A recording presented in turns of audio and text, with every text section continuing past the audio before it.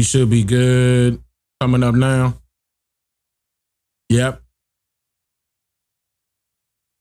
Yeah, we in there. Let me see. All the settings are right.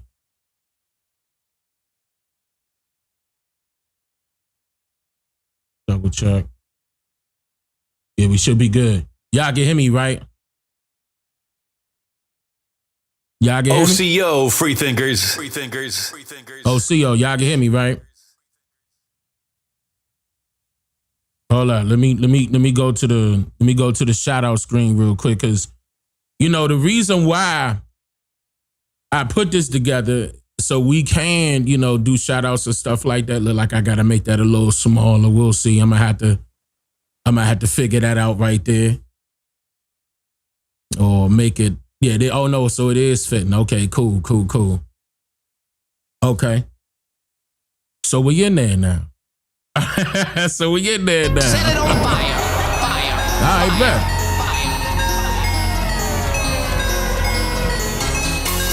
Yeah. We're going to stay on this page for a little second. Because I know it's been a minute. I'm going to let y'all know right now, man. I was taking care at home. You know what I mean? Hey. I ain't... Man. Set it on fire.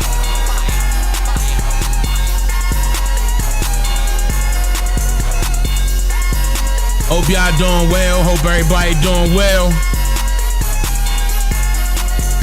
Yes, sir.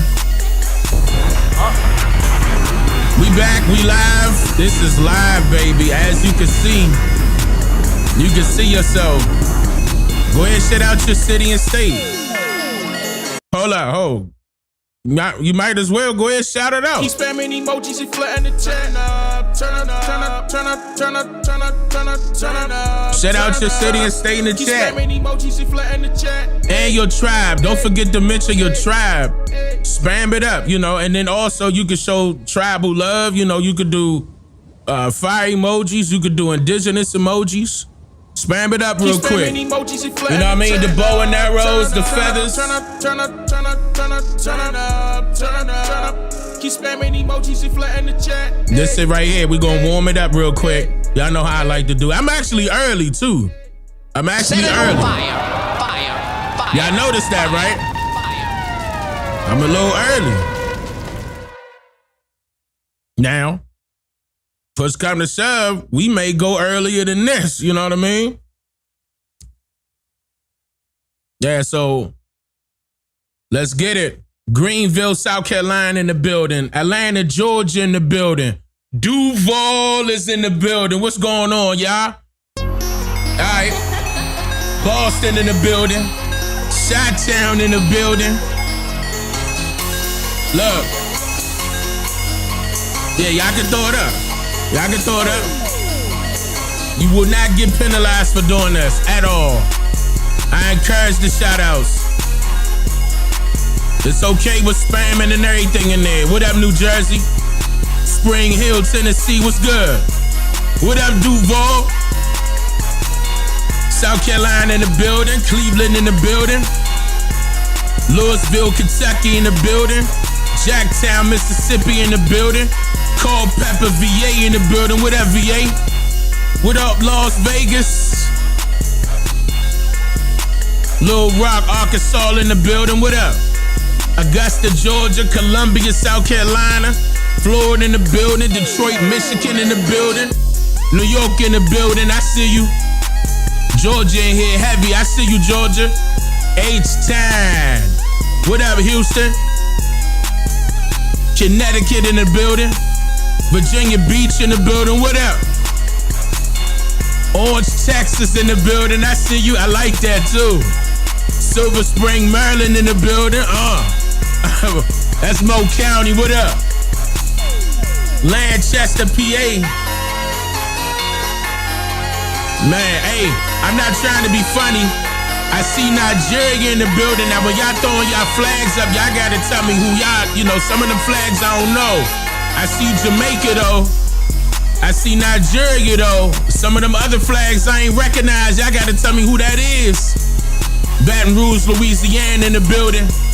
Queens, New York in the building. Los Angeles in the building. What up? I see you, Ghost Town. What up? Crown Heights, New York in the building. Charleston, South Carolina in the building. Las Vegas in the building. Hawaii in the building. What up, Florida? Chicago in the building. What up, Deuce? What up, Blue? What up, Levante? How y'all feeling? Shout out to the mods and the admins, man. Snipers! Shout out to the mods and the admins, man. Oxon Hill, Maryland. What up, Oxon Hill? Hey. Philly, what up, Philly? Nah, I can see it. Nah, you ain't even gotta slow it down. I can see it. We good. Now, when it get to 1,000, we all right right now. We doing good right now. Long Island got 24 inches of snow. Wow. What happened? Daytona, Ohio, Long Beach, Cali. Man. Minnesota, what's good? Y'all for real? Y'all really do got snow?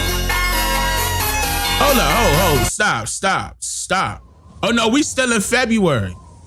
Nah, that's about right. East Coast probably do got some snow. I know Midwest. Y'all snowed there? Midwest, what y'all looking like? So on the east side, y'all still cold? Man, y'all cold, huh? Y'all cold?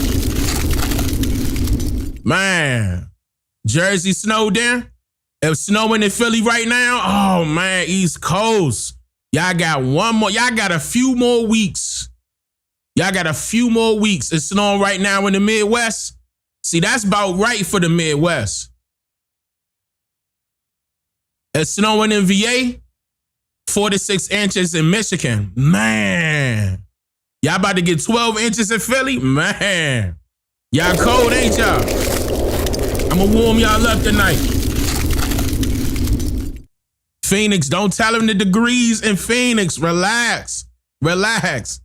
Don't do it. Who got a blizzard? Y'all said y'all got a blizzard? Blizzard where?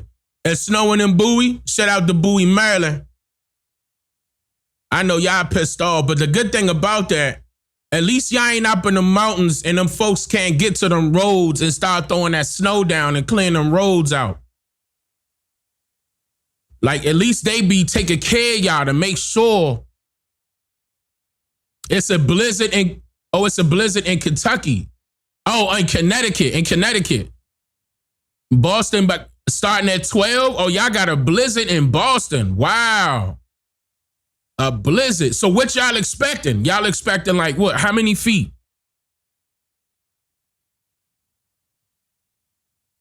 Man, now that's, y'all got to give them time to clear that one up.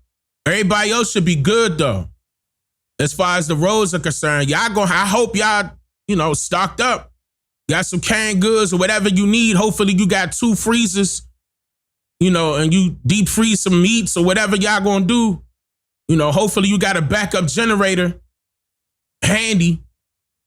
Yeah, they getting smacked. But wait a minute. Da Vinci, y'all getting smacked or y'all getting smacked? See, where I'm from, getting smacked mean y'all getting smacked, meaning something going in the air. Huh? So y'all getting pounded. All right, bet. Just making sure. Shut them down, DJs. What it do, Set brother? it on fire. How you? Fire. Over 30 inches? Y'all about to get over 30 inches? 2 feet in Boston. Okay. Man, y'all better be careful out there now. Yeah, what? Pause? What? Pause. I don't know what I said. Pause. I'm just repeating what the chat's saying. Come on, y'all. Don't be doing that to me. 804 Richmond. What up, Richmond? It was a tornado warning in LA, Cali, which is unheard of. Flood last week and winds was crazy. Man, y'all gotta Y'all got to be careful. Yeah, pounded kind of crazy. Wow, y'all. What the person said they was getting pounded. Relax, y'all. Relax. I know it's late. God, chat. Don't start that bullshit tonight. We ain't even get started. I'm doing well. Thank you for asking. I'm doing very well. Osikachu. How are you? It's snowing hard in New York right now. Amani, are you on them roads, Amani? I hope you are you gonna be on the roads during this weather? Y'all gotta be careful. Please. Big ass. I said pause. I said pause. I said pause. Don't start that shit. Don't do that. Yeah, go ahead, Slim. East Coast about to get through it. Yeah, East Coast about to go through it. That's what it sound like. I'm good, Troy. What up? You in the crib cooking? Okay, yeah, good. As long as, you know what I mean? Long as y'all staying safe out there, man. And, you know, keep us updated in the side of the 13% community server if you can. Like, I would love to see some updates. Like, if y'all could post some videos and some photos in there. Yeah, I know y'all could do that. You could also post, you know, the food that you cooking. Now, if it's trash, don't upload it because we going to come right at you. Do not upload a picture of your dinner and that thing looking -3. Don't do it because we going to come right at you. What up, Lone Wolf? How you been, brother? Y'all cooking cabbage and chicken and cornbread and sweet potato pie? Damn, right now, bro? Like, what? It's like 9 o'clock or 8 o'clock. You might as well wait till tomorrow. Like, what you doing all that right now? Bring that beat back. Bring the beat back. I got y'all. Hey. Nah. We just warming up, Dion. I'm just getting, this is live. I'm just here, man. The whole live stream not gonna be talking about weather, man. I'm asking the chat how they doing, you know?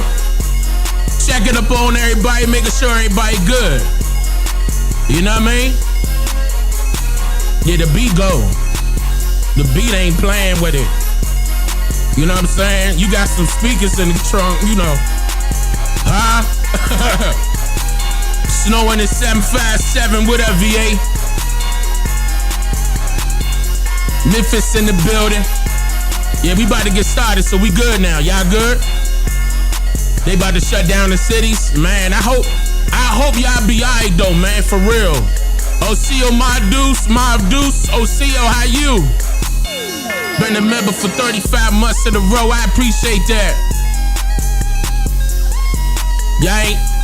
Some of y'all didn't eat yet. Y'all didn't eat yet.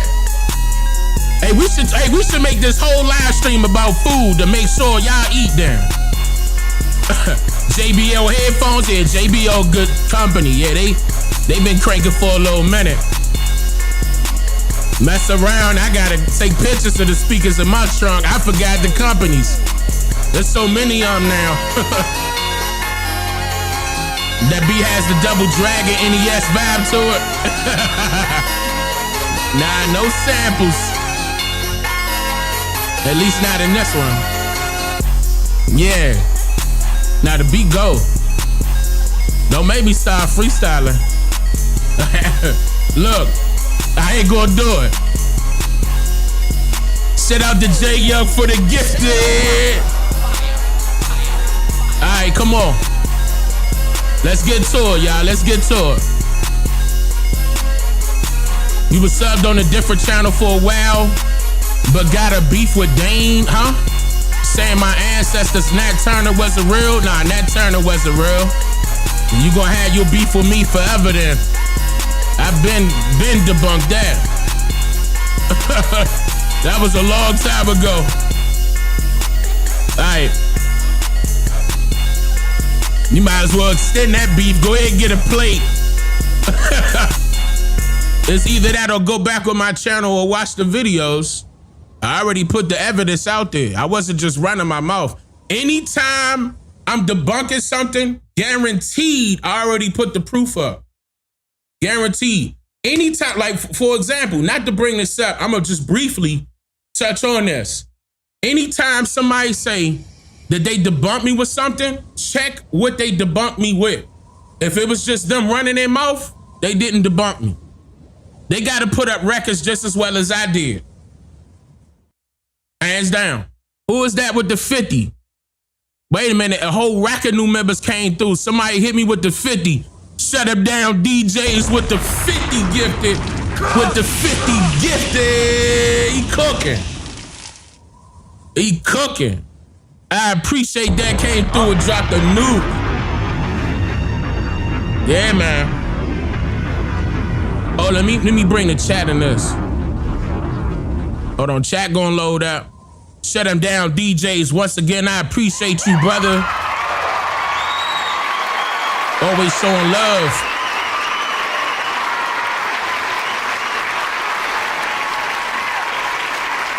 W Turner 2.0, thank you for becoming a member.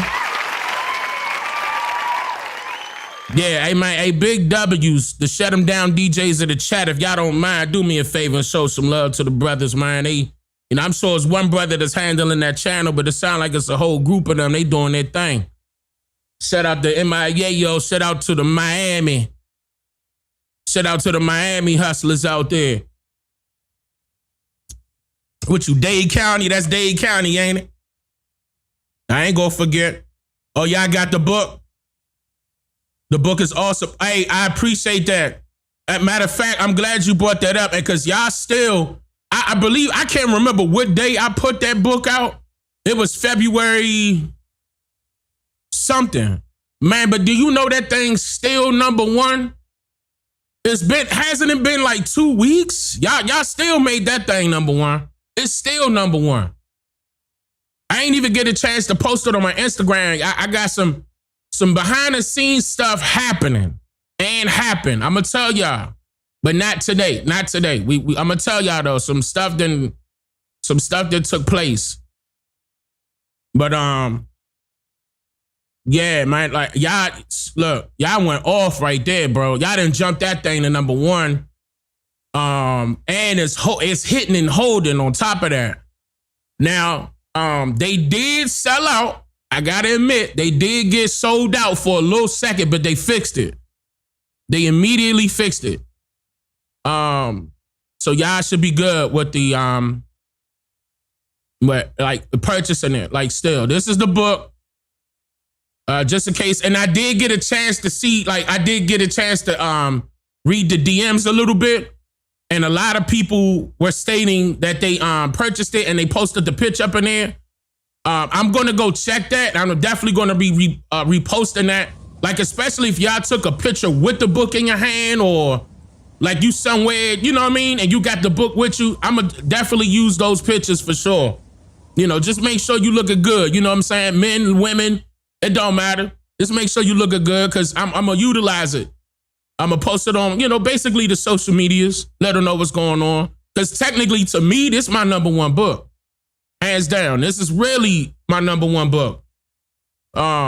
So far, but man, it's going to be hard to touch this one. I spent 1.5 years to make this book. And everybody asked me why. Like, why it takes so long? Because I wanted to make sure everything was right and exact.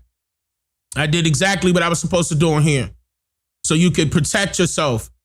Not only yourself, your family. You protected your family. You protected your assets. You protected the trust, the land, the whatever, your funds, however you fund your trust, all of that. This is how you build them generational wealth.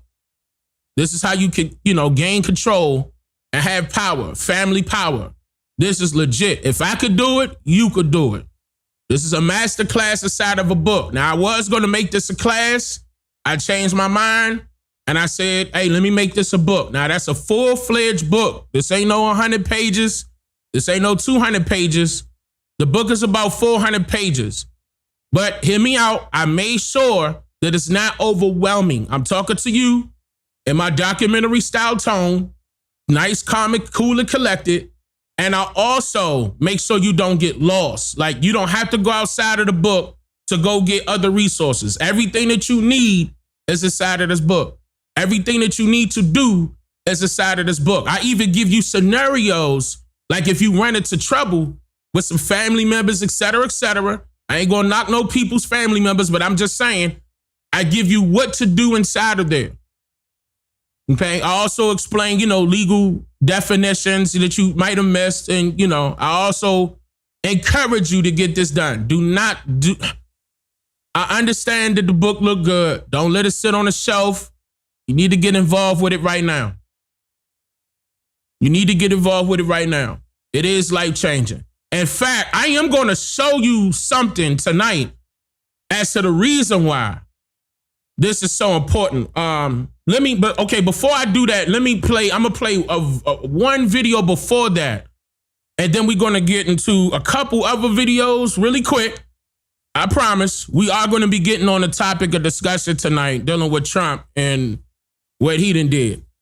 And a lot of people missed it. Y'all can take it good or bad. I'm going to ask y'all, do y'all think it's good or bad? But we talked about this before. I did a live stream about this before.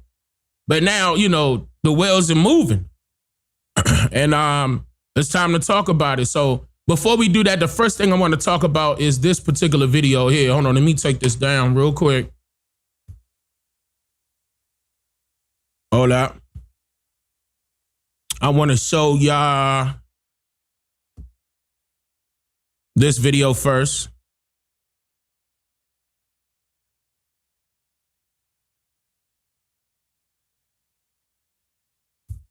Where we at? This is it right here. All right, so let me explain what happened. Oh, I didn't pull it over. So let me quickly explain what happened, because I feel as though this is important because of what took place to this young lady. This lady was born in Texas, Dallas, Texas, to be exact. Pay attention. She's 59 years old. Her name is Ramona Rakestraw. Now, I never heard that last name before, but, I'm not sure if that's associated with a different country outside of North America, but I want y'all to peep game. 59 years old. She was born in Dallas. She was battling cancer and kidney disease and fighting, and she, at the same time, she's still fighting that now. And at the same time, she's fighting to restore her benefits after the Social Security Administration abruptly halted them, claiming that she is not a legal resident despite her lifelong U.S. citizenship. Yes, Rakestraw is her last name. Her name is Ramona Rakestraw. And they're saying that she was born in Dallas County and never left the country. All right, so hold on. Let me play the video. Your hope and prayer now. Did the Lord make a way? Because of you depending on the government, that the Lord will make a way. A North Texas woman is fighting to get her Social Security benefits restored. She says her immigration status is being questioned even though she was born in Dallas. And I don't get that. Are you trying to tell us that she's an immigrant? Because if she was born here and so was her family, there's no such thing as immigration status with her.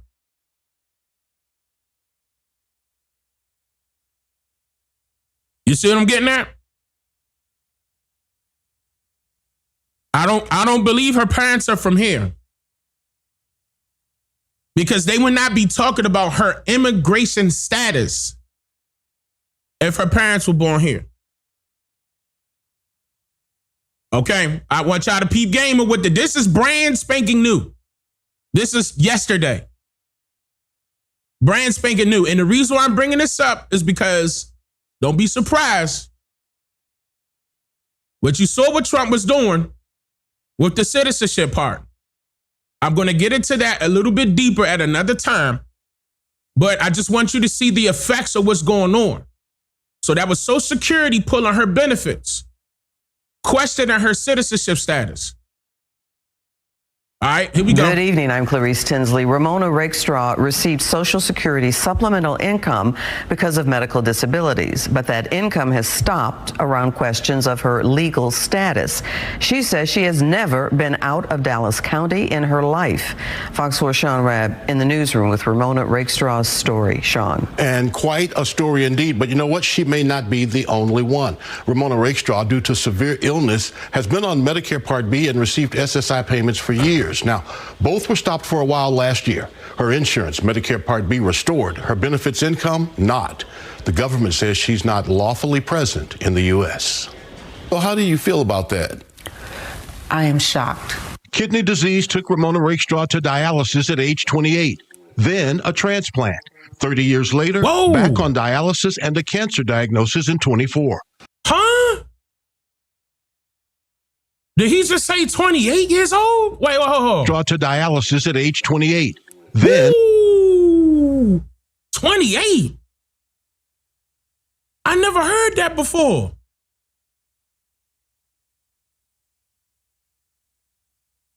Wow. Okay. All right, let me keep going. a transplant. 30 years later, back on dialysis and a cancer diagnosis in 24.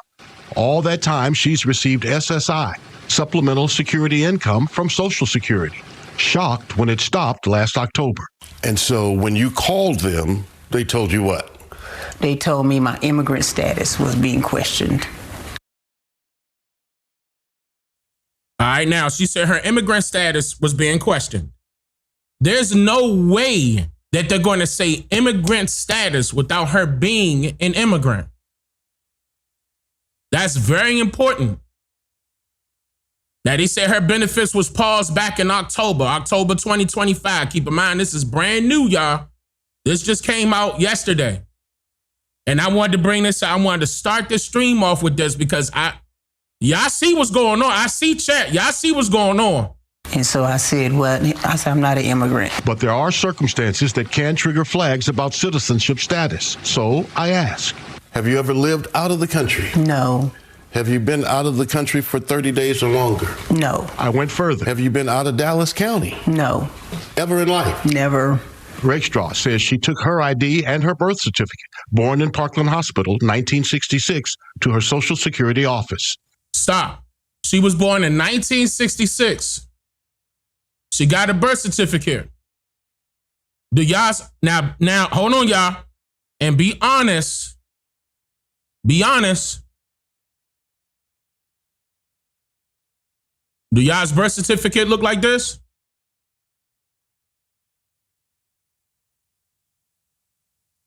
Be honest.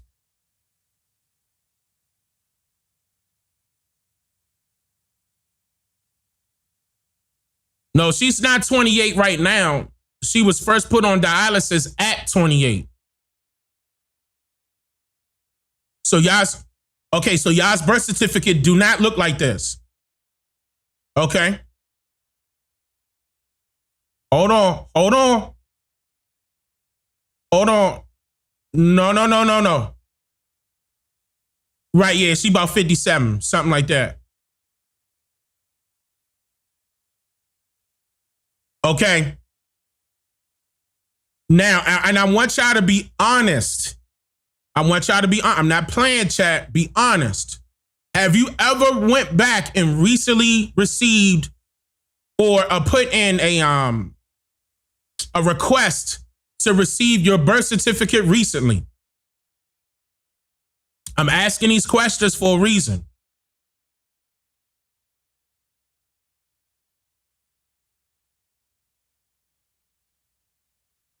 I want y'all to peep game. You have? Okay. Now, when you request for your birth certificate recently, you requested a copy of your birth certificate recently, they give you a certificate of live birth, but also at the bottom, listen, at the bottom of that certificate, they tell you when it was issued to you, when the new one was issued to you. Now look, hold on, let me look. Now look big screen. Look hard. Point it out, chat.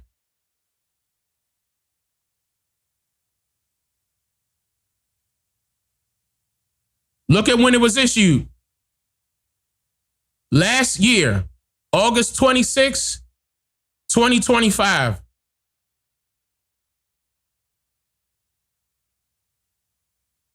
This is not her original.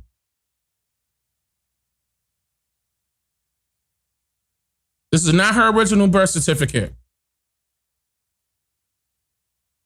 All right? Now, let's say 2025. August 26, 2025. Y'all see that, right?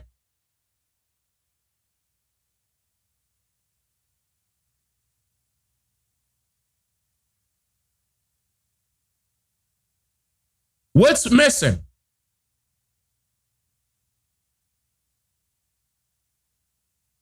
What's missing?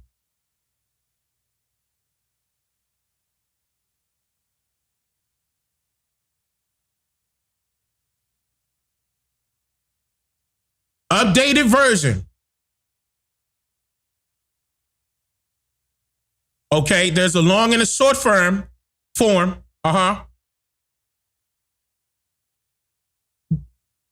The seals, well, they're going to have some at the bottom.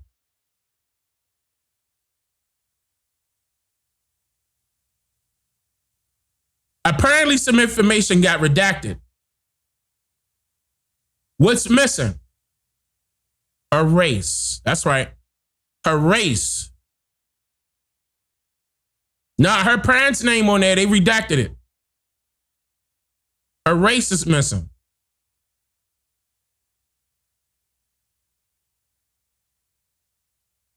No, race will be at the top.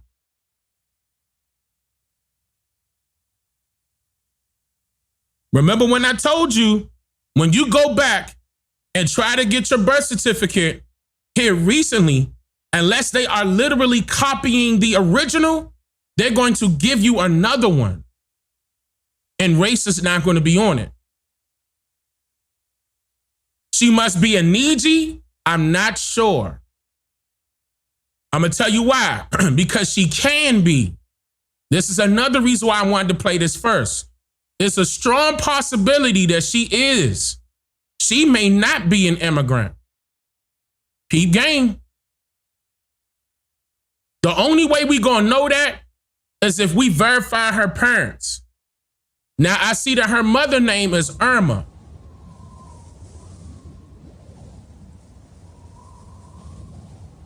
And I see at the top, it say Richardson. It say Michelle Richardson Ramona. You see that, right? Look at the name.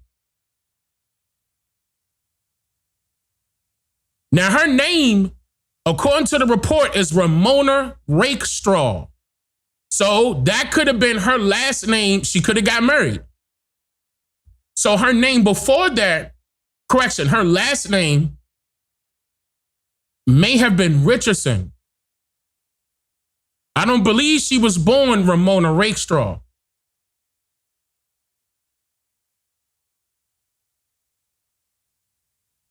Right, this is her maiden name, Richardson, which makes it even deeper. Because if SSI cutting her off, saying that they questioning her immigration status, the question I would have for her is, was she already answered if she was an immigrant? She said no. My question would be, where were your parents born? Yes, this is a big deal. This is huge. This is huge.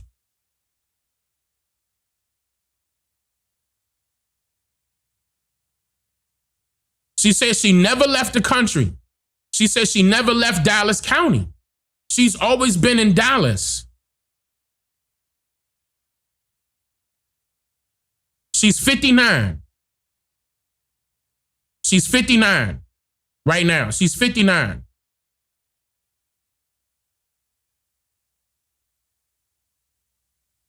Let me read this again. It says, Rakestraw said that she has relied on Supplemental Security Income, or SSI, as her sole source of income while battling kidney disease and cancer. Throughout her illness, she said she received SSI benefits and was enrolled in Medicare Part B. Both her SSI payments and Medicare Part B coverage were halted for a period last year, she said. Now, her Medicaid coverage was later restored, but her SSI payments were not. She later received a letter from the Social Security Administration stating, quote, "We cannot pay you benefits because you are not lawfully present in the U.S." This is a quote. "We cannot pay you benefits because you are not lawfully present in the U.S." She said that she was born in 1966 at Parkland Hospital in Dallas and has never lived outside of Dallas County, nor has she traveled outside the United States. I'm going to repeat this again. The Social Security Administration stated, quote, "We cannot pay you benefits because you are not lawfully present in the U.S.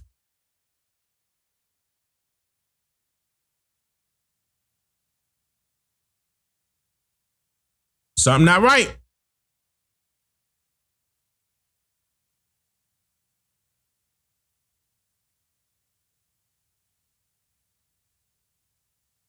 I'm leaning towards, now hear me out, y'all. I'm leaning towards that she's not an immigrant. I'm leaning towards that she is indigenous to this land.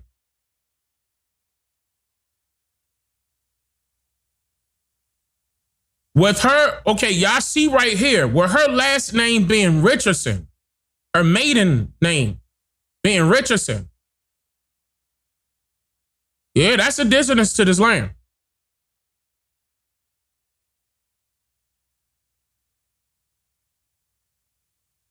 She married a rake straw.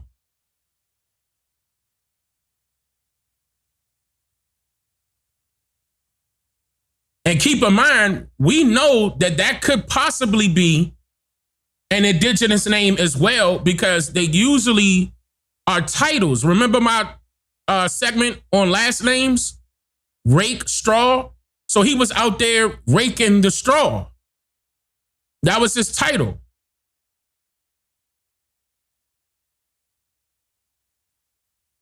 He on a farm. You see what I'm saying? Yeah, I remember my segment on the last names. Right? Okay. And look, and I even broke down the son part. Richard's son. Peter's son.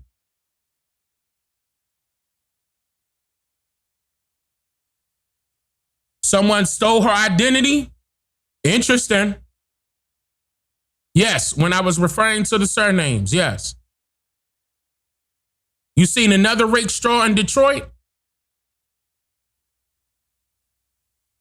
But I'm going to tell you right now, this is my first time ever hearing rake straw.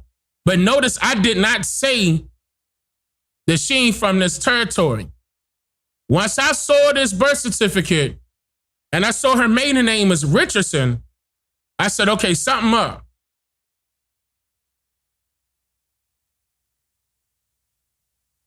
Nah, this is a copy. And a lot of information was redacted. And again, the reason why I stopped right here is because at the bottom of it, and I made it big screen, so you can see that this was issued to her recently, just last year, August 26, 2025, is when she requested the copy and they pulled that information. So technically, this is not her certificate of live birth. This is just a copy. Short term, the short version. The certificate of live birth gonna have way more information than that. If for privacy, I would show you mine, but for privacy reasons, I can't. But it's way more than just this. I can tell you that right now. Way more. Even when you get a copy. Way more. So something is up. Okay? Something is up. Now, with them, and I want to bring this up because I understand that Trump is making corrections with the citizenship portion. And I said that it's not going to touch or not going to hurt any of us being indigenous to this land. But when you in their system, okay, claiming that you black and you African American, just like the Social Security said, quote, we cannot pay you benefits because you are not lawfully present in the U.S. That's very important. People are still latching on to those misnomers that are not benefiting us at all. That's working against us.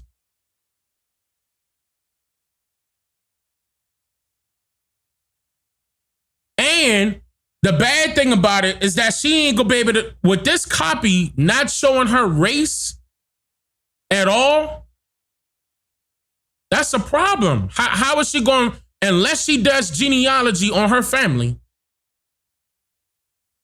all of the, right, misclassification, all of the misclassification is going to affect her. And it affected her benefits.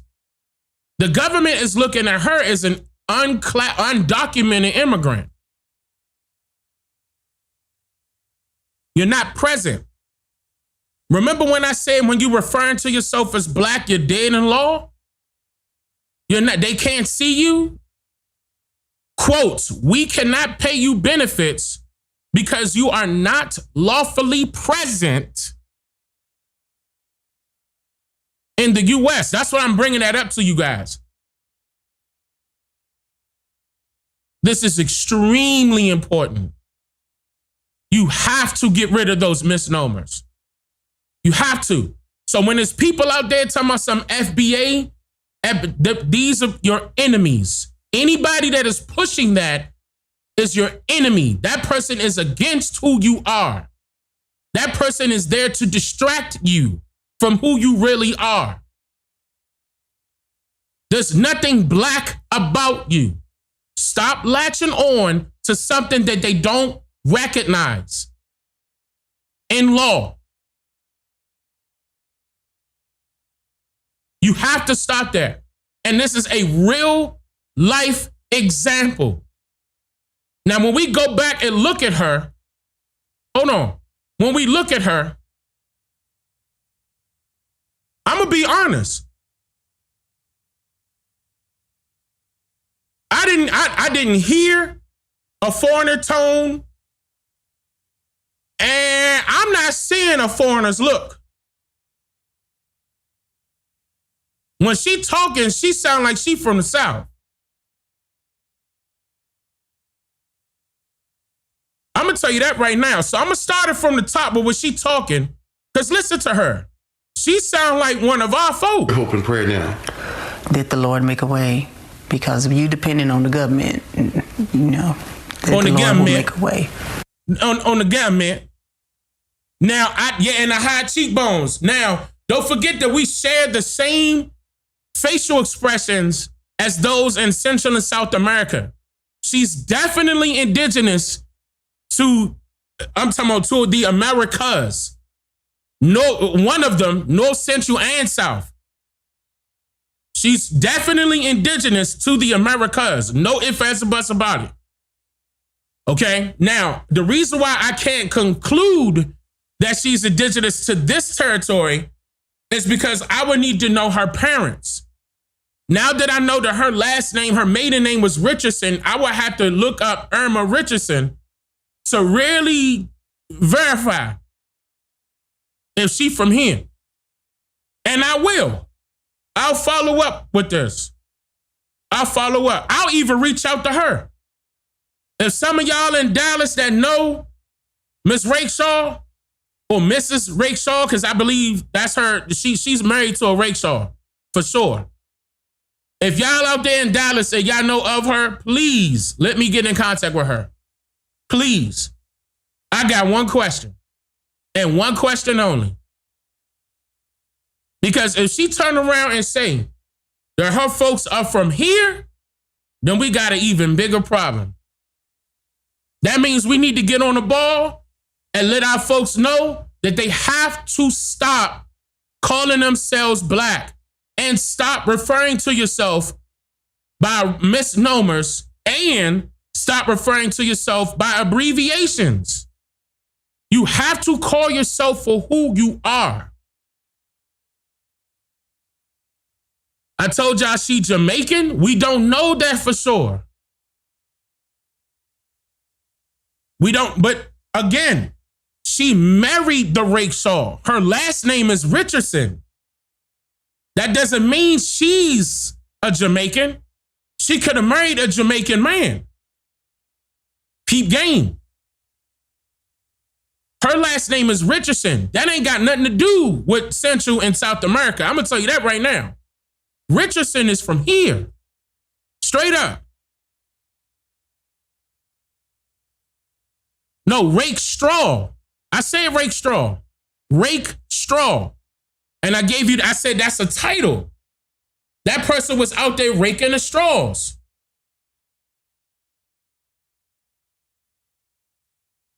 You know a lot of Jamaicans with the last name Richardson. You lying. Anybody with the last name Richardson is indigenous to this land. Straight up. Now, rake straw is not popular. However, that doesn't mean that it's not indigenous to this land. So I'm not going to rule that one out neither. I'm just not going to, I can't confirm that one because that's not popular, but I can confirm Richardson. Richardson is very popular out here. I'm talking about thousands of our people with that last name. And we got that last name more so than anybody, including them white folks.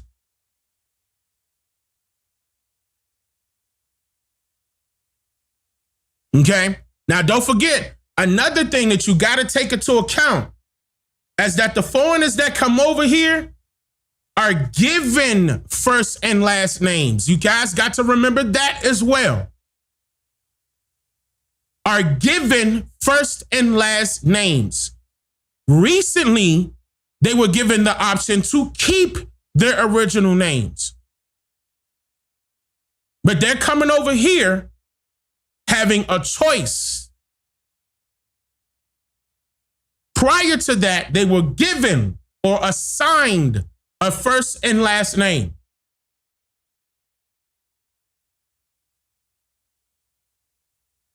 She could be capping. I have no idea about that. I don't know. Again, I'm just making it aware for folk right now that this is happening right now. And that's alarming because if we do find out that she is indigenous to this land, that's a problem. I'm glad you was able to finally catch a live stream. I appreciate that, Silk. Osio, how are you? Osikachu, how are you? That's what I said. She may have, okay, it could be happening either way. Either way, she could have married someone from South America, or her parents, or her mother rather, married somebody from South America. We don't know that. We're just assuming. I don't know that. Me personally, I'm leaning towards the fact that she's indigenous to this land. Does she have any children? It doesn't say. I'm looking at the report right now. It doesn't say.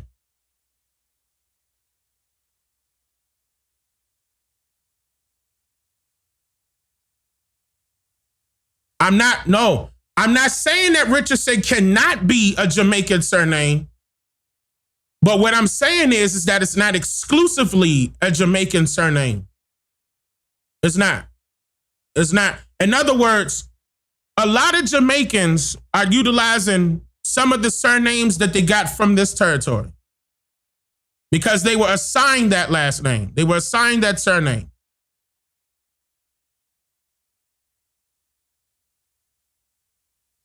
The whole point is that she lost her benefits because they are questioning her immigration status. That's alarming. Because they still, well, okay, I'm starting it over, but she claimed that she's not an immigrant.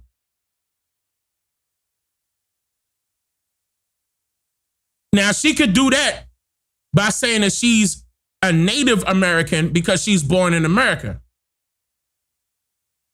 But according to the government, she could still be an immigrant based off of her having immigrant parents.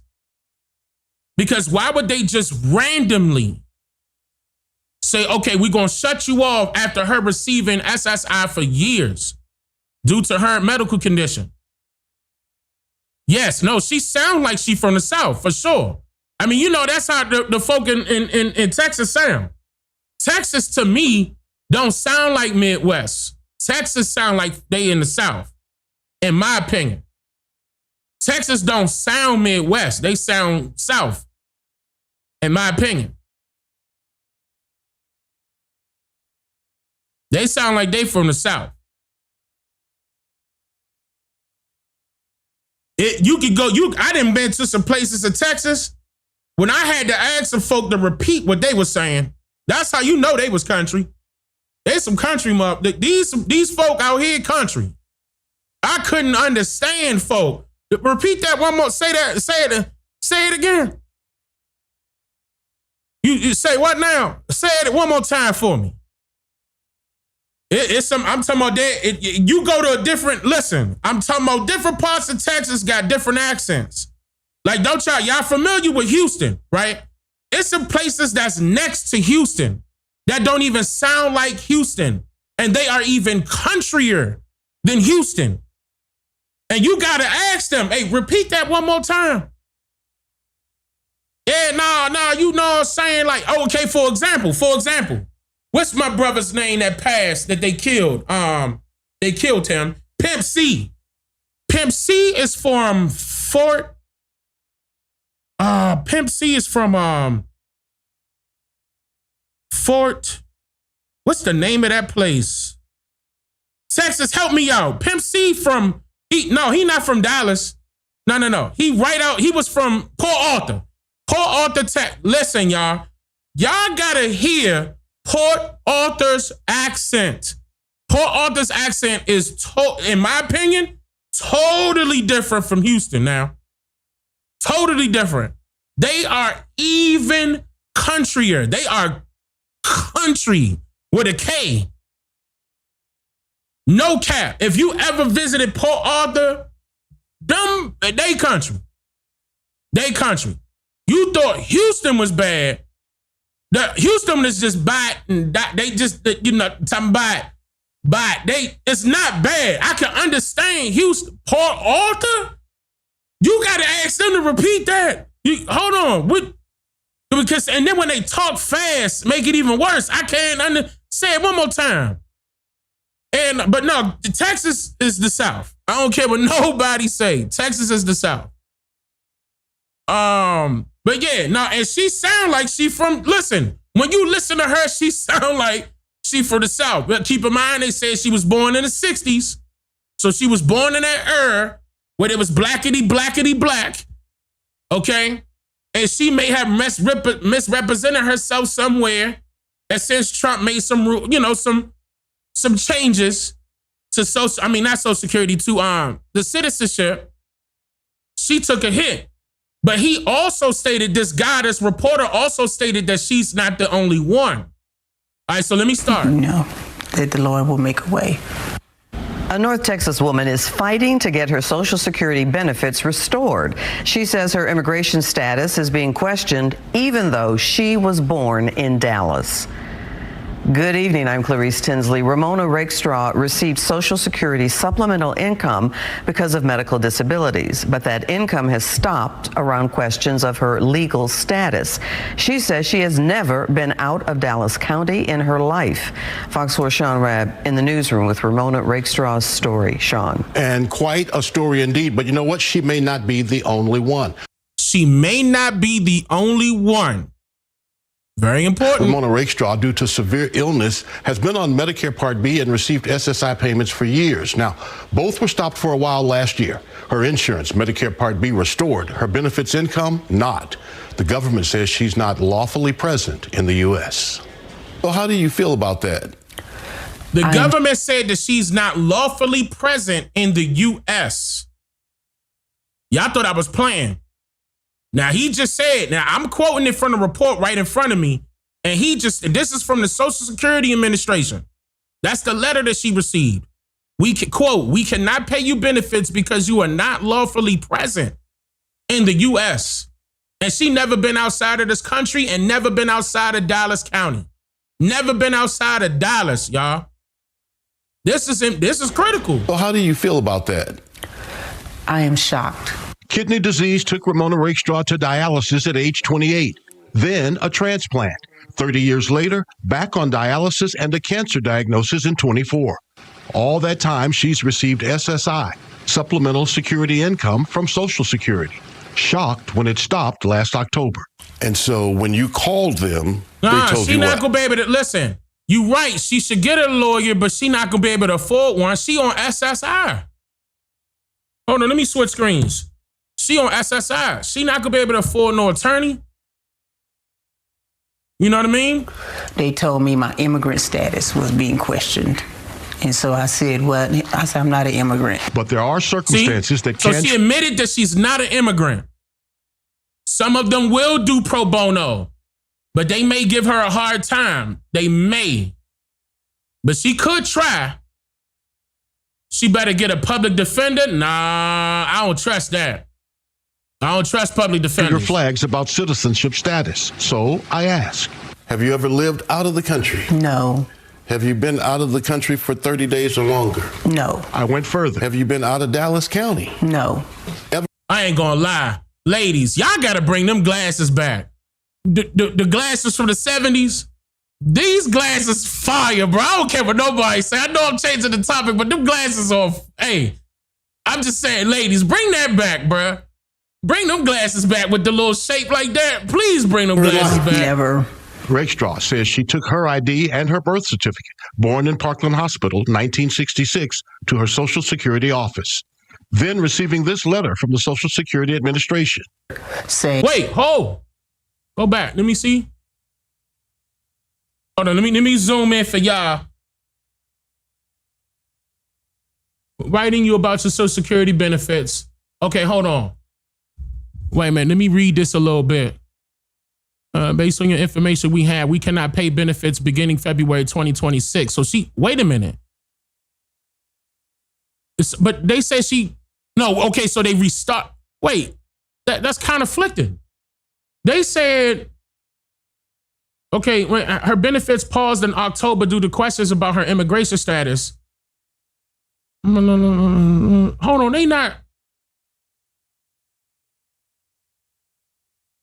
Ms. Road, both her Social Security payment and Medicare Part B coverage were halted for a period last year, she said. Her Medicare coverage was later restored, but her SSI payments were not. She later received a letter from okay, so this is the letter. Okay. All right, we will continue to charge a monthly premium for your Medicare insurance under Medicaid. Medical insurance under Medicare. We will send you your first bill for the premiums within a month. Each bill after that will be a 3-month period. If you disagree with the decision, you had the right to appeal. We will review your case and blah, blah, blah, blah, blah, blah, blah, blah, blah. Okay. So she just got cut off this month, February 11th.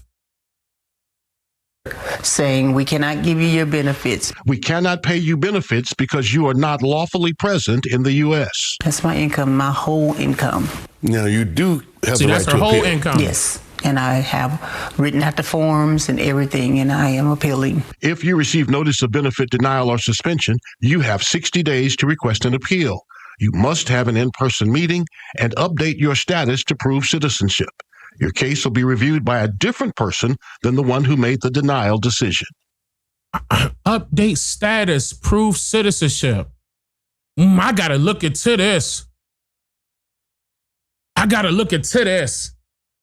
to do some investigating on her case. myself personally, something not right. She either married an immigrant or something is wrong, because why does that randomly happen? Something happened. Because even, okay, let's just say, for example, she was an immigrant. Even if she was an immigrant, she still should be receiving benefits. You see what I'm saying? Like, when you on SSI, you can't take that away because of an immigration, of your citizenship status. Well, at least not to my knowledge. I'm a fan. Levante, oh, you already on her. Levante said her marriage date is February 11th, 1989. Wait, well, so what else? Hold on. Did you say something else, Levante? I'm looking at chat now. Levante probably already checking her out. Yeah, because look, I'm going to tell you right now, it's something wrong. Something wrong for them to just randomly hit her like this. Regardless if she's indigenous to this land or not. She shouldn't be getting hit like that. That's something we definitely got to pay attention to. They not asking her to pay nothing back. Nah, but they saying that she going to have to end up paying. Got to be a citizen to get SSI, right? I don't know. That's a good question. That's a good question, because I'm familiar with, now correct me if I'm wrong, but I'm familiar with immigrants receiving SSI. And they don't have social security numbers. That's a very good question. That's a very good question. Her parents' names Robert, hold on. Levante said her parents' names are Robert Lee Richardson and Irma Jean Delaney. That, are they immigrants or are they, her husband's name is Charlie Rakestraw. What, Levante, okay, look, are they immigrants? Are her parents immigrants or were they born here?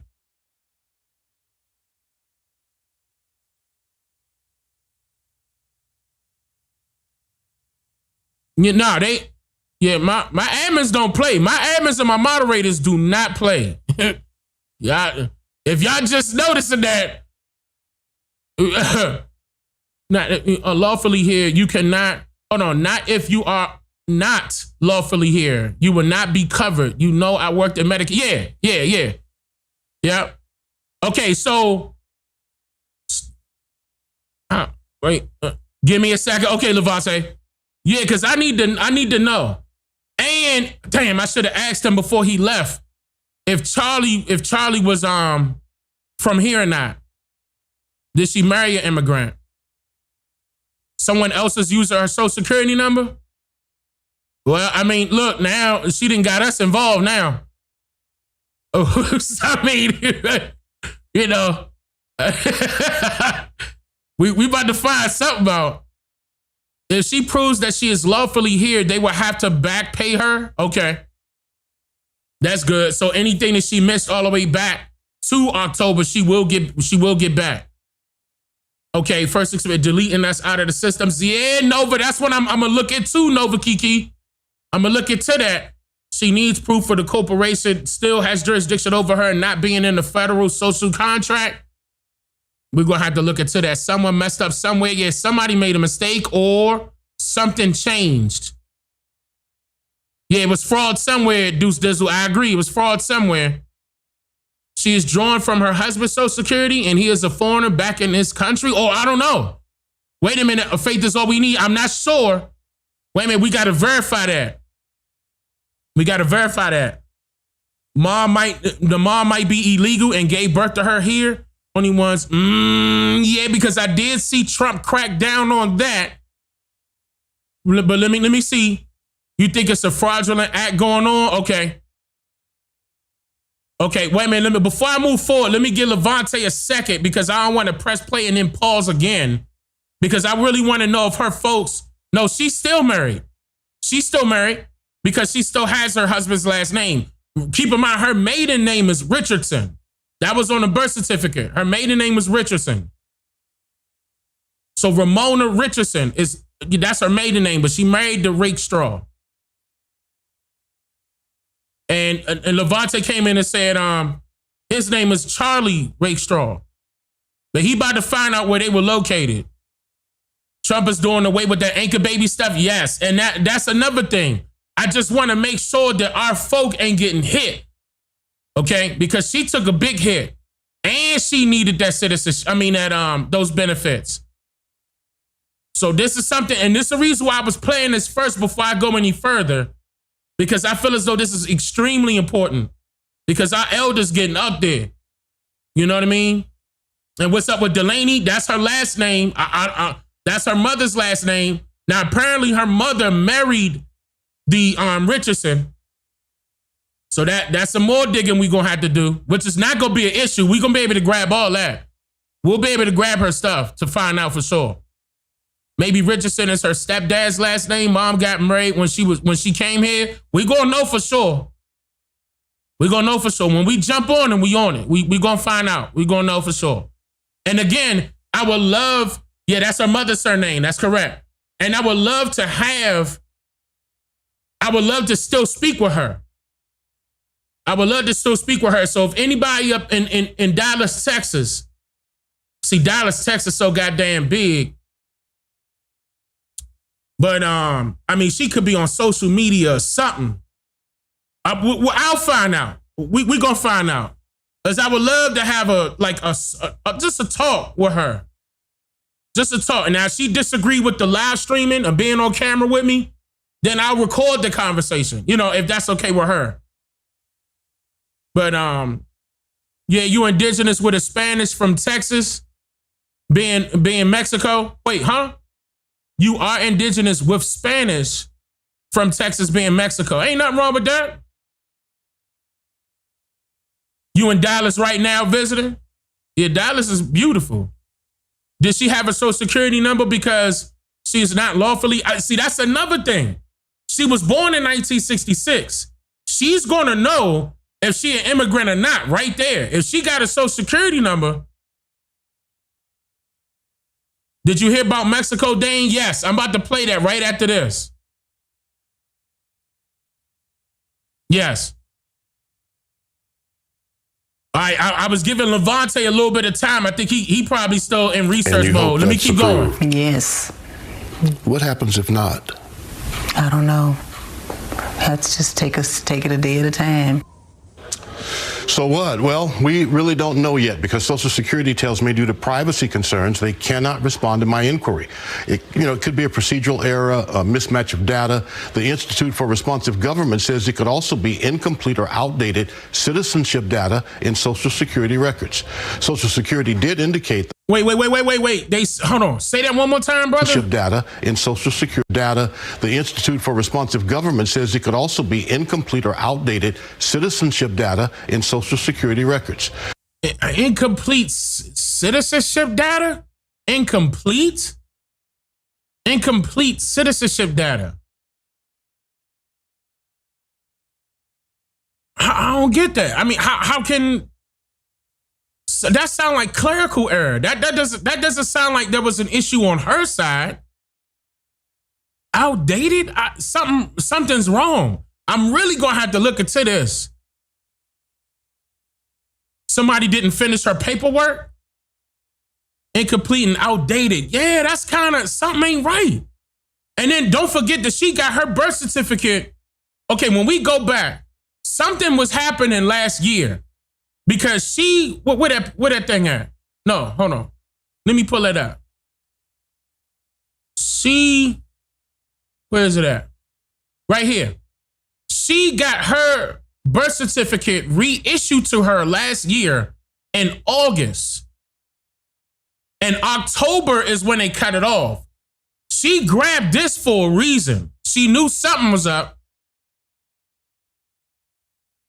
August 26th, y'all see it at the bottom, issued August 26, 2025. She grabbed a copy of her birth certificate 2 months before her stuff got taken off. Something happened. She knew something was coming. She knew she needed to verify her citizenship. Something happened. You won't get a social security number if you come illegally here. Right, but she was already, keep in mind, she was already receiving SSI. They just cut her off in October. She was receiving SSI, Medicare Part B. Now, they cut both of them off, but they reinstated her Medicare coverage. But they say they ain't gonna give her that SSI so she verified that she's lawfully present in the United States. Their words. It does sound suspicious, I agree. You think she's either a foreigner or an anchor baby? We really gonna know. Hey, did Levante come back? I didn't see. I might have missed something. Hold on, let me come back up a little bit. I don't think Levante came back yet. Levante working. All right, so this is what I'm gonna do. I'm gonna move on to,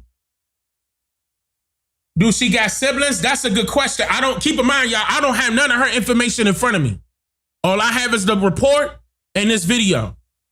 Me personally, I'm going to have to do my investigation myself to find out what happened. You know what I mean? And don't forget, my admins and moderators know what time it is, so they'll jump on it. And whatever they send, whatever they get, they'll send to me. Look, Dane, this is what I got. And I could go from there. You see what I'm saying? But I'm telling y'all, we don't play. When it comes to this shit, we do not play. We jump on it. Because you'll never know. Right, that's a very good question. Chief Bloody, very good question. What's her legal status in the country? That is a very good question. RFB, what's going on? Shout out to Southeast DC. Shut him down. DJ said she would have to get her birth certificate to update her license first, then send that to Social Security. But see, that's crazy because if you think about that, this was issued 2 months before it got shut off. Did she receive a letter prior to the other letter stating that she was going to get cut off, or she don't hurry up and update her stuff or send them the updated information? Something happened in between, because that's alarming that she wants this. I mean, this was issued to her 2 months before it got cut off.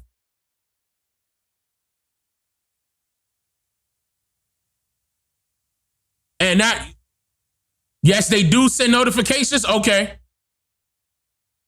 She should have got I agree. She definitely should have got her certificate of live birth. I agree. But maybe she was rushing. I don't know. I don't know.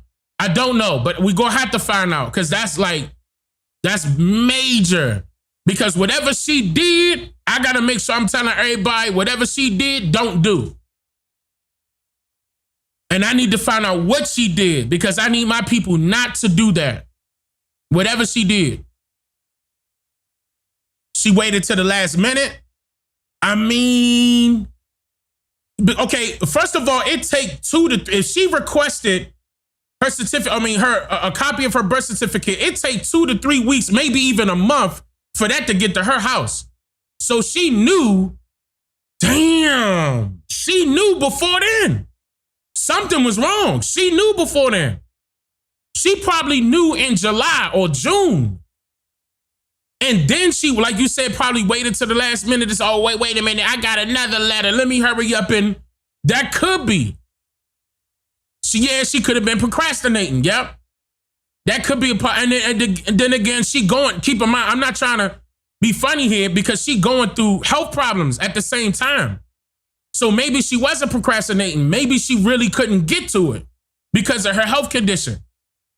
She was already going through some major things at that. She battling kidney disease and cancer right now. And that ain't nothing to be playing with, you know what I mean? And that could have took a toll on her, you know what I mean? And she gonna need to sit, where her family at? You know, where her family at? Where do she have children? I got so many questions now. Time frame still doesn't have nothing to do with them saying she is not lawfully here. I agree. They will put that in the system. I agree. That is a major take right there. What Social Security saying in that letter, we cannot pay you benefits because you are not lawfully present in the U.S., end quote. I'm quoting them. And that's crazy. Like, that part right there is crazy. Has she been in Dallas all her life? Something happened. Something wrong. But I'm going to look into this. I'm going to grab more information. And she said she has okay, so she does have a child. She has a child. So Levante is back. So she has a child. Still looking for the parents' info, but her husband was born May 23rd, 1960, and he's a junior. Okay. All right, so this is what we gonna do. That's a good question, Brenda. I don't know. Let me look into that because I still got some folk retired from SSI and some folks still work there. I'll find out the right answer and I'll get back to you on that because I don't know the right answer to that question. That's a good question though. I don't know because I don't work there. I don't work there. No stamps if SSI is cut off. She has a Facebook. Okay. See, you see nobody was sitting there beside her in her time of need. Yeah, where's her husband? Where's her husband? That's another thing. Where is it? Where is it? Where is he? Like, he's supposed to be right there. Wonder if she moved out the country for a while and came back. Shirley, that's a good question too. Maybe she fibbing a little bit and they took a trip, you know what I'm saying? Stayed there longer than 30 days. Because why would they say that? You know what I mean? Without that actually happening, something happened in order for them to pull a plug like that. But this is the reason why I wanted to play this one and speak with you guys about this. Because this one was very important. I felt as though that was extremely important. And I'm going to get into the next one right now. I'm going to get into the next one right now. And the next video is kind of sad, but at the same time, she did it to herself because there's people out there that claim that they could be doing this by way of the fact that they're Moorish or like, I'm going to tell y'all right now, there's people out there that claim that they're Moors, right? That are legit. And then there's some people out there that do stupid stuff and get people hemmed up. And listen, and I've been telling y'all to step away from them people ever since I've been on YouTube. Stop dealing with them folk. They don't know what they talking about because they can't even show you what they talking about. And every time they show you, they end up in jail. So there's this lady. Her name, and she was in Memphis, Tennessee. Okay, Memphis, Tennessee. She got close to 5 years for notarizing. Listen to this. For notarizing fraudulent property deeds.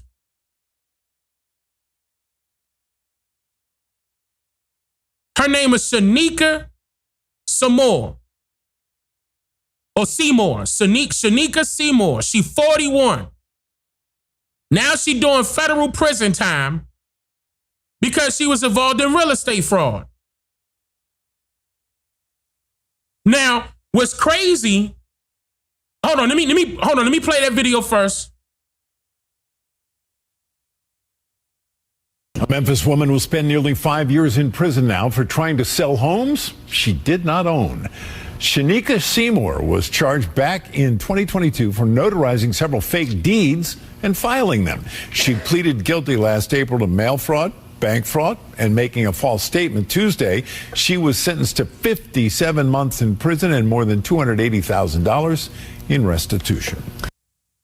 So she just got sentenced this Tuesday.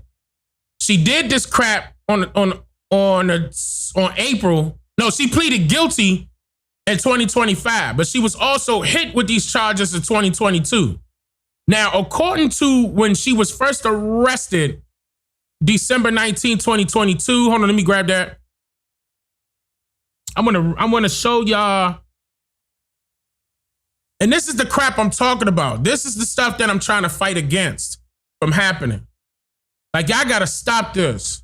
There's no need for me to be pulling up her Facebook and all the rest of that, her Instagram and stuff like that. I'm pretty sure some of y'all may even know her because she was trying to tell people to do this. You know, and she was claiming that she was anyway. So, okay, this was December 19, 2022. So let's go back to when she first got hit. It says a woman has been charged for her involvement in multiple housing scams in which she allegedly notarized the sale of homes she and her co-conspirators did not own. Police say that between June and September, at that time she was 37-year-old, Shanika Seymour allegedly notarized 5 quick claim deeds with the Shelby County Register's Office on homes to new buyers without the homeowner's knowledge or consent. This is a shameless plug. Get my book. Get my book, bruh. Because this is, well, I'm telling you what to do to protect yourself from stupid stuff like this. And especially getting courts involved. That's the last thing you want. You don't want them to be touching your property or dictating how stuff go. You need to be in control of all of that. And I do go into the quick claim deeds. That's in the book as well. And it says all buyers told police that they were introduced to middlemen selling the properties under the impression that they had homes for sale. On June 15th, a quick claim deed was filed transferring a home on James Road from the homeowner to a middleman who then transferred the property to a buyer. The first document was notarized by Seymour. The homeowner contacted police and filed a report denying ever selling the property. The home was valued at $84,000. Damn. The home was valued at $84,000? That's it? I'm going to tell you right now, I never seen a house that low. Not one time in my life. The man who ultimately bought the home told police he paid $50 grand, $13,000 in cash, and then $37,000 in a check to Seymour. Seymour was seen on surveillance video cashing $37,000 from the transaction. Wow. Wow. You know what? Y'all saying that that's low income? Now, if that's the case, then that's still, and so she's taking advantage of people. This is what I'm talking about. This has to stop. This gotta stop. But just in case y'all think it's old, no, this is new. This is the new one. This the updated one right here. Hold on. I got you. Hold on. I'm sorry. I'm using a different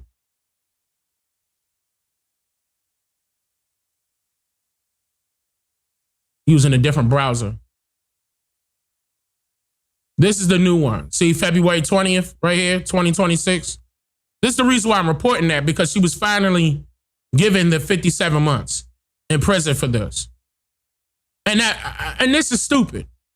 And again, yeah, y'all probably gonna be able to pull up her information. She got an Instagram and TikTok, and she was claiming that she was Morris this, Morris that. Stop that. That has to get stopped. Claiming, oh, this is our property, we get to take it. All we got to do is switch them some paperwork around. We got to do the paperwork and blah blah blah. Mail fraud, bank fraud, and making materialistically false statement. No, she a notary, notarizing documents, changing up quick claim deeds with the Register of Deeds office in Shelby County. Don't fall for this crap. And again, inside of my book, I'm shamelessly plugging my book, because my book definitely helps you protect yourself from stupid stuff like that. Go get it. The Quiet Blueprint of Wealth, Trust, Land, and Family Power. #1 on Amazon, still. Okay, so all right, I'm not gonna spend too much time on her, because that was just dumb. But y'all gotta stop that, because there's a lot of people out there that are claiming that they got a remedy.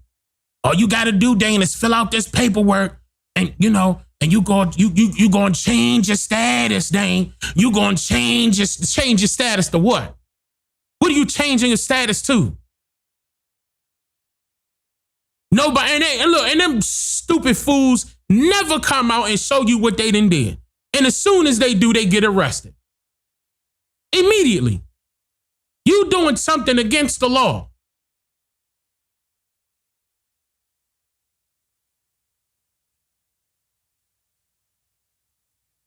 I mean, come on now. And that's why I say, look, I'm going to give, and that's why it took me so long to do that book, because that was a master class. And I purposely made sure that I ain't miss a goddamn thing. Everything in there that you need to do is inside of there. Not no change in your status. That doesn't even exist. That doesn't exist. Changing your status to what? You going from American to what? Look, changing your status to what? You going from American to what? Now, you talking about your what? Your social status? You could just update Twitter real quick. What are you talking about? You can update your social status on Instagram. You can update your social status on Facebook. What are you talking about changing your status? We were misclassified. There is no remedy to get you out of that misclassification, especially when you don't have ownership over your own entity. Because if you're not in business for yourself, then what business do you have for yourself? In other words, if you're not in ownership of yourself, then what status do you have? See, that's what I'm talking about. This is the reason why I separated myself from a lot of them folk, because they lying. They don't even know the steps, goddammit, to open up a business. What makes you think I'm gonna sit back and listen to you tell me I need to change my status? To what? And I end up in jail along with the rest of you fools?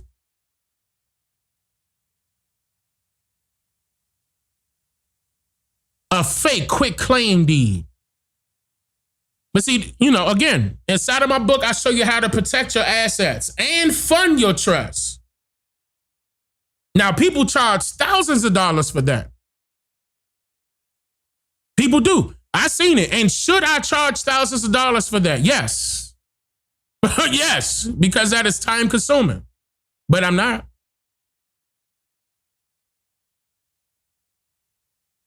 I made it reasonably priced. To the point where I was asking people around, like, how much you think I should charge? How much you think I should? I swear to God, ask my moderators and my admins. I wasn't playing. I called them. Hey, how much you think I should charge with this? A lot of people said it should have been more.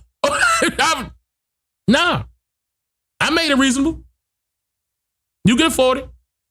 But what you can't afford is to let it sit up on your shelf and you not touch it and not do nothing. That's what you can afford.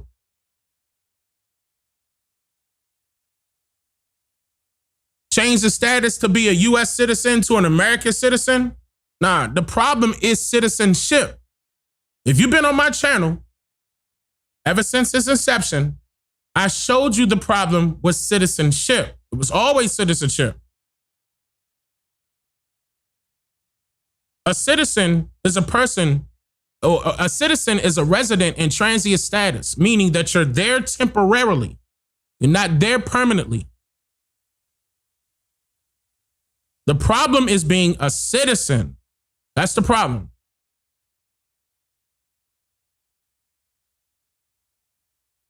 The only way that's going to get changed is if you become a national.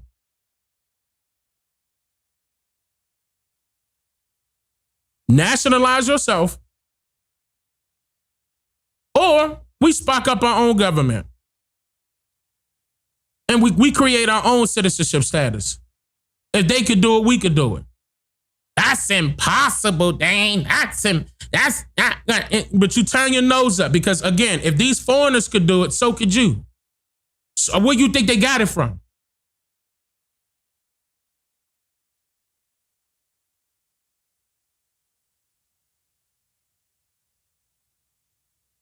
Do not fall for the scheme. Changing your status from black to white solves nothing. That's another thing. They tell you to change your status as far as your classification of race from black to white. That don't solve a goddamn thing. Why? All of your other records are showing that you're black in this government. That's a social construct.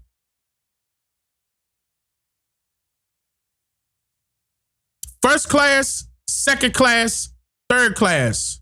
Everybody's black is in third class. Third class what? Citizenship. You think third world countries are bad? Think about third world, third class citizens. They treating you the exact same.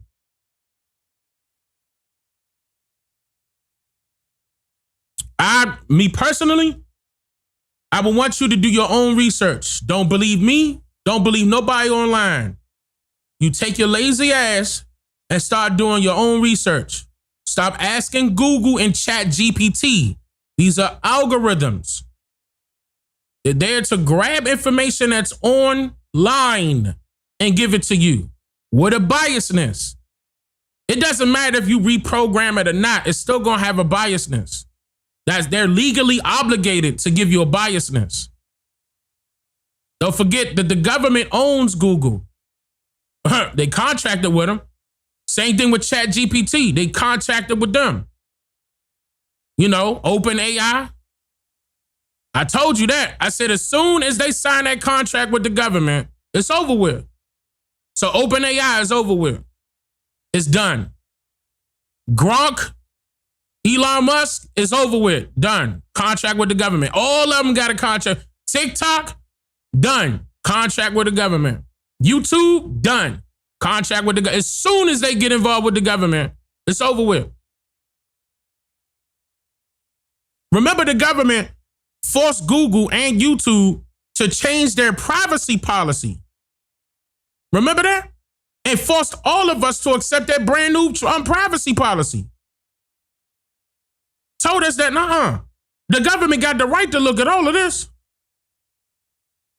We don't know if you sitting back trying to create a scheme to build up weapons of mass destruction. Remember, they said that same excuse and ran over there and messed up that boy that ran Telegram. Right? Because he ain't want to give Telegram up. Now they shaking up Discord. They want Discord to straighten up and be ran by the government. The rumor going around saying that they want Discord to change and make everybody take a picture of themselves and send it to the government. Just like how Facebook and Instagram did. Go ahead and lie and say you ain't take that. Well, it depends. It depends on what you on there for. A lot of people could be on social media chilling. Those of y'all that's on social media dealing with business, if you've content created, whatever it is, they forced you to take a picture. That's being sent to the government. They forced you to take a selfie. You know what I'm talking about. They want to see your background and all that. I'm not lying. I had to do it.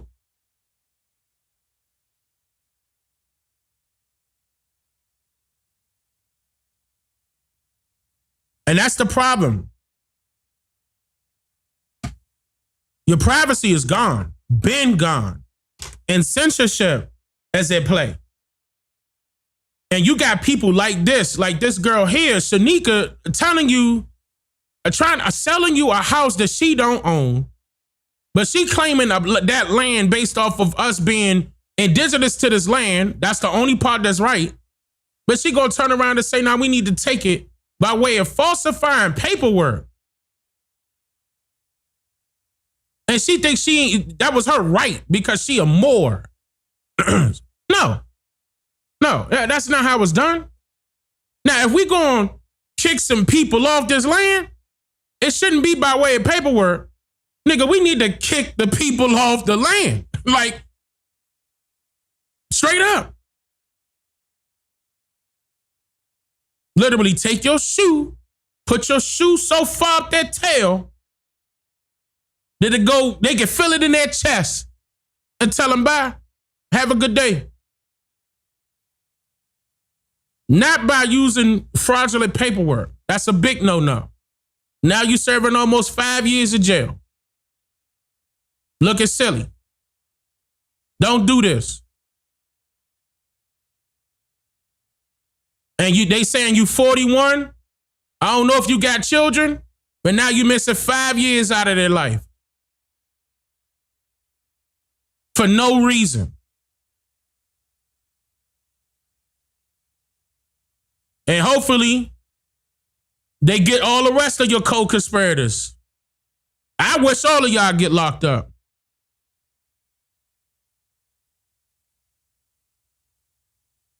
They said it was co-conspirators, right?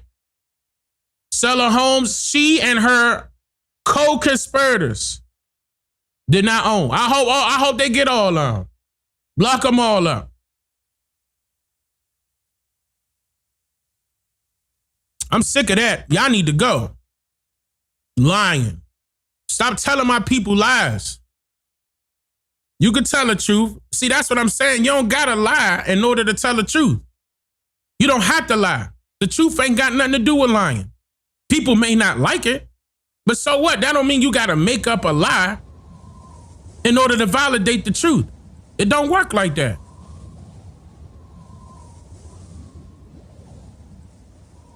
All right, so let me move to, hold on. Before I go to Trump, while I'm on this just happened 2 days ago.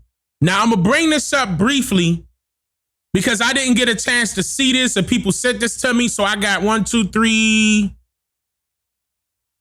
Hold on. I think I got 3 videos to play of this. 4. I got 4 videos to play of this. Hold on. Let me bring this over real quick.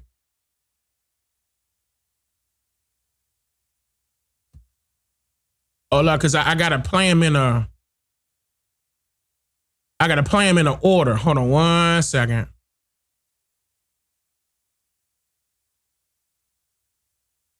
I believe this was the... this is a breaking news alert. This was the first one. Nah, this is not the first one. Wait. Is this the first one?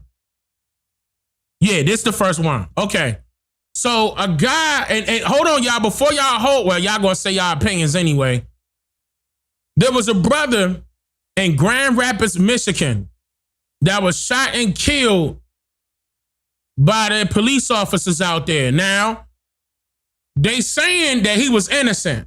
It is 6:34, continuing coverage of breaking news we've been following since Wednesday night. Daquan Johnson shot and killed by Grand Rapids police. And this morning, we're expecting Michigan State Police to continue their investigation into what happened. We've talked with Johnson's family, neighbors, the Grand Rapids Police Department, and community leaders about what happened. 13 on your sides. Aaron Sullivan live this morning in Grand Rapids. Aaron, good morning to you. What are we hearing from those groups?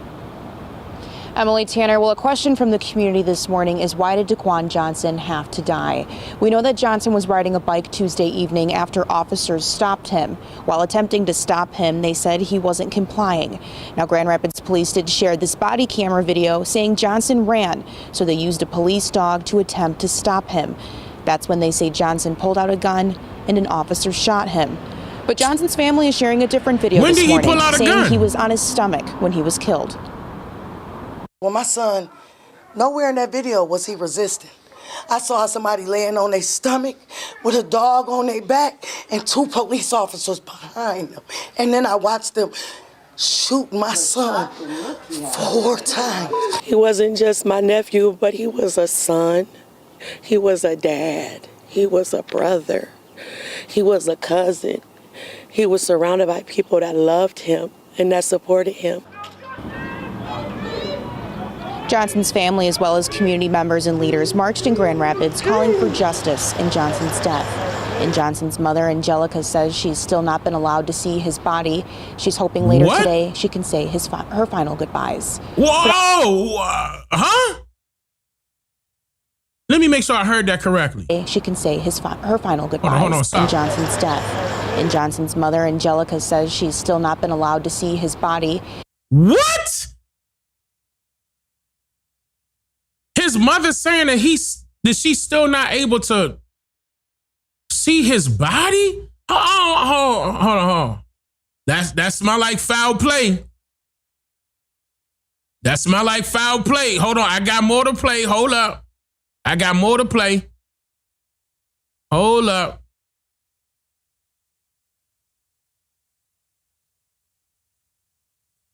Partial body cam footage showing the moments that led up to a Grand Rapids police officer shooting and killing a man last night.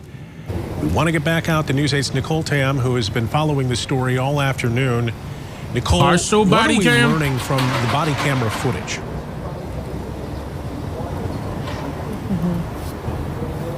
Brian, we saw 3 videos this afternoon that Chief Eric Winstrom showed us. He said because of the fast turnaround, that's all the department was able to sort through and show us. We're going to show you the audio of it in just a moment. As we've mentioned all afternoon, just want to keep emphasizing this. It can be disturbing, so just want to give you that fair warning before we show you more of that. But police and Chief Winstrom estimated that officers chased Daquan Johnson for about 90 seconds while he was on the bike until they reached that apartment complex where the shots were eventually fired. And in one of those videos, you do see that chase going on and you hear a canine unit.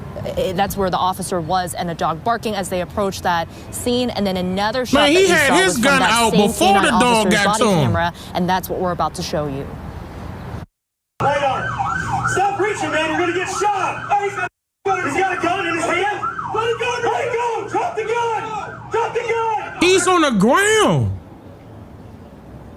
Well, hold on. It's really fast, so I don't know if you were able to hear the audio. They basically said that he's got a gun, and that's when that was. Hold on. Let me look at that one more time, bro. It looked like his hands was behind his back.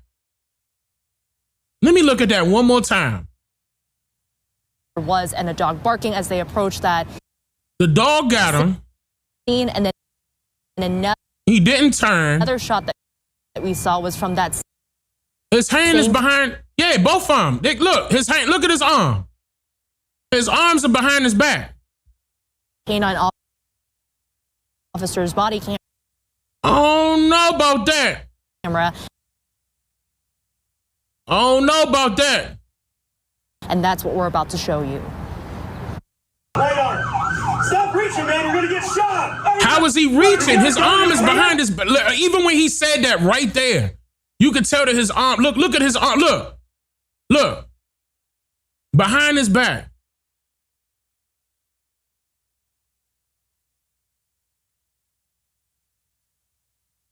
Something not right. Ain't gonna be no stop reaching. Soon as he on the ground, you throwing him in cuffs.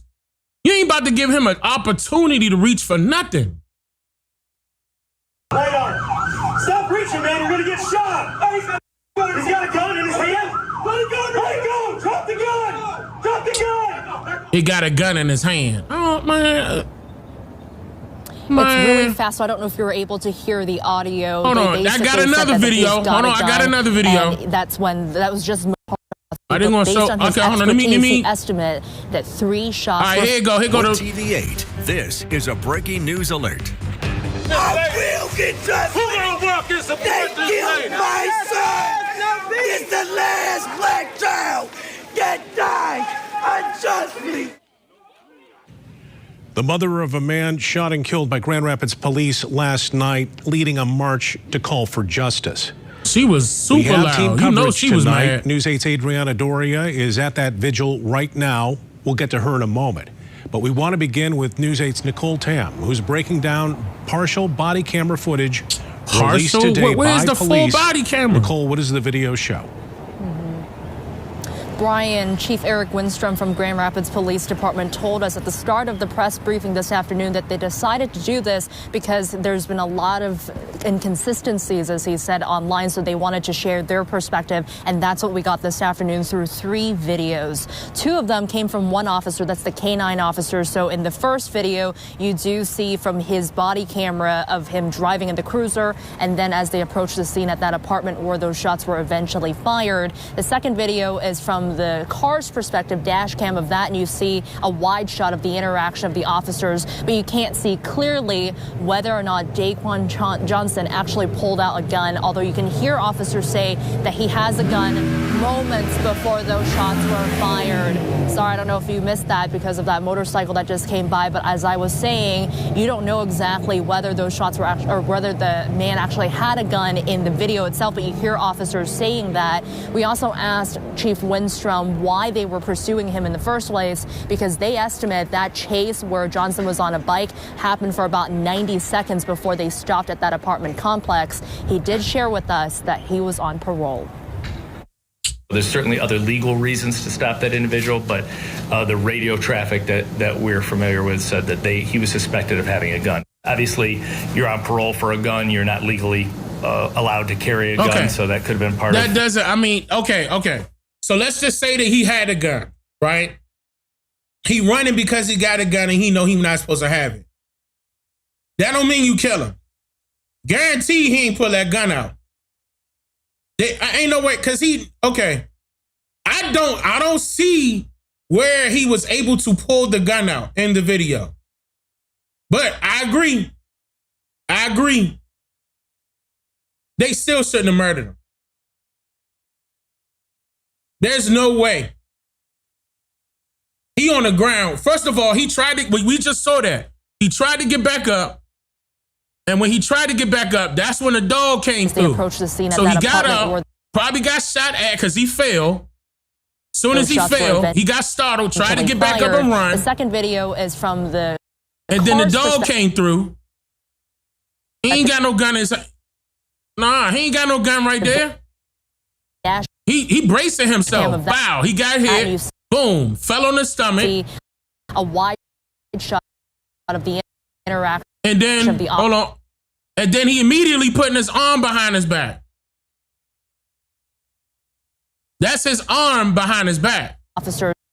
Right there. Clearly. Nah, bro. You can't see clearly.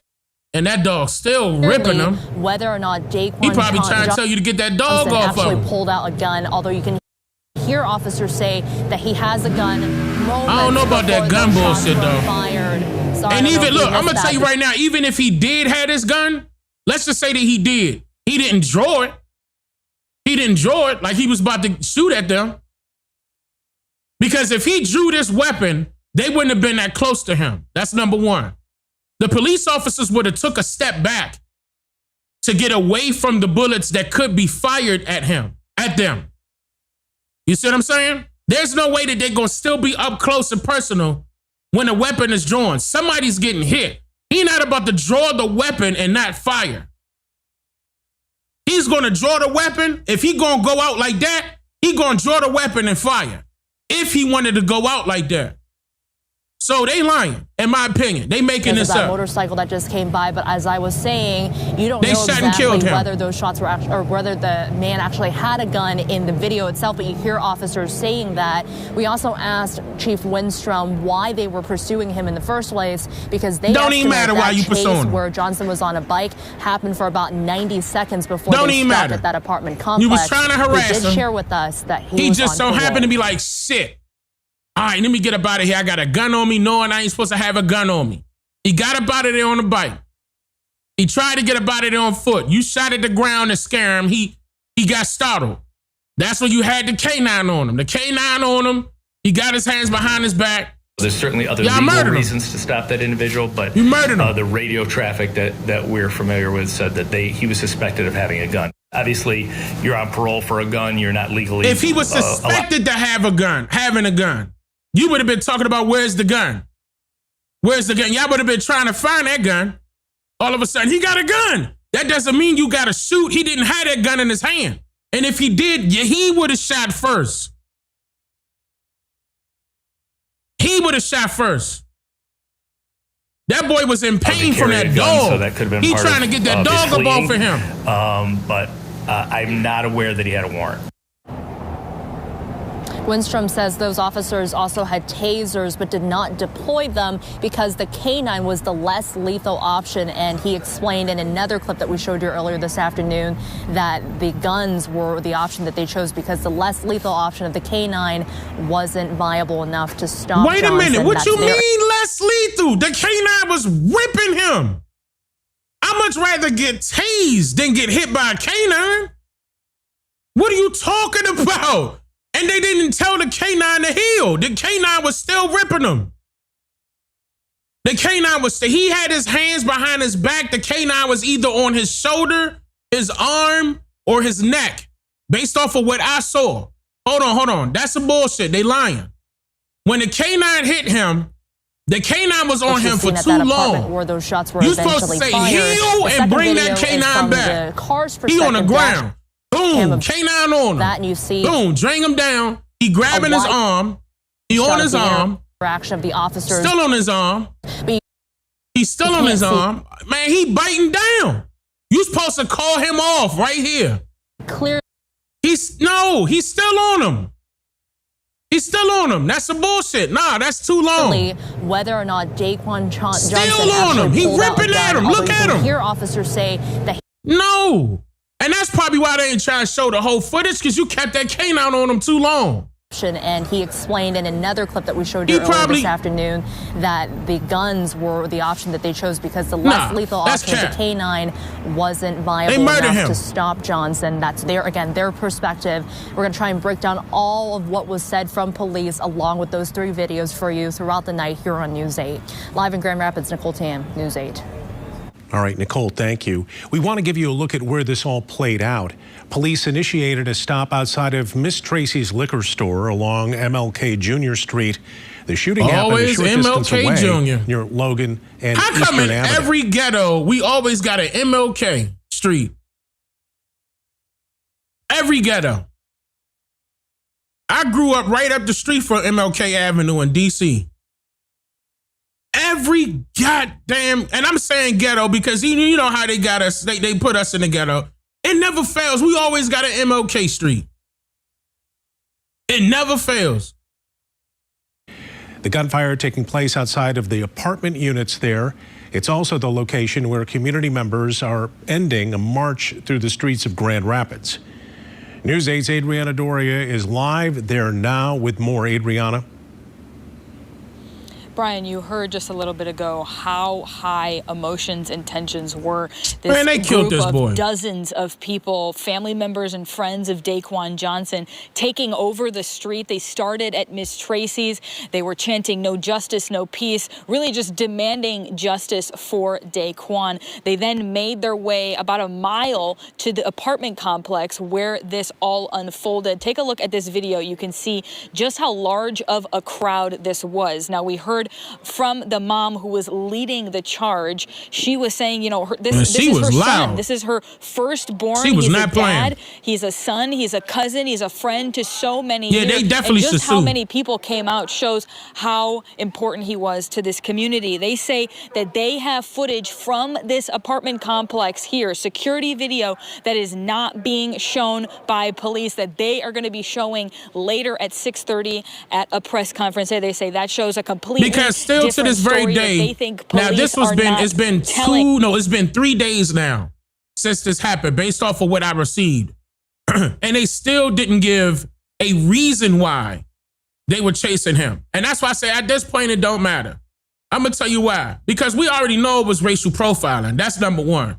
The only reason why he ran, it could be because he did have a gun on him and didn't want to get caught because he was on parole for gun charges or whatever. He was on parole for whatever.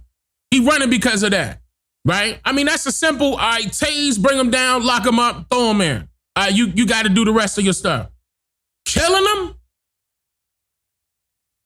That was uncalled for. Now they're and they know yelling things, no justice, no peace. They're saying they killed him by a dumpster like trash. They talked about dogs mauling him. Again, yeah, the dog, Trey Johnson. He was I agree. 32. The dog should have been, honestly, that's another reason why the parents should sue. That dog, they should have been caught that dog off of him. That dog was going way too far. Way too much. I said Grand Rapids, Michigan. That's Michigan. I didn't say Minnesota. That's Michigan. Grand Rapids, Michigan. I definitely ain't say Minnesota. Grand Rapids, they be in the chat, shouting them, I be seeing them a lot. Shout out to the Midwest. Whole time, this ain't right. Now, another video that was sent to me, which is crazy, just to follow up with this, was the fact that the same Grand Rapids Police Department was caught in 2022 for accidentally killing somebody. Well, we have new body camera video that gives a more complete view of what happened when a Grand Rapids officer accidentally fired his gun, narrowly missing an innocent man late last year. The video was given to us by the prosecutor's office, not police, raising questions about transparency. And News 8's Jacqueline Francis is live to walk us through that new video and what the new police chief has to say about it. Jacqueline? So y'all got a problem with y'all police department. Chief Eric Winstrom has concerns about the context and clarity not provided throughout this process. And while he can't speak to how things were done before he got here, he is promising more transparency moving forward. For the first time, we're seeing newly released body camera footage showing the critical moments leading up to a Grand Rapids police officer accidentally firing his gun last December. It shows Officer Gregory Bauer running toward a man with his weapon drawn. This additional video was given to us by the prosecutor's office, not police. It begins. See, that's even worse. That's even worse. So the family of I forgot the brother's name. Daquan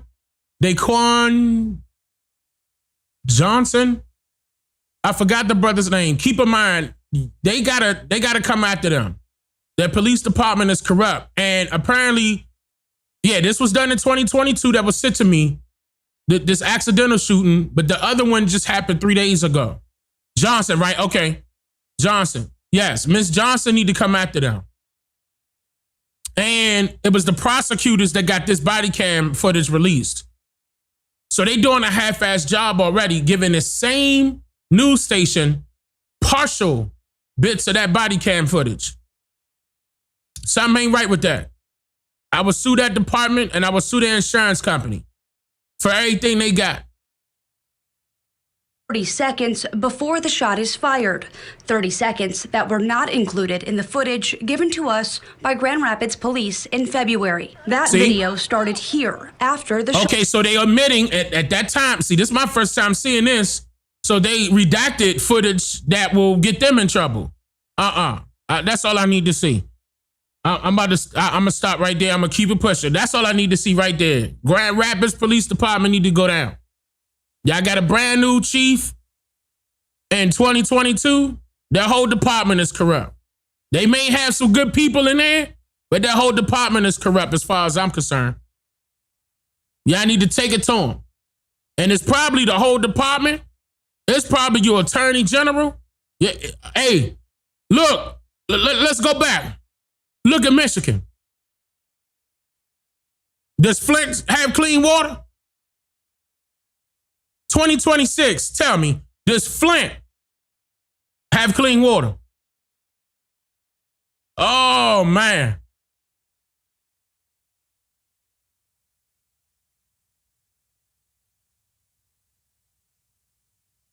Don't get me started.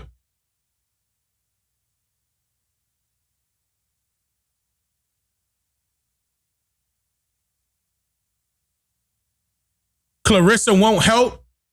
That girl, she's not a multimillionaire. Clarissa not gonna be able to do nothing like that. She ain't gonna be able to do what? Like, you know, all she could do is hand out money to family, you know, a victim. She not gonna be able to, like, right now, this is political. It's been like, you know, ever since she was young. It's been political ever since she was young. And she's probably not well versed on everything, you know. But now, don't put it on her. Don't put it on that sister. Let her, she representing for, you know, our people still, you know, as far as her being a champion on the women's side, she's still representing our people. Let her do her thing. But don't put it on her like she's old or, you know, like, nah. You need to hold the people accountable that need to be held accountable. The people that need to be held accountable are these politicians, this police department, that attorney general. Those are the people that need to be held accountable. Not her. Don't put that on her. That ain't got nothing to do with her. Yeah, she was raised somewhere in Michigan. It could have been Grand Rapids. I'm not sure, but I know she from there. But that don't mean, you know, she's superwoman and she gonna be able to take care of everything. Nah, she can't do that. She can't do that. You said that new police chief is from Chicago? Psst, come on now. Come on now. You already know what time it is. Look at Chicago. And they corrupt. The police department is corrupt in Chicago. Not trying to say it ain't no violence going on. But I mean, I'm talking about from their mayor. Oh man, all of them politicians is corrupt. She was raised in Flint? Okay, she was raised in Flint. Okay. And Floyd was from Grand Rapids? Floyd who? Mayweather?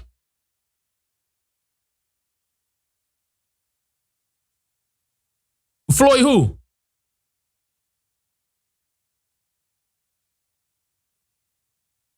Yeah, I ain't know that. I ain't know he was from there. Now Floyd different. I'm gonna tell you right now, Floyd got money. Now, if you want to get on Floyd, you can get on Floyd. Cause Floyd got money. money. Like, yeah, but I mean, again, it's still not his responsibility, but at the same time, he can make some moves with that type of money. He definitely could make some moves, you know. Now, I ain't gonna get on you if you say something about Floyd not doing that, you know, because Floyd got some money. You ain't funny or intelligent, says One Republic 17. Oh, poor baby, you wanted some attention. You ain't getting enough attention at home, Probably still in your own bathroom beating your meat because you ain't got no girl at home, Is that what it is? Poor little baby. What is wrong with you clowns? If I wasn't intelligent, why are you here? Why are you in my chat? Wasting your time. I'm on your mind some type of way, huh? No, don't snipe him. Don't snipe him. No. Let the coward stay in here and cry all he want. And I called out his name. Yay! I got him to say my name. Come on, bruh. Poor baby. All right, so let's keep it pushing. Where it's at? All right, so I'm going to still get into the Trump stuff, but before I get into the one about the aliens, I want to go towards the one where they're claiming that Trump is going to do something to Iran. They're claiming that, you know, hold on, before I play Trump, hold on. This just happened in Mexico. Let me play this first. More on the breaking news out of Mexico. The U.S. Embassy issuing a shelter-in-place order for Americans in areas around Mexico City and the resort town of Puerto Vallarta after the Mexican army says it killed a prominent cartel kingpin known as El Mencho. You're looking at some of the response, apparently, of the cartel members who have been torching vehicles and even airplanes in the Guadalajara area. Let's bring in Lucas Tomlinson from the White House. Lucas. Well, good afternoon, John. So far, there's been no reaction from the White House about the series of ongoing gun battles that we are witnessing in Mexico after, as you mentioned, the drug kingpin and cartel leader El Mencho was killed by Mexican forces. We've heard from the Pentagon that the Joint Interagency Task Force Counter Cartel did assist Mexican forces, not likely with boots on the ground, John, but with intelligence sharing. But after El Mencho has been killed, we're seeing a series of warfare, frankly, going on across Mexico. In Puerto Vallarta, in Guadalajara, we saw images from the airport. And of course, thousands of American tourists visit Mexico throughout the year, certainly during the winter months in the United States. And right now, the State Department is warning all Americans in Mexico to shelter in place, particularly in Puerto Vallarta and the Guadalajara area. But after El Mencho is killed, we're seeing rival cartels engaging in gun battles throughout the day. We're seeing videos of Mexican special forces engaging in Mexican police on the streets. We're seeing a lot of iPhone video, as you can see here on the screen, some of the aftermath, buses destroyed, airports being targeted, and really a lot of chaos throughout multiple states across Mexico, John. Yeah, I've seen a jetliner on fire sent by one of my aviation buddies. It's It's a serious situation. The president has warned that the cartels, are we're taking them down. Essentially foreign terrorist down. We're going to get rid of them. And he's we're going to get rid of the Mexican cartels. Sending U.S. forces after them. Doesn't sound like that is happening yet, Lucas. It hasn't happened yet, but many U.S. special operators have been active along the Mexico-U.S. border, John. And of course, when President Trump came back to office, obviously securing that southern border was a top priority for the president. In fact, something you'll probably hear Tuesday night in the State of the Union about how the border has been locked down. We're not getting illegal aliens coming into the United States. That's something the president has touted many times. But the situation in Mexico is very volatile, as we're reminded of today. You have rival cartel leaders, men who I just noticed that this saying Blizzard of 26. My fault, y'all, not to change the subject. Then it said Philly. Hold on. It said Philly, New York. Then it said DC and Ocean City. Is it saying anything else? DC, New York, Boston. Wait a minute, y'all. Hold on, Blizzard. Wait, hold on, y'all. Listen. Now, I thought y'all said Boston. That's about to hit D.C., Maryland, and Virginia? And New York? Jersey, too? I got to make some phone calls. I ain't even know that was happening. When is this supposed to start? Yep, a foot of snow? Now, the last time, listen, the reason why I'm saying that is because the last time I was in the blizzard was the blizzard of 96. In DC, and the snow was up to my goddamn chest. So how many inches are they predicting? It's snowing right now? It's snowing right now? Well, I might as well make this a long live stream. Y'all not going nowhere. Y'all in the house. Y'all in the house? Definitely weather modification happening. Come on, bro. You know that. Y'all in the house now. Y'all can't. Oh, man. Y'all got a blizzard coming. Now, I thought when they said blizzard usually means that y'all about to get at least 3 feet, maybe. But when y'all about to get a foot, that ain't no blizzard. It's snowing, but it rained, so it's slush. Okay. Whew, man. And I bet $1 million Trump ain't in D.C. Trump went back to Florida. We're going to Florida because we're going to talk from here because I'm pretty sure he ain't trying to stay in that snow. Y'all got snacks and hey, that's what's up, man. Y'all seriously though. Y'all be careful out there. I'm not playing. Make sure y'all got everything y'all need. I know y'all wasn't lying. I'm not saying that y'all was lying. I just didn't know that it was stretching that far. I thought it was only Boston getting hit, but that's basically all the East Coast damn near. I'm from D.C. now. So I ain't know it was going to be like that. Now I got to call some folk. I got to make some phone calls, make sure everybody's straight. They canceled all the flights in the region? Damn. Okay. Yeah.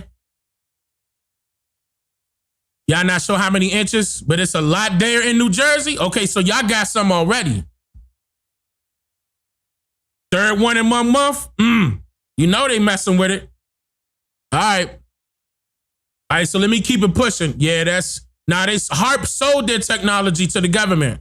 That's the Department of Defense now.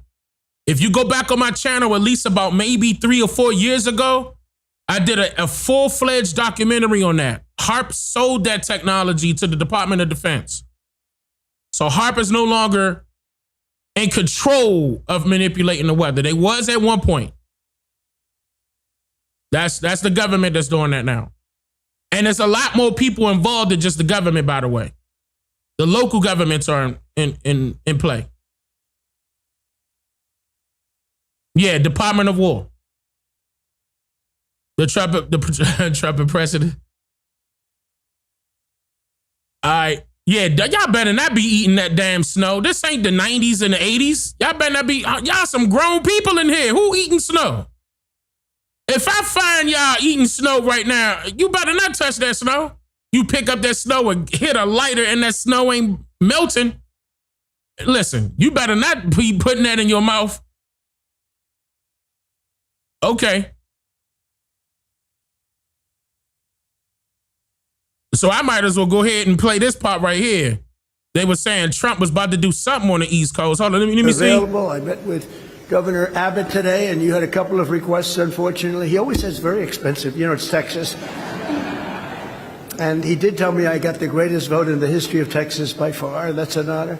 But it's Texas. It's always big dollars, but I always approve of for Texas, right?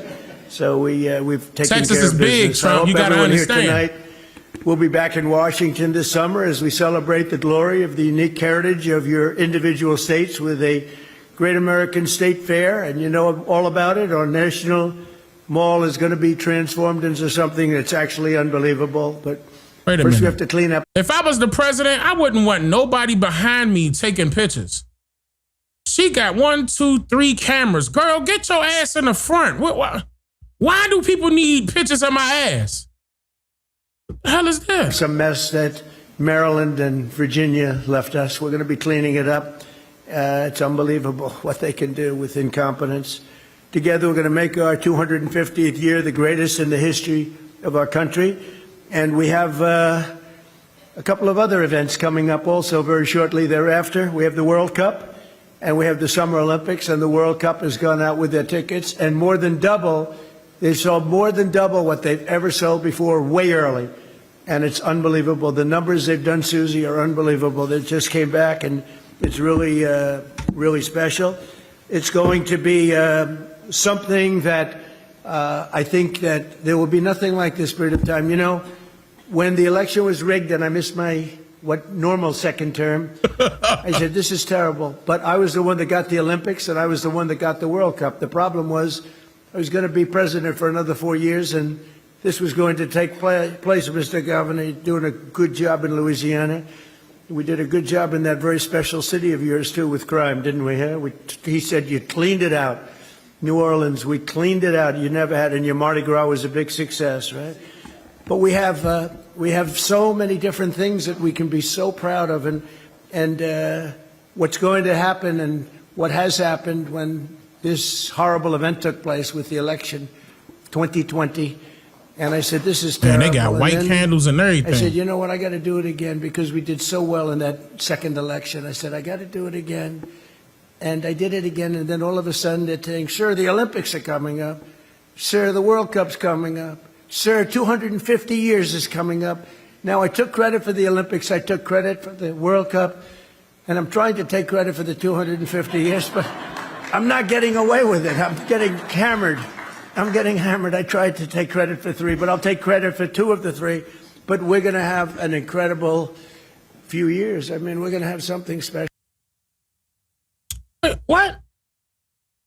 Had to clean up some mess. Wives in Maryland and Virginia over sewage spill in Potomac. He didn't say that. Okay. He didn't. Okay. So somebody probably sent me the wrong video. All right. Okay. All right, but see, keep in mind, in certain videos that I'm just seeing for the first time, I ain't gonna say no names. But one of y'all that sent me the wrong video. All right. Okay, here we go. Now, this is the one where Trump was talking. Before we get to the alien part, Trump was talking about, where's that one on Iran? Hold on. Didn't y'all send me the one on Iran?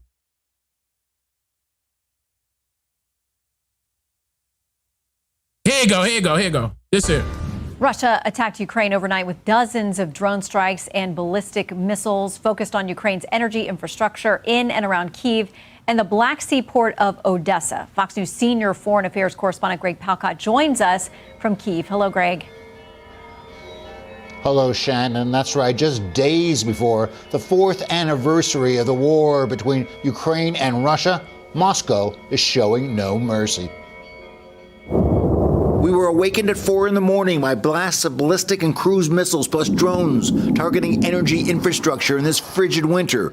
This as negotiating teams participate in rounds of talks to try and end the fighting. A new session is expected by the end of the month. It's said President Trump would like a result by June, but that's a reach, with Russian President Putin balking on issues like territory and security guarantees. Ukrainian parliament member Kira Rudik told us despite domestic issues like corruption scandals and slipping support for President Zelensky, Ukraine will make it. We really appreciate everything that the United States have done for us. We are really grateful. What we want to see is clear understanding that Russia is an aggressor, and the keys to ending the war are in Kremlin. They are not here in Kyiv. Still, with casualties on both sides mounting, the personal cost of this war for young and old becomes hard to bear. People die. This is bad. Terrible and horrible. My husband is in the army. If they were not doing their job, then now we will be under the Russia. With the support of our allies, I think everything can be possible. Everything can be possible, Shannon. Ceremonies are planned for the grim milestone on Tuesday, but the fighting continues as well. Back to you. All right, Greg Palcott, thank you very much. So what are they celebrating? So what is the path forward? Joining me now, Senator Jim Banks, who sits on the Armed Services Committee. Welcome back, Senator. Good to be with you. Okay, so a lot of Democrats, every one of your Senate Democrat colleagues who has been with us on this show, they say the same thing every time about this situation. The president's been way too deferential to President Putin. And as evidenced by the activity this weekend, he doesn't seem like he really is interested in pursuing peace. So now what? Well, Shannon, for 4 long years, this war has gone on. You have to remember that it started because Biden was so weak. The invasion by Russia into Ukraine happened right after the debacle in Afghanistan. And then all of the mistakes along the way by the Biden administration has prolonged this war. President Trump has said himself he thought this would be really easy to resolve. It's been the biggest challenge so far that he's faced in his second term. And he's also right that Europe has to step up to the plate. While the ongoing negotiations by Jared Kushner and, they couldn't and get others in in that the door Trump with the administration, crowbar? Steve Witkoff and others who are trying to negotiate peace, at the end of the day, Europe has to step up. Europe has to stop buying their energy from Russia to put Russia as leverage to put Russia on the spot to come to the table. But both sides are dug in. After 4 years, they're both entrenched in their positions, and it's long past time that Europe do more to put that type of pressure on Putin. Well, we understand more talks are Spoken on the like a books. politician. There are also talks indirectly, somewhat continuing with respect to Iran. We've got that military base. Okay, here we go. The military assets that are based and moved into the region there at a very high level, giving the president every option that he would want at this point. Here's what the ranking member on the Senate Armed Services Committee, where you sit, Jack Reed, has to say. He says a preemptive attack against Iran would be a strategic misstep. Such a recklessness could spark an uncontrolled conflict. We know some of our partners in the region have that same concern. Do you? Well, Midnight Hammer was so effective, it decimated Iran's nuclear program and progress. The Ayatollah, the regime in Iran know what they're dealing with President Trump. He's going to back up what he's saying. President Trump has said over 50 times in the last 2 weeks that Iran needs to end their nuclear program, come to the table and make a deal. We have two aircraft carriers, hundreds of fighters. Okay, so they're making an excuse that's saying that Iran has... Remember when I was telling y'all about Trump? And what's that guy's name? Not Vladimir Putin. Wait a minute, y'all. Now I got to remember everybody's name. Israel. What's his name? Netanyahu. When Netanyahu was claiming that he's going to have America do all his dirty work, and a lot of y'all was saying that, no, he not. Trump is in control. Yeah, I said Netanyahu. That Trump was in control. Trump got control over, and he does have control over the Army and the Navy. But when I say it's going to be an issue because he cannot shake off, Israel.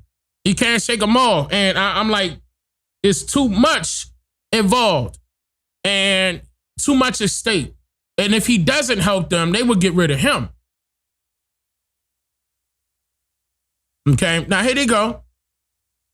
Trying to make up an excuse and trying to get people to understand some type of narrative that they're going to create and say, look, this is the reason why we need to go to Iran.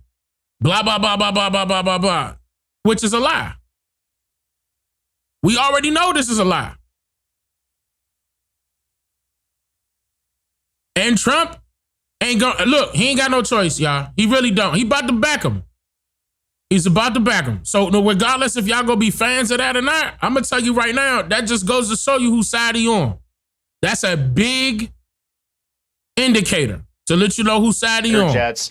And Iran knows that we will use them. But that's what peace through strength is all about. President Trump doesn't start new wars. He projects American force and leadership. Iran knows what they're dealing with. They need to stop persecuting their own people, the protesters. They need to end their nuclear program. And if they don't, they know there will be hell to pay. So I hope that by President Trump doing what he's doing, I fully trust President Trump in this situation, what he did in Venezuela, Midnight Hammer, and so many other places. He's got a great track record. He knows how to use America's military might to bring the other sides to the table to negotiate peace. And I hope that would be in the best interest of America to end Iran's nuclear program. It's in the best interest of the Middle East. See, they keep saying that. Look at the narrative. Iran's nuclear program. He didn't say it like 4 times, maybe 3. And will lead to more peace. And I hope Iran will come to their senses and come to the table and do what they need to do. So given what you point out, that precision execution by our military on Iran's nuclear program last year, this assessment that it's been completely devastated to this point, but now we're being told that that's the impetus of what's going on now. There are people asking why exactly now with this particular buildup. Glenn Greenwald, writing in Substack, says the U.S. has inexorably moved toward a war with Iran with stunningly little public debate or discussion. There's not even a pretense of involving Congress. And the more one looks for such answers about why this war is even arguably necessary, the more difficult it is to find them. That's how you know this ain't got nothing to do with the United States. And Israel got their hand all in it. That's a very good point. Do you think the president needs to articulate more clearly, maybe at the State of the Union, about exactly what this moment is about? You better say yeah. Well, I look for the president to talk about that at the State of the Union this week, and he's been very clear. I mean, I don't know how he can be more transparent in what President Trump has said, what he's told the Ayatollah. Knock it off. We know that they haven't given up yet on their nuclear aspirations, and it's in the best interest of America that we put a stop to it, as well as our allies, and that's what President Trump is trying to do. As well as to our allies. Look at that. As a Navy veteran, I mean, there's no greater sign of American strength and America's power and might than what President Trump is projecting. And I know we have Iran's attention. All they have to do is come to the table and tell us that they're putting a stop to it. All right, I want to talk about something in your home state in Indiana. Just this month, there have been 2 deadly crashes involving people that either were here illegally, came illegally, but somehow got commercial driver's licenses. They are allegedly the ones guilty in these wrecks that left a number of Indiana folks dead. What do you do now? Where do you go from here? Because the administration's tried to do some crackdown with some changes to policy that's been challenged in court. Some of these states who say they won't go along, they're actually having some legal victories, at least temporarily. What can be done? Wait a minute. Shannon. Hold on. What? Senator Banks on fatal accidents by undocumented immigrant drivers. Now, that's something I'm going to have to look up, because the last time I heard, matter of fact, they were saying, y'all remember that flight? What was the name of that flight? 2976. The UPS flight. They were trying to state that it was immigrants flying that plane that crashed in. They were on their way to Hawaii, if I'm recalling it correctly. Hold on, let me pull that back up. They were on their way to Hawaii. This was last year in November. And they were taking off from, okay, I got it. They were taking off from Louisville, Kentucky. Matter of fact, hold on, I'm going to pause on that. I'm going to bring that up. We're going to talk about that.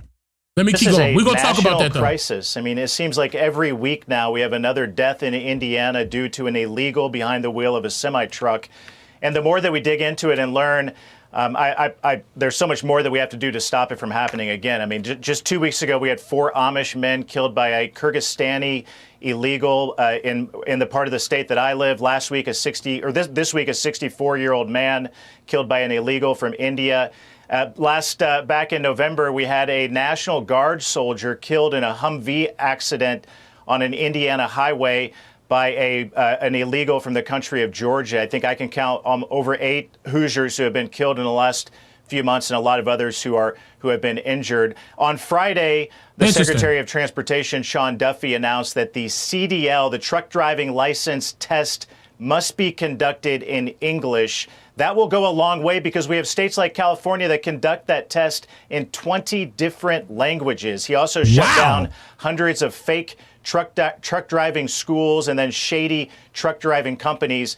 But the states have to step when Governor Newsom in California gives out truck driving licenses to illegals like candy, and then they drive through the highways of Indiana, the crossroads of America, and kill Hoosiers. You have states like New York that's doing the same thing. We have to put a stop to it. Even in my state, in Indiana, the state legislature this week is going to close loopholes in our own state. California needs to step up and do the same thing and stop giving illegals truck driving licenses, and that will save lives. Yeah, we'll track that because I have a feeling that English-only test requirement is going to end up in court too. Senator Banks, thank you for your time. Interesting.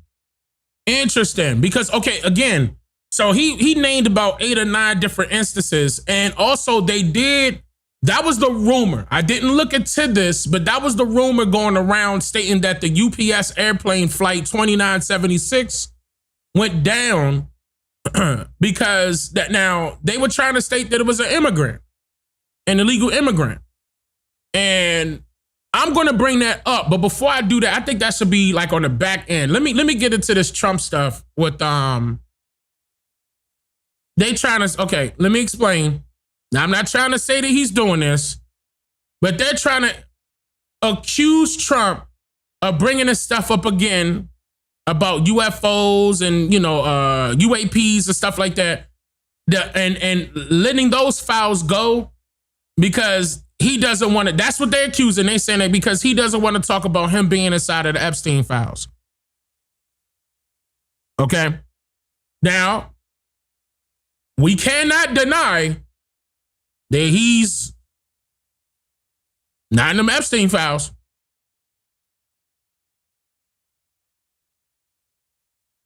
Can't deny it. But here we go. Let me play that part. Now, we did hear about this before. I went live about this some years ago on my channel.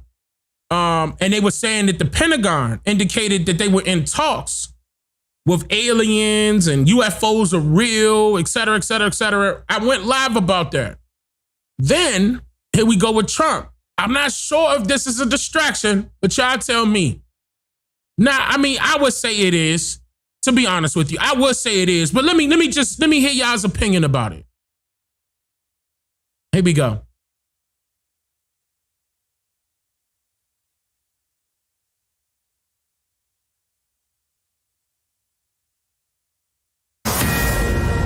Okay, so the president is saying that he's going to direct the Pentagon, and he has already, and other government agencies to start releasing the government records related to... see, this is the video, not to cut her off, but this is the video that we saw by the Pentagon, where it says Department of War. We saw that years ago. They showed us, and they actually played the tape. Notice that says slave. Wait a minute, can y'all see that? Let me go big screen. Look at that, right there on the right. It says slave, don't it? But anyway, we saw this video because I played this video during a live stream. This was about 3 or 4 years ago. I forgot how long it's been. But, and they were indicating that the aliens are real. They were in contact with aliens. They were in touch with aliens. And, they had these recordings of UFOs and UAPs and stuff like that. I was like, yeah, but why put that out now? Remember, I was saying that back then, like, why would you put that out now? But now all of a sudden, now Trump wants to release files on aliens and UAPs and UFOs. Here we go.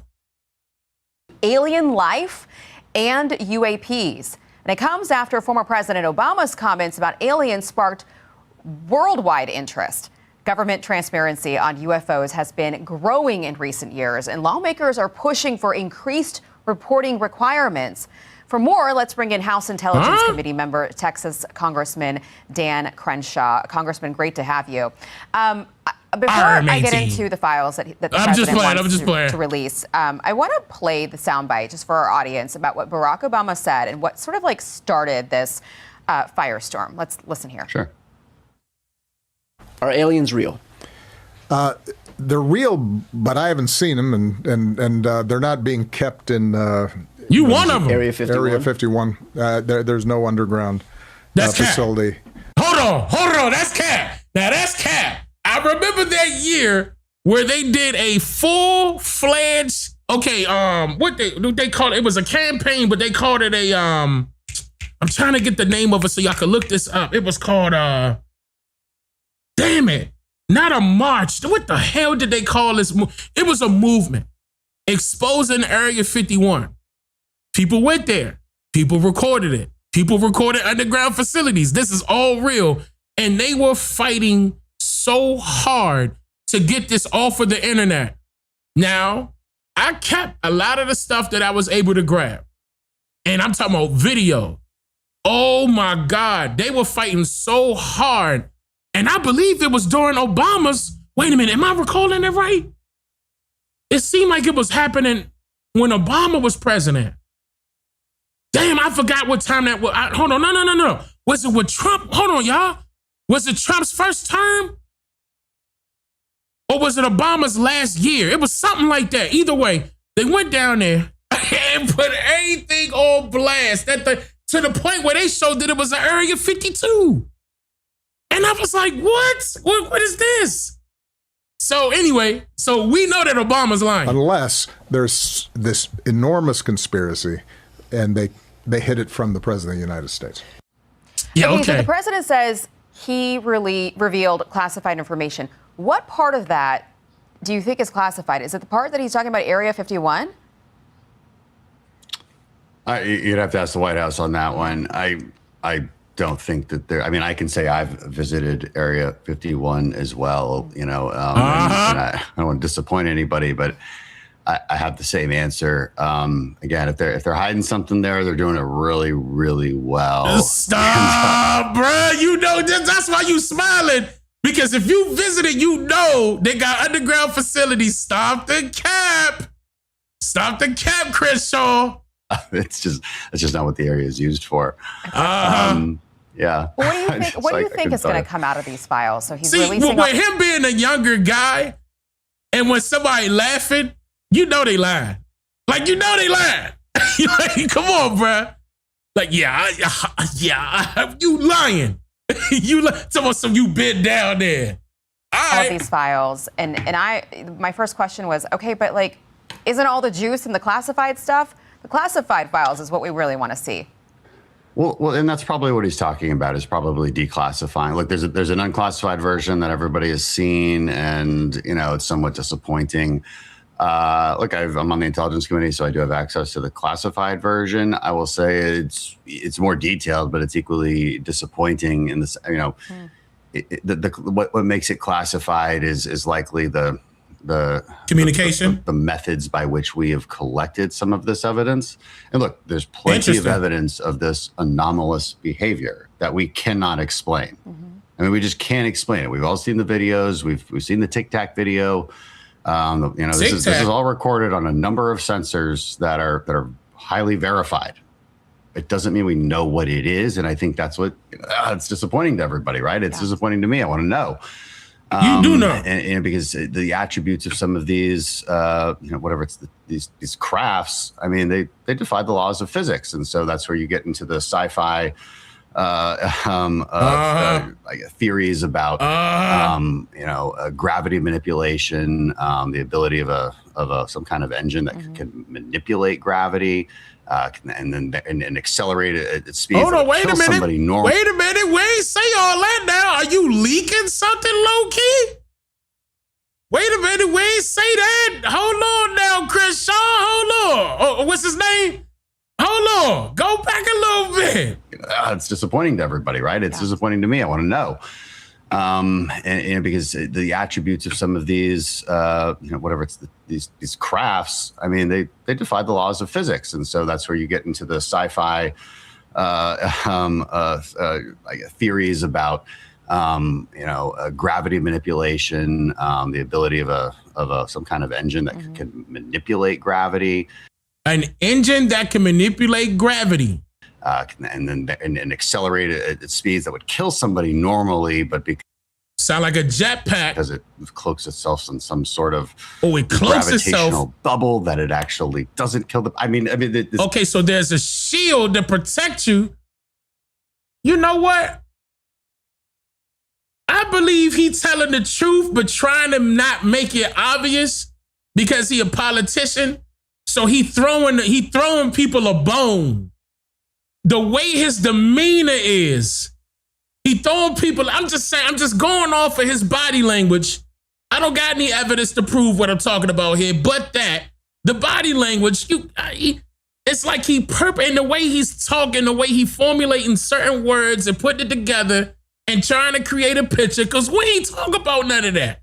You just did that right after you were talking about how you have access to certain classified documents with a equally you guys are unsure of. And then you went into the conspiracy route, but you smiling. Somebody earlier said that they're jokers and gestures of the courts. I like that. I don't know who I saw that. I just peeked at the chat and saw that. I like that. It's all sci-fi. So, no, it sounds insane. It really does, as you're saying it, but it's reality. I mean, this is what our Air Force pilots are seeing out there. So where are you on the spectrum here? Because I feel like more and more Hey, so she just admitted it.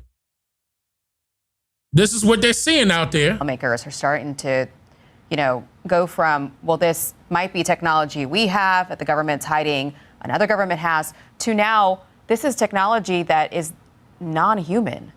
Where are you at in this? I'm open-minded. Open-minded. Look, he know, and he can only say but so much. And he trying to smile it off, laugh it off, so nobody would take this seriously. Like he's projecting right here. He really trying to make y'all think that this ain't nothing, y'all. Don't look for it. And whole time, his answer is he's open-minded. That doesn't mean that he disagrees, and that doesn't mean that he agrees. He's just open-minded. He's willing to give it an ear and just see.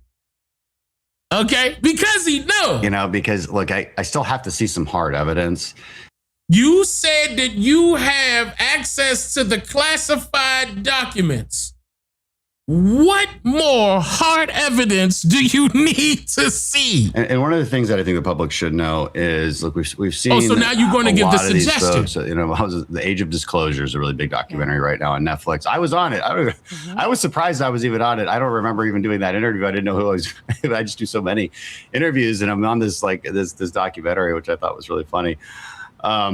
It was a good documentary. I don't think it went too far. It put out some theories, but look, there's a lot of people in this space, in this extraterrestrial space, who claim they have evidence. And I recall back in 2022, these famous hearings. You had the two pilots who had seen this stuff, and I think these are very credible witnesses.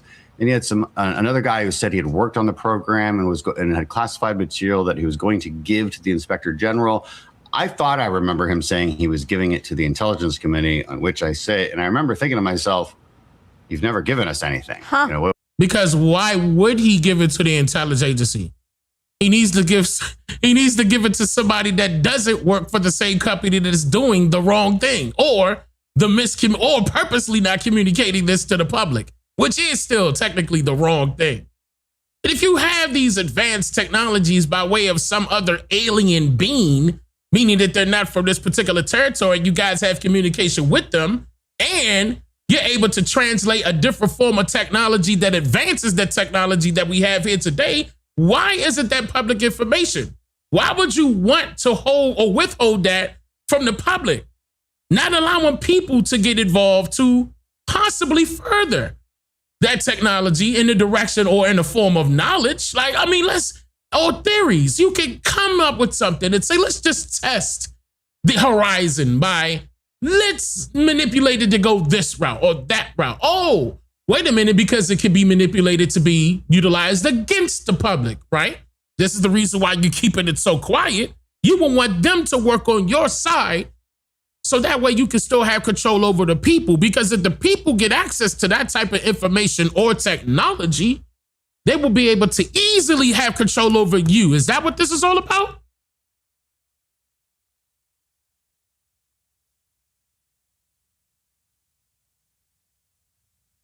You're afraid that the people are going to get access to a certain group of people that you deem unhuman, but they're able to communicate with you. So that means they're able to communicate with us. Look, this is what your government is withholding.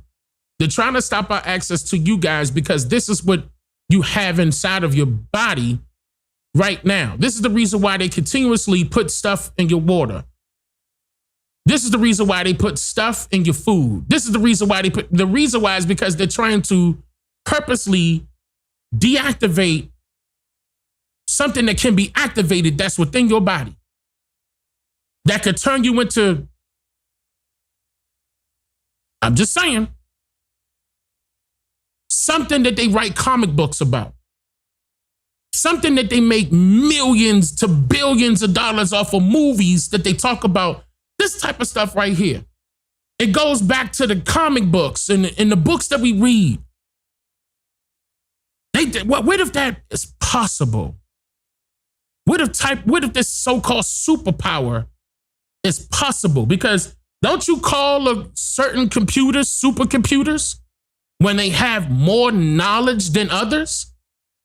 So what if the computer acts just like the human, except for the human is the human, and the more knowledge that they gain, they become superhuman? Is that what you're preventing?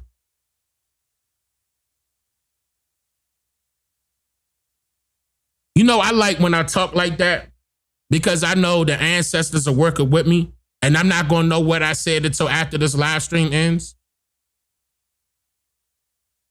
I love that, though.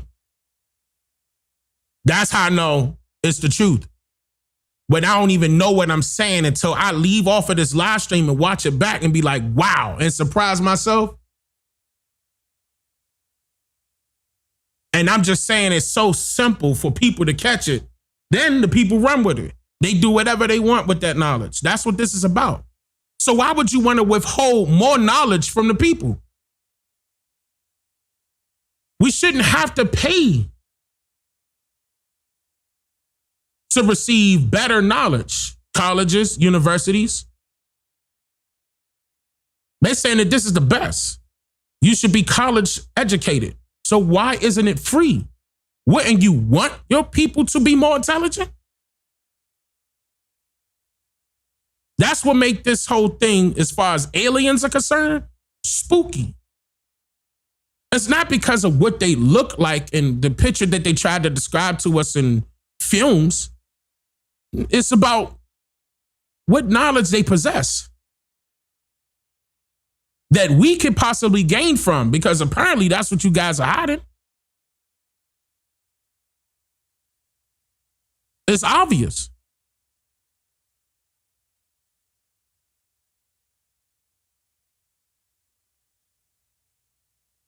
You don't want people to believe in gods, do you? If this was one nation under God, then what God are you referring to?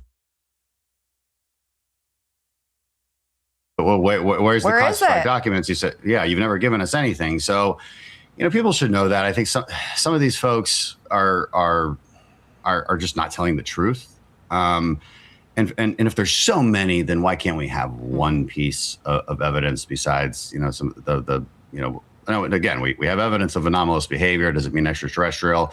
Does it mean it's China? Well, I certainly hope China doesn't have something that good. And look, I can't say for sure, but I'm 99% sure that there's no way they have something that's that incredible of a craft. So look, I mean, we still have the AARO, the All Domain Anomaly Resolution Office that investigates these kind of things. I would like our committee to look into it more than it does, to be frank with you.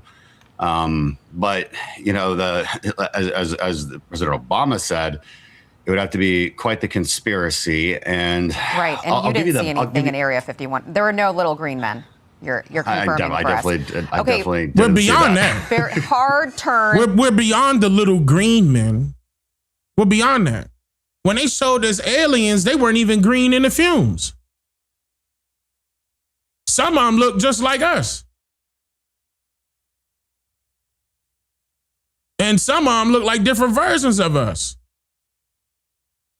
That green crap been gone. That theory out the window.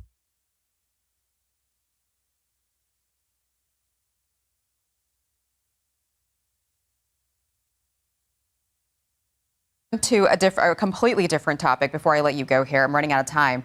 On Iran, you know, right the military is ramping up. Right after that, they go talk about Iran? Right after that, Netanyahu and all that, huh? Right after that. Are you kidding me? Assets in the region, clearly sending a signal to Iran that we mean business here. The president and the White House are hoping this is going to get them across the finish line on a deal. What's your take? Is it going to work, or are we going to war with Iran? Wow, they got an agenda, don't they? That's all them news channels, Fox 5, it don't matter. What? Look at how small Iran is by way of the Gregorian calendar depiction. You mean to tell me that if there was a possible threat of some form of nuclear program that you blaming Iran for, that you can't send the war to them right now? What? Hold on. How? Who covering them?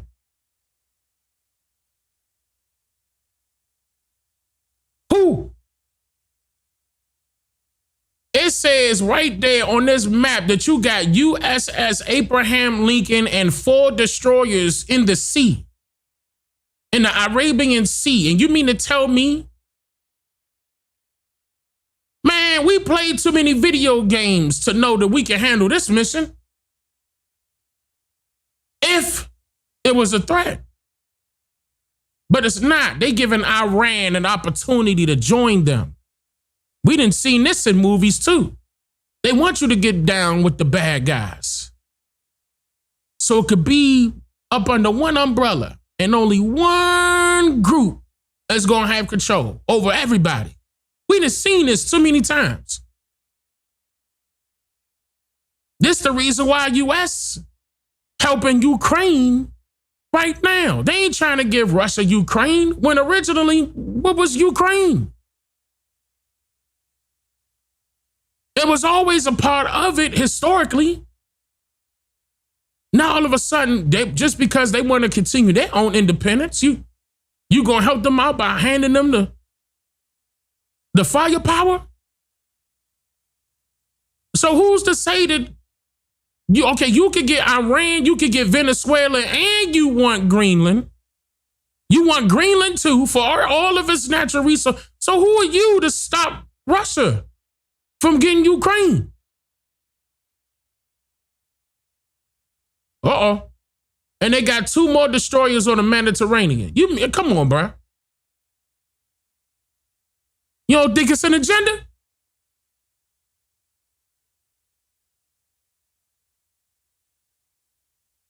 Come on now. Well, there's a lot in between going to a full-on war and doing nothing, right? So, look, the president has this is the president's MO. He wants to exhaust all diplomatic possibilities. That's what he's doing, and he wants to make sure that he has all the leverage possible to do so. So he's already made it clear that we will bomb your facilities if we don't like what you're doing, right? He's already made that clear. After Operation Midnight Hammer. And he's making it clear now that we have a lot of resources in the region should you choose not to act in the way we want you to act. But the red lines we've set, and we should set those red lines, we should not go past these red lines. Now, to be clear, that's dismantling the nuclear program, no ballistic missiles, and no surrogate warfare, and supporting surrogates throughout the region. Iranians, I don't think, are ever going to go for any of this. That's what I keep they're trying hearing, to too. they're trying to buy time, a couple days here. And and there. I'm gonna be honest with you. I'm gonna tell you right now. Whatever protect me and my people, I'm gonna keep in play, because ain't no outsider gonna tell me I need to stand down from protecting my people.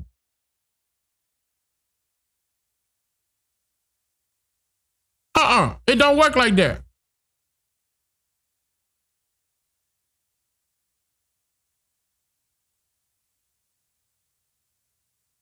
But nah, it's gonna be some folk out there that's gonna tell you to, you need to be on the side of Israel.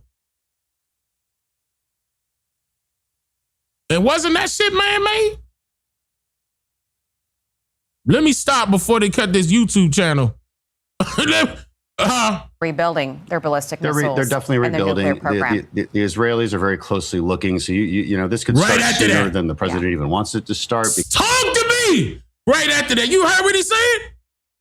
Because there could be a quick shooting war between Iran and Israel. Right. And look, this would be the time to chop the head off the snake. I mean, if you're going to do it, this would be the time. I don't think half measures are worthwhile at this point.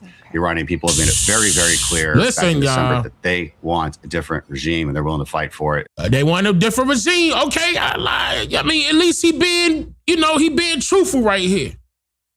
At least he being truthful right here. All right, man. Okay.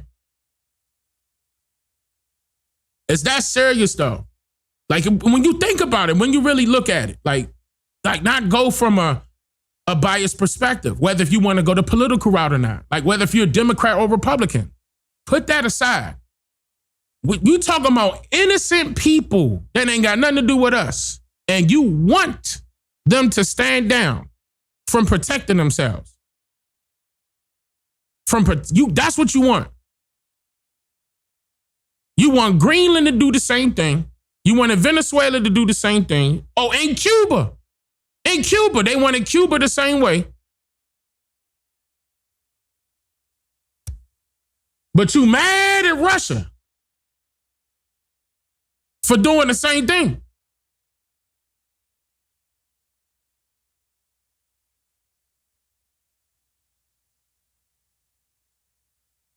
And that's from an unbiased perspective. We can just back them up. Okay. Congressman, great to have you on the program. We'll watch and wait and see what. That's the end. All right. What time is it? I want to play. Okay. I want to go back to this may be a little lengthy. How long we got? How long are we right now? We 10:30. All right. So it's 11:30 for. Okay, look.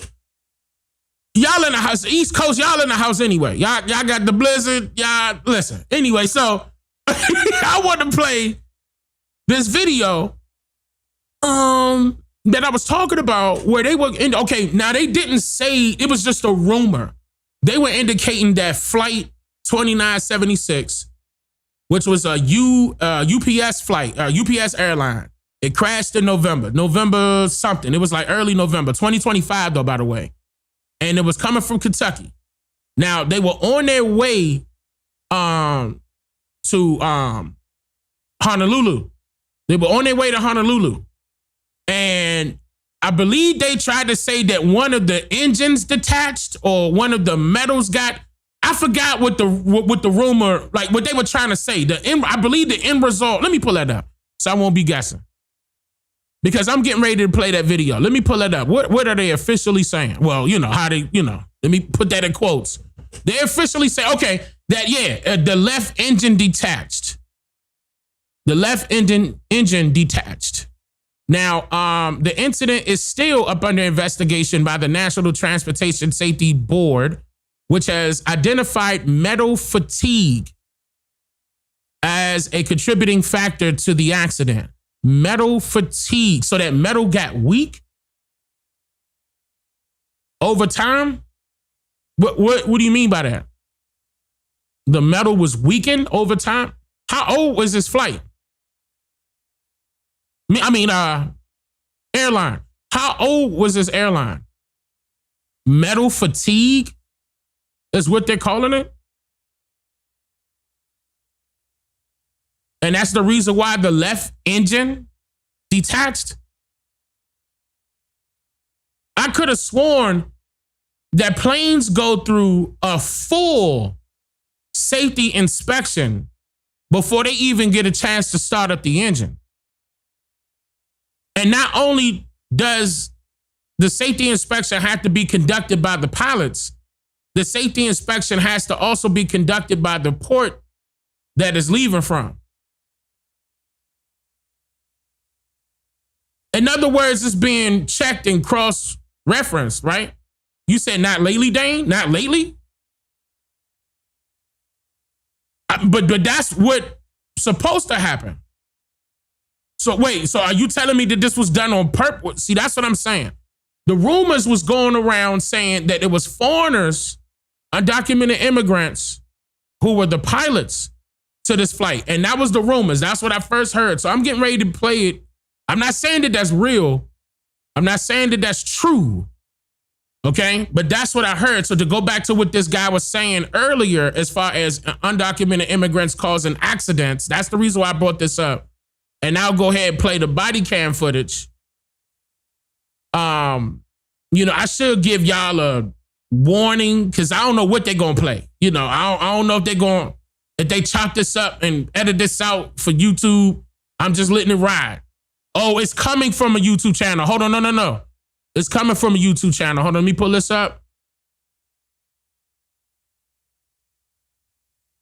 It's coming from Midwest Safety.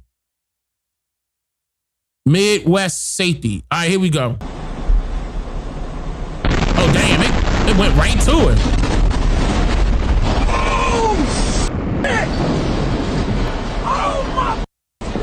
We got heavy black smoke south. Heavy black smoke south of the field.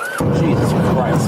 They're saying it's going to be possible plane crash. Plane landed on top of the building. Damn. Possibly from like Talk about body cam footage. Cow, dude, that's bad. Oh. They got a whole bunch of body cam footage and extra footage from other people, dash cams. Whoa, what is he doing? What are you doing? I mean, like, dumbass, move! What is this person? The idiots! What are you doing on the street? That's probably an undocumented immigrant. Looks like the majority of the fire is going to be at this recycling facility here at 7001 Great Lane. We're going to need law enforcement to shut down Great Lane. Radio 38, I'm at Great Lane, traffic shut down here. What the heck? Move out of the way! You need to stop any railroad traffic in that area too. We see a lot of people at Stooges. We're trying to get out of here, so keep a hole open for them. We're going to push them towards our loop. For information, damn! Jesus Christ. The EMS at Great Lane at Stooges had that subject extremely burned in the back of the truck here. So this was Louisville, Kentucky. Okay, we're going to try to push everybody this way, okay? To me, initiate a medical post. I've got casualties being brought to me. Wow. I hope they block people's bodies out. Hey guys, y'all need to get out. Y'all need to go. Fair warning if they don't. Guys, come on, let's go. We'll be on the news later. Let's go. We need you guys to get out, y'all. We're evacuating this entire area. Oh no, they. I don't know what to do. Okay, you know they did add it. Do me a favor, just go back inside, guys. There's all kinds of debris around here. I am one indeed. Okay. Good luck, bro. Do me a favor, try to work your way that way and just get out of the area. Hey, stay away from those wires. I don't know. It's Rescue 46. I'm currently out of water, but I'm being supplied by Guard Rescue 68. Man, he out of water. A firefighter is out of water. What happened? Officers will eventually obtain footage caught by a dash cam on the same street. There are several never-before-seen angles we will soon witness in this video. Damn, that is a airline too. Was it people on board? Hold on. Officers soon discover numerous factors that make this explosion an absolute worst-case scenario. 15 fatalities, 22 people injured. Okay, he is all the way down at the very end. I think it's where it's at. We're trying to get this road down so he can come this way, okay? Once he makes it to, if he does, by the way out, okay? There's people that are still trapped. Okay, now they're saying that the airline The airline is 34 years, or the aircraft is 34 years old.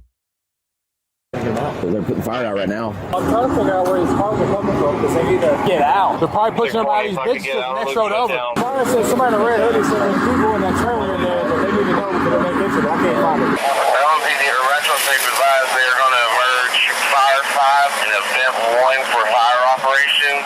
There's a plane down right on Great Lane, Stooges. Somebody's burned bad. That's all I know for right now. Go back inside, please. We're from UPS Security. We're over here trying to figure out if it's UPS plane or not. Okay. I know you're from UPS, but this is all going to probably be a giant scene. Yeah. And regardless of where you work, they're going to make you leave. But it was UPS's plane.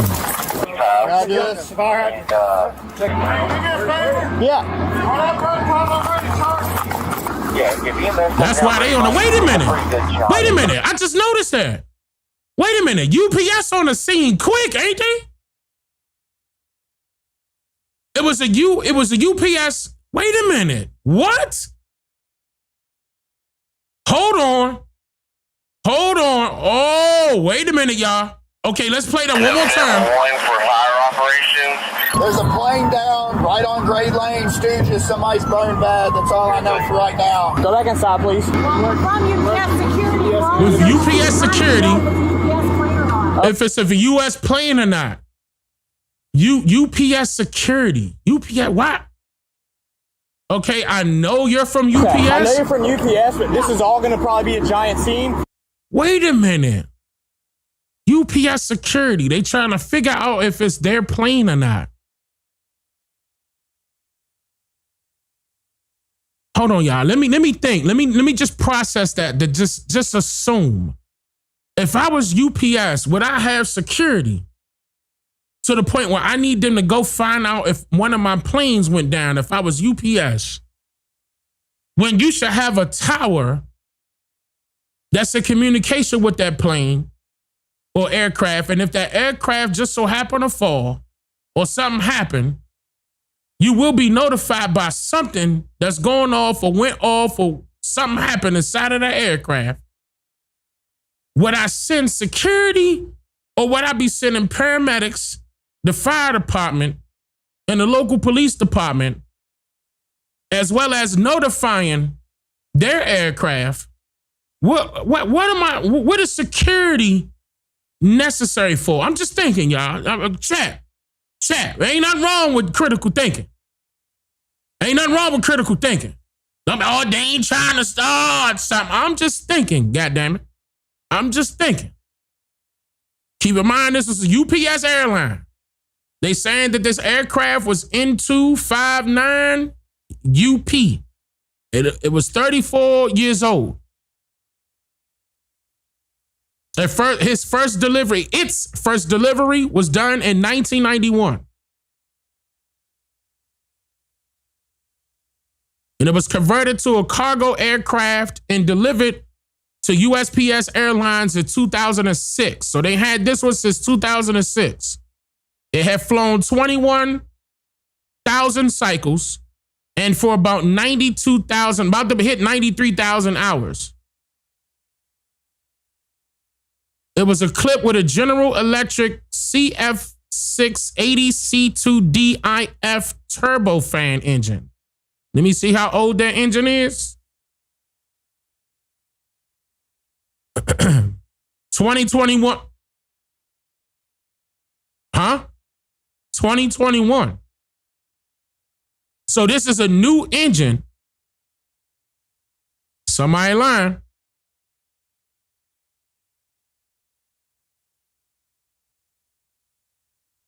Two months before the crash, it had been grounded for 6 weeks to repair a cracked fuel tank.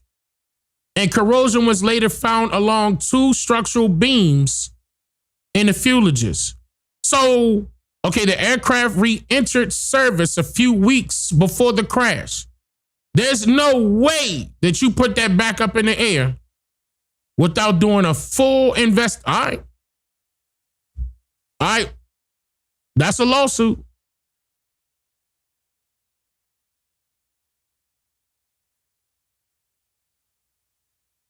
That's a lawsuit. Regardless of where you work, they're going to make you leave.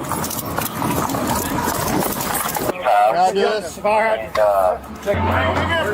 Yeah. Yeah, if EMS comes down Great Lane, it's a pretty good shot. They can get around that. Coming your way right now, you good. All this propane thing. Or the plane hit off the truck. Oh my God, why is it still blowing up? Wait a minute. Watch debris. Watch out above. Where did it land? Oh, what was it carrying? Oh my God. Was that carrying fuel? Let's please get out of here. 1731. Everybody gone. Let's go.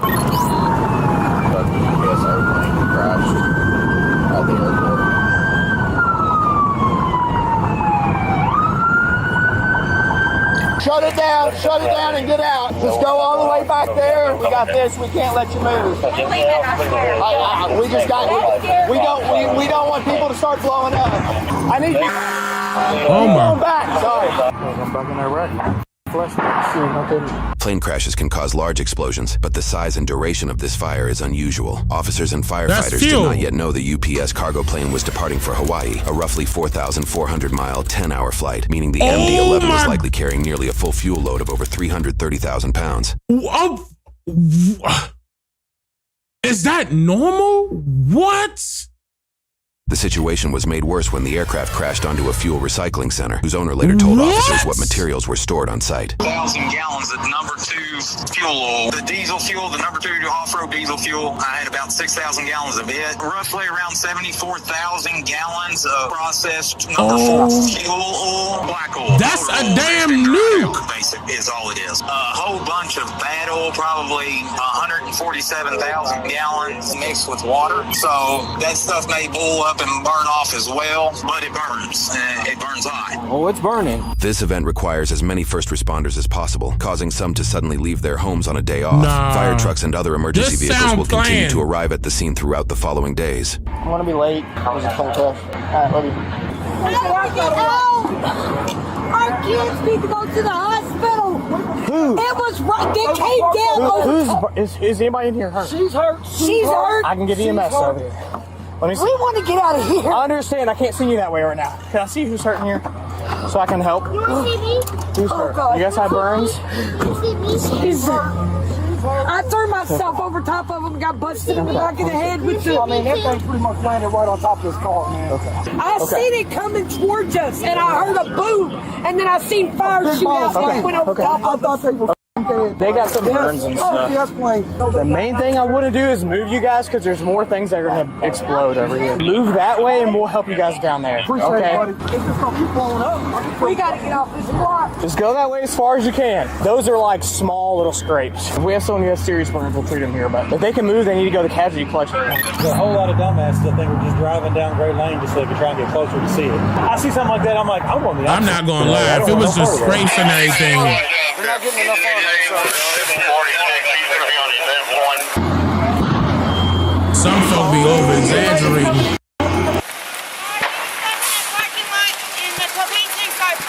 Can we get out this way? Yeah, we'll get you through here in just a second. So establish where the command post is and the best route of entry. Buddy? I was going to say I don't have time to talk, but I understand it's one of your aircraft. This is like a casualty collection point. Gotcha. People keep pulling up and parking. We just need them out of the road. Let's go. Come on. Casualty collection point. Wow. Jesus Christ. Stuff's still blowing up.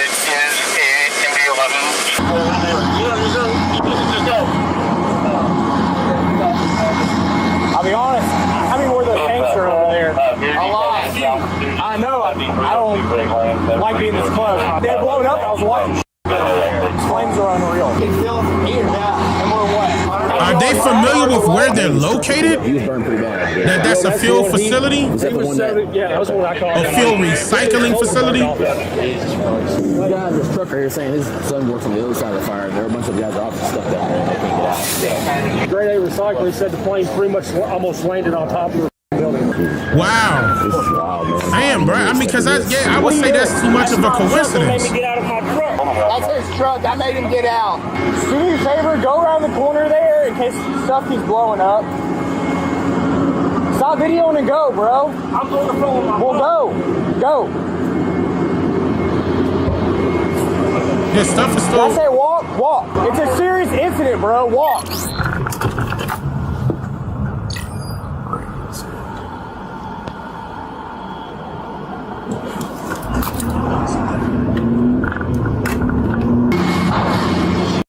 That's from the airport. Airport is yellow.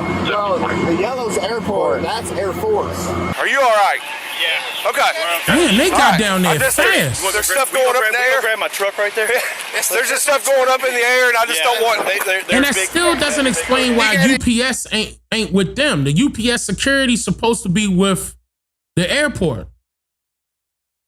Interesting. Man, I'm too fat for this shit, man. I need some water. That thing landed right on top of our place. I can't believe we're Yeah. You need water? Yeah, if you don't mind, man. I'm too fat. I appreciate it so much, man.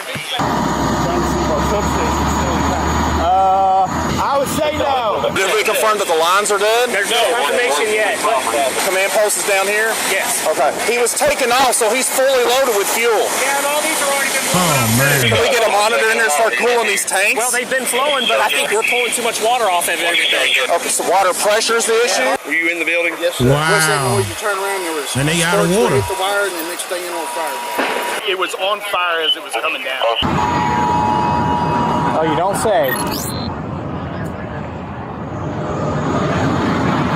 Shelter in place, a 5-mile radius. Are we 5 miles away from it? Nope. Because everybody and their mom's calling me right now. They're trying to keep our tanks full. Yeah, they've been hosing down I the whole will time, back but up, it's- 'cause then them back tanks- up, it looks like it's getting bigger again. Just be ready to watch out when that blows. Bro. Yeah. TAC 1 is That's operational dangerous in as reference to the hell. plane crash. Repeating, TAC 1 is operational for the plane crash. Police car to PD TAC 1. We stand this close to this thing, it's gonna blow up anytime. The petroleum recycling place. Oh, is that what They've been plane blowing. crashes do? Yeah. We need to back up. Yeah, y'all should have been back Yeah, there. big white tanks, man. Those are petroleum tanks. Okay. See big fire? Yeah. Back up. Air 30 to command, just for your heads up, grade lane looks good. They're clearing out Crittenden Drive back to the north. Fern Valley shut down at 65. Wow. So your traffic's clearing out, looks good. I thought they were all dead, dude. I thought his wife, his kids, Hey, back up! We're not joking! Radio 10 unit on scene. Looks like they're saying that there's a burn victim at 4612 Mount Avenue. Front over his body. I never dreamed that this was. Oh, man. I got all info. And why are well? It seems to be a total loss at this point. I hear there were 3 souls on board. The engine is something at the end of the runway came off. Because MB-11 has the one engine in the tail, 2 on the back side, one of them fell off. The NTSB later released an update on the cause of the crash, which we'll cover at the end. In this moment, officials are relying primarily on incoming civilian and security footage. Bro, get the away from here, like turn around. Bro, no, hold on. I think it's gonna crash. Damn, that sound like that was on purpose. Shit. Holy shit. Holy shit. Damn, they're dead. They are dead, bro.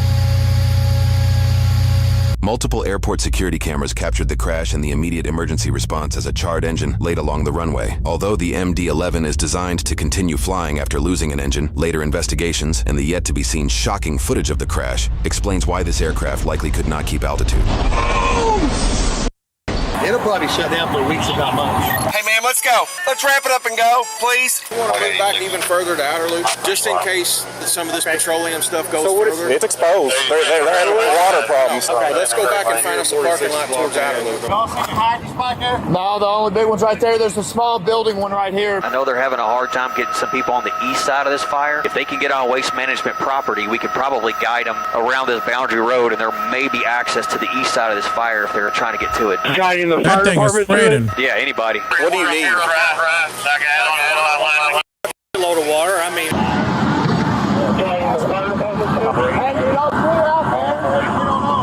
Let's just try to make sure no one's in there. Metro Police, if you're in here, make yourself known. Need to evacuate. Just hang out back here, okay? You said it was grade A auto. Okay, hang out back here. What was he saying? He said he knows 3 people that were working at grade A auto. So we're getting people out. I guess we're going to look, because fire department department's obviously busy. We'll probably just try to get him out of here. This overview, obtained at a later date, shows the devastation left behind by the crash. The damage spans over half a mile, and with fuel leaks spread throughout, officers need to be cautious and quick to save anybody who may be trapped. Air 30 of the Autumn Park unit, you might be able to go through the grade A all the way back past all the piles of stuff. And here's my thing. Wait a minute, because the way they just showed us that thing was on fire as it was taking off, air traffic control, like, no, it's no warrant, no nothing. Nothing is gonna go off to let them know that there's an issue. Like, I mean, especially when you're trying to take, I don't know. It just seemed like something is missing. Jesus Christ. Can you go to Mutual Aid 1? The fire department. He didn't make it too far away from the airport. You guide them through waste management. Okay, Mutual Aid 1, we'll get. You said casualties. I had one burnt pretty well. All his clothes were burnt off. And he's gone? Yes, he's been transported. You had 2 total? Well, a family with kids in the back seat of the van. I don't know how many kids were back there, but they took off. One there. Oh, please don't show the bodies. I mean, they could be. Yeah, that doesn't mean. Oh, just kidding. Disregard. Okay, so they are dead. CAD, 1 casualty, 42 melting in the parking lot. A lot of this is going to have to burn out. Oh, it's going to take it. We're over here for a week. I don't think there's any buildings back here. I think this is all junkyard. Is there a way to get through right there or no? Okay, yep, never mind. Disregard that. Bro, it's a scene out of a movie. It's getting hot again. I can feel it. I guess it's a good thing it wasn't a passenger plane. Then again, it doesn't make it any better. My girlfriend was flying back today. Oh, you talked to her, I assume? Yeah. Okay, again. Yeah, wow. That is shocking. It's hard to believe you just had that. Airport thank God, you know, at least we get to practice. Crazy that it hit what it did. We just did a drill. Hey, bro, that's how you feel? Fire's worsening on our end. We're trying to get water back on the fire. We had to shut the line down. Something caught down here, and it's worse than it was. Engine 73, we're responding on Mutual Aid 1, headed to waste management. Okay, if you have a command car that's over here right now, that way I can guide them back to make sure you can make it back and you don't get stuck. That'd probably be the best bet. Damn, look how far that stretched. No, we're trying to go around the fire because there's people that are trapped back here, and we're trying to figure a way to get them out. We don't know how far south the fire went. It looks like it stopped right here, so. No, bro, there's nothing police can do right now. You said the engine survived? What do you think, bud? I think it's not good. It looked like the engine was on fire. The plane, that big piece of metal right there, that's a wing. Let's get out of here. Watch your explosions. Yeah, or tires. Like I said, it's probably, I guess, I don't know if this is a good place for this to happen or a bad place because these are all wrecked total cars, so. There's all these cars right now. Well, you right. I mean, look at the sky. You can't even see the sky. There's a plane park right there. It looks like the Waste Management just opened a gate just off of Grade Lane, just down from the command post. See if you can access the property from there. They're trying to get a fire truck company to be the ones that respond to it.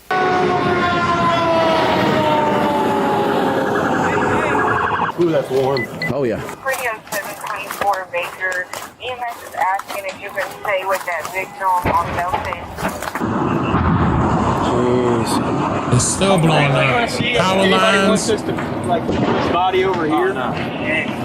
Probably not. No. Just leave them? Yeah. We don't know what's burning. It could explode over there. Should we like check the pulse or something? So they couldn't get the he's dead, bro. bodies. Yeah. They saying that it's 12 fatalities on this report, but it's more than that. Yeah, we can check this building here. There's a gate open right here. Yeah, there's a gate open. Is everybody down there? It was so bad that they couldn't get people that were already burning. So far, okay. You know, they were deceased though, and they just showed that part. Okay, good. It said everybody was okay. No, they're missing a bunch in the lot. Hey, they possibly have 2 people. We made it to the other side of the fire. We're at 4566 Melton. Yeah, that's more than 12 people. Here, obviously, but they're safe for the most part. We're still doing search and rescue though. Now this was just released apparently, but this happened last year in November. I'm on the loop now. Down on fire. Everybody down on fire. I don't know if you can see that. Where? Right there. That one right there? About 40 people in that direction. 40 people. Oil or diesel? He said 40 right there. Okay. They said whatever happened crashed on Gilmore Lane. Okay. Could you move your truck, please? Could you please move your truck? Hey, Sarge, if you just want to hold them at 65, then we can flush this out in just a second. HSO 22 radio. We got multiple obvious 1080s are burning, or the auto lot. Ain't nobody in there surviving. No, we need to get in that building. This right here is fuel. Fantastic. Ain't nobody surviving that, man. Of course I get my flashlight too.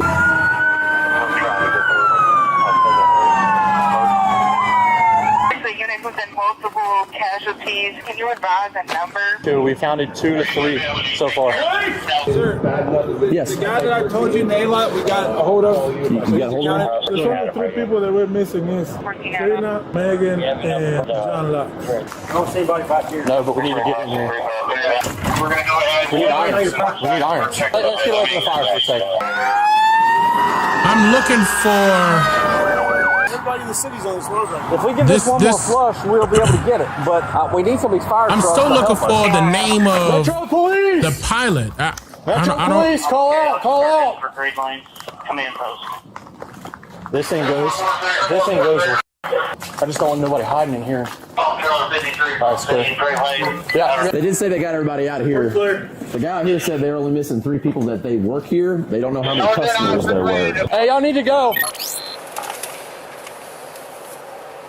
We have them do immediate staging out here in one of these gas stations on outer loop somewhere out there. How about the elementary school that's off of... That's a really good idea. That's fine. And that'll keep them off their hair in the airport. Can we maybe just send some PIOs out there to do a real quick basic briefing? We don't know shit right now. We need to come up with the and tell them that we'll have an official briefing in about 2 hours. I wouldn't give them a time. I would just say as quick as we can get somewhat of control of this. Okay. If that's the media, we can put a TFR in place. I would do it. That's us right there. So I don't request that. No, Channel 32's flying around. I saw them getting off Fern Valley Road. I'd do a TFR if it was me. Can we get a TFR in place except for emergency? The name of the airport is called Muhammad Ali International Airport. The aircraft only? I don't know if that fence is still charged. It might be electric, so be careful. What about that hole right there? There is a third casualty there, severely burned. We see lights and people screaming and whistling and some wood line. No. Hey, we might as well go out. I don't think they released his name. Well, I'm looking. Go. 1395, a couple. Hey, you just want to kick that sheet metal. This goes through the other side here. I'm still looking. Oh, there's another fence. There's another fence. When you get through, hold this. Yeah, I got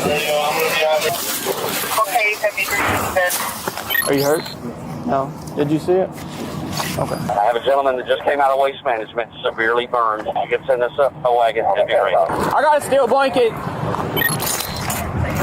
But I'd rather an ambulance come to you all than you all trying to drive crazy to get to where we're going, okay? Come over here and hang out, okay? We're helping him. I've got an Just hang out. ambulance coming. I know you're cold, okay? Will this aluminum blanket help at all? What's that? Aluminum blanket? He's gonna stick to his skin. Not as bad as that cloth would. I'm not. No, we got a burn victim there. You got ALS stuff? Can you open your mouth? Okay. All right. Where does it hurt right now? They named, okay. Just here? Okay. They named some of the people. Okay, wait. Is this them? Okay, here we go. He's got bad tongue feeling. Captain Dana Diamond and Captain Richard Wartenberg. Captain Richard Wartenberg. Medical coming? I heard a question, but I don't know.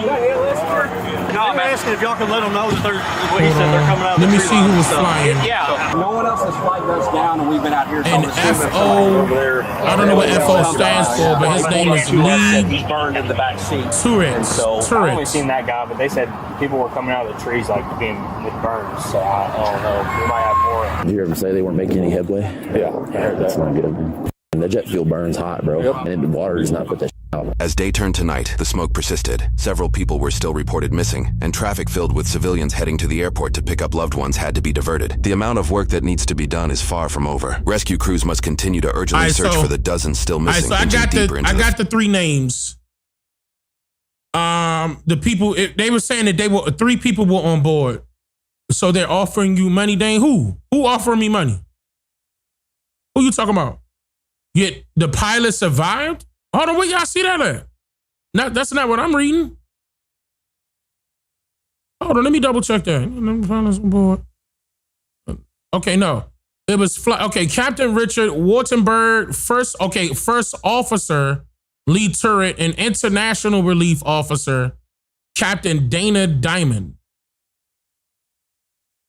And I don't see where it say they survived. They were identified as the victims that were found on board. The coroner identified them. They died. They died. They didn't survive that. Can still be discovered and saved. You're gonna have to go right, man. You're gonna have to go right. You're gonna have to go right. I know it's a plane crash. And sucks. Call Ashley, my beautiful wifey. Calling Ashley, my beautiful wifey, mobile. Hey, can you just send a message out to the girls and you? Just put a message on Facebook. You've talked to me. I'm fine. People's text message me every 5 seconds and I can't get done. Just ignore it. I did in the group chat. Okay. So all right, that's fine. It's the only one that should matter. Ignore everybody else. Just don't pick your phone up. Okay? All right, bye. Also, possibly someone trapped at 4511 Mount Avenue, a disabled gentleman. Water right here. Walk out towards the shut down the ramp.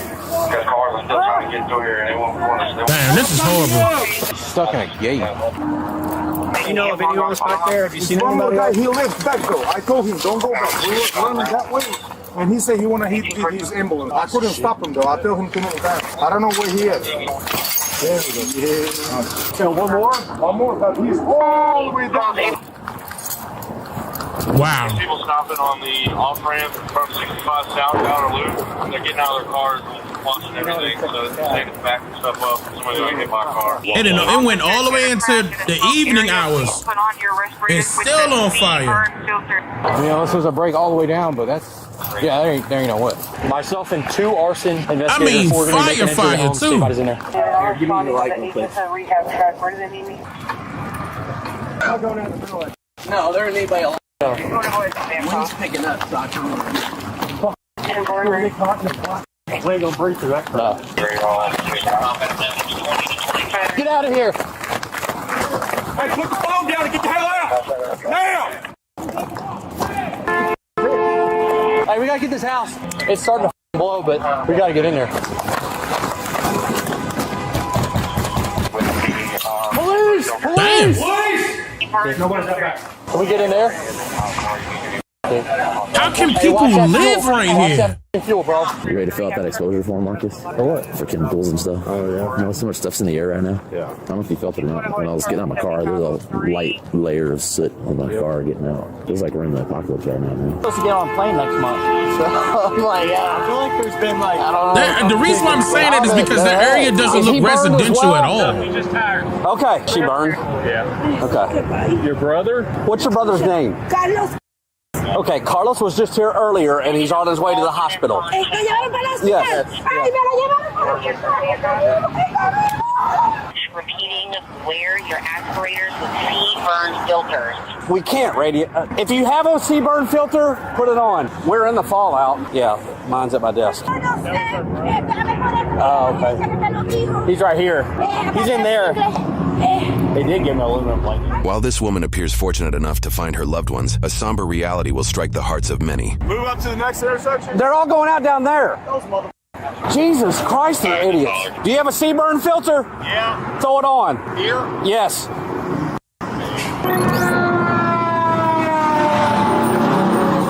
Oh, it's closed. How you doing, man? We have an airplane crash. Yeah, I know. I need all y'all off the street. You're blocking the main egress for fire. You cannot park here. Yes, sir. I got a UPS load. Sir, you are blocking the main egress for fire to get to victims. I don't care about the rig right now. UPS is going to be shut down for the foreseeable future. Yes, sir. Do not park here. Let's go. Thank you for your understanding. Yeah, everybody, monkey see, monkey do. I gotta have these rigs out of here. It's a mass casualty, okay? What? Actual Way down there. Come on that way. Yeah, do me a favor, just keep walking, bro. All these folks need to go that way. Who's this guy? His mom works here, and he came here looking for her. He's been staying up there for a while. Oh, shit. Should we at least knock on that? Metro Police! I think that's a turbine. Yo, I think that's a turbine. Wow. 4511 is currently on fire. 45119. He said he got one question. The brother was trying to. Am I relieved from my duty today?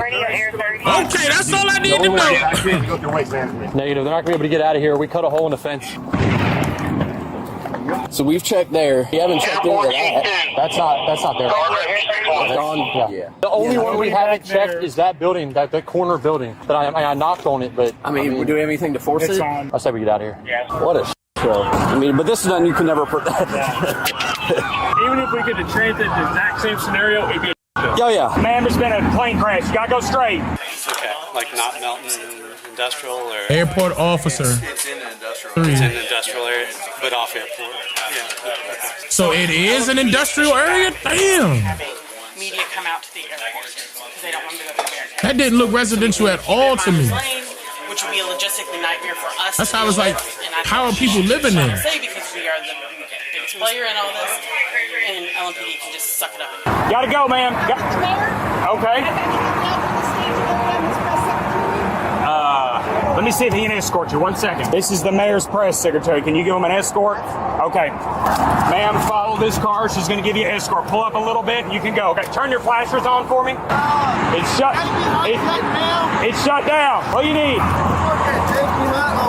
No, there's a plane crash. Okay. Yeah. You gotta go. You gotta go. You gotta go.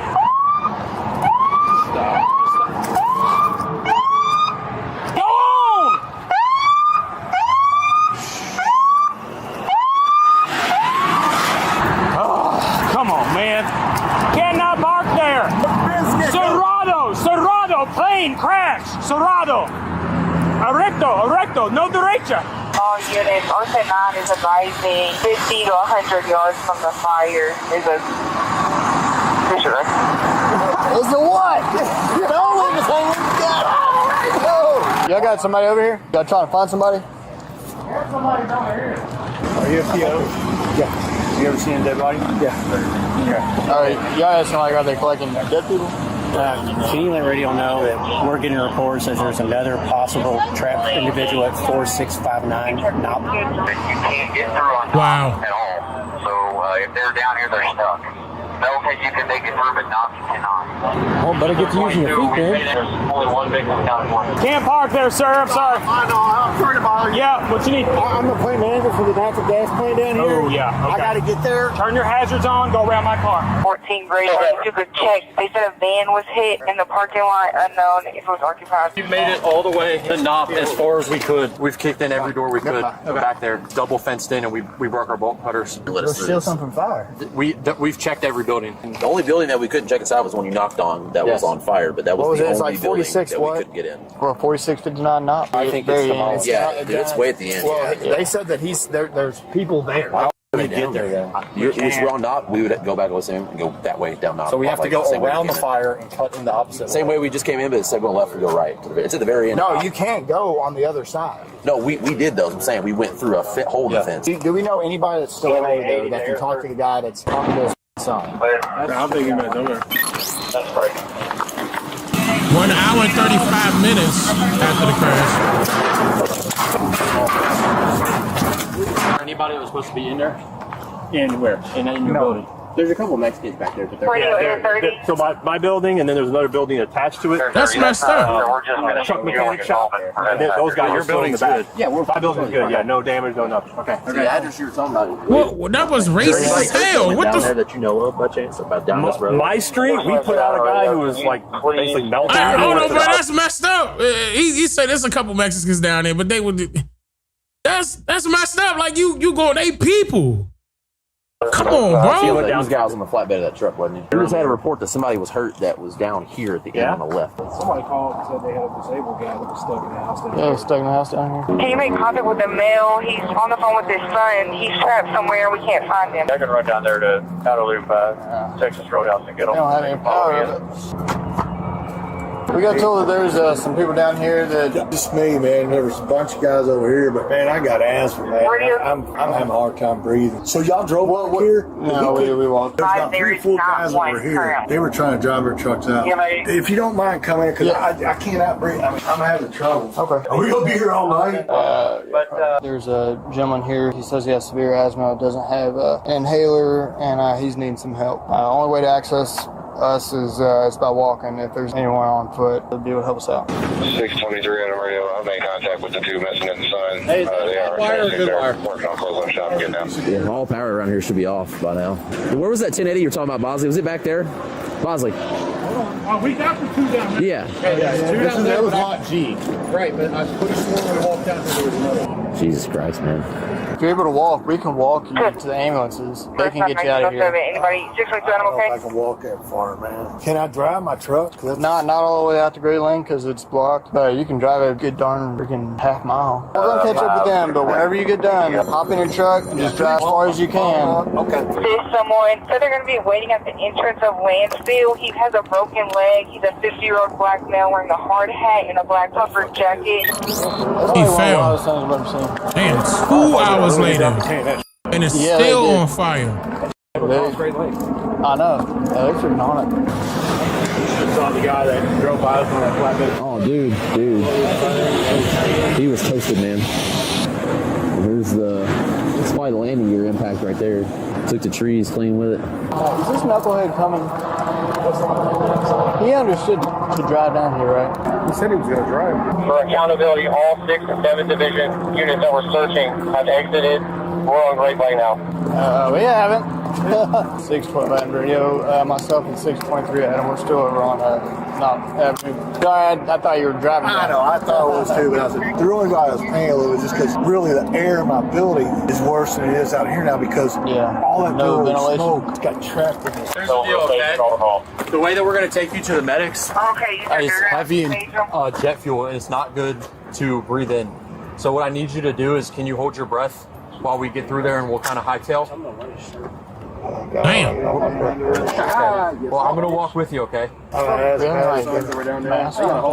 buddy. We're going to get you out of here. If you feel lightheaded or anything, you got to let us know, okay? Hey, when we start walking through this debris field, somebody else get on his side and hold his other arm. All right, so this is where it gets... Is this a junkyard or is this it is. Debris? No, this is the debris, actually. Hey, so listen, try not to breathe in as much as you can right here, okay? Careful.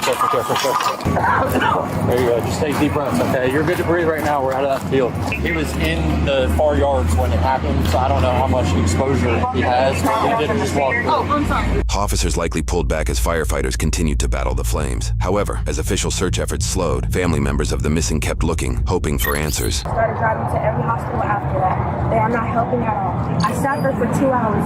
It took them 2 hours for them to ask me to send them a picture. When I was the first person there to call them. I was the first person there as soon as they said to get there. Oh, did you go to the academy already? 2911? Yeah, she said she was there first. You checked the hospitals, you said? Yes, I went to every hospital. They said that they're not in no hospitals. Well, right now it does say that there's 4 people that are unidentified, but they're not saying that there's a child. Okay. And I just know that they were together. Oh, is this the lady I read about? My dad, that's how he makes his money. He goes back and forth starting at 8 o'clock in the morning. She couldn't go to daycare because she was sick. And you said the phone is still pinging over there? Yeah. But sometimes I hope this is not the lady that I read about. She was in the hospital. They said when they jumped out. I'm just reading this. See where he ran to. Yep, see? Okay, that was our colonel that was down. It is our ship. The National Transportation Safety Board and the ATF and FBI and whoever other investigators are down there. Hold on, let me, all right, so 2 of the victims were identified by a family friend, Lunez Fedden, and his 3-year-old daughter, Kimberly Asia, but it's without an I. Asa? Fedden and father of 4 and grandfather of 3 often visited a scrapyard near the airport to collect metal for income. The family friend said, who remembered him as, quote, simply an angel on earth who helped raise, quote, a whole village. Basically, this may be the friend or a family friend, something like that, but it's a baby. Basically, it's a baby and his granddaughter. He was young. There is nothing for you to do down there. So he's recommending that you just go home and wait. Okay. There's nothing else we can do. That's easier said than done, obviously. I know that's stressful. Can you do one thing for me? Sure. Can you take my phone and can you just go to where his car We're not is? allowed down there. That's where we're at. Can you give it to them, please? She's 3 years old. Oh, it is her. I'm sorry, I don't. Oh my God. All right, let me stop right there. This is her. I literally just got finished reading. Okay, look, y'all. Oh man, this is so sad. I'm not playing. Like, I was literally just reading that. This is them right here. And okay. And it was just, that was just right on time because I just got finished reading that part and then they show her. And they gone. Then they gone. Okay. I want to go home with no answers. I can't. We have no answers for you. They can't tell you if one of the 4 identified as a child. We've been told they've all been adults at this point because there was 3 at least on the plane and then 1 adult on the ground. As soon as we know something, they'll reach out to you. Oh man. What's your name, man? Shirley what? Yeah, Fedden. Tragedy would strike Shirlene and many others. Her father and daughter were found among the 15 total deceased, along with dozens injured. The deceased includes Shirlene's father, Lou Fedden, 47. Shirlene's daughter, Kimberly Asa, 3. Trinidad Chavez, 37. Megan Washburn, 35. And John Locks, 52. The 3 that were mentioned by a coworker to officials as unaccounted for. Ella Petty Wharton, 31. Angela Anderson, 45. Carlos Fernandez, 52. Tony Crane, 65. John Spray Jr., 45. Matthew Sweets, 37. He was severely burned and passed away days later. The last and most recent death was Alain Rodriguez Colina, 50, who succumbed to his injuries several weeks later on Christmas Day. Those on board included Captain Dana Diamond, 62, Captain Richard Wartenberg, 57, and First Officer Lee Truitt, 45. Investigations ensued, and footage from several other sources were eventually released.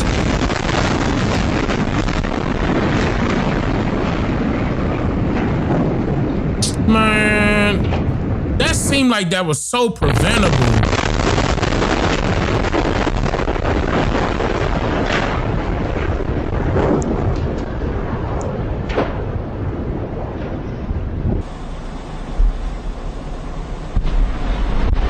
Oh, it turned on the side.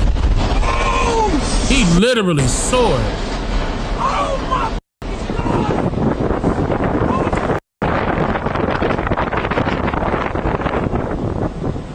What in the what, man? They said that planes can still fly even with one engine. Show the MD-11's engine detaching and passing over the wing during takeoff. Investigators found fatigue cracks and wait a minute, overstress failure. So wait, stop. You mean to tell me that they not gonna tell him to stop that thing? That was happening as he was taking off. No, nothing? I don't get that. I'm trying not to play that part again. Hold on.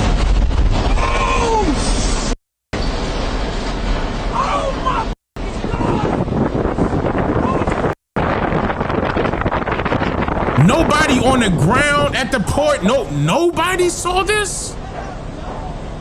Recent NTSB updates show the MD-11's engine detached. Right there.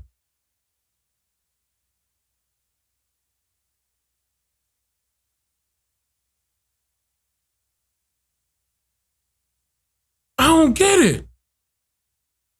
I don't get it. And he kept flying? He didn't see that? He didn't hear that?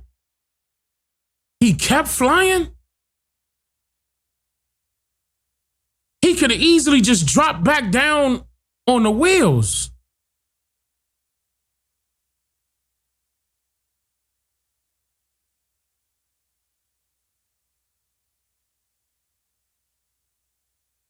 Because that's not, I mean, I don't know. Again, I don't know. I'm not a commercial, I don't know. I guess would be considered a commercial aircraft. I'm not a pilot. I don't know.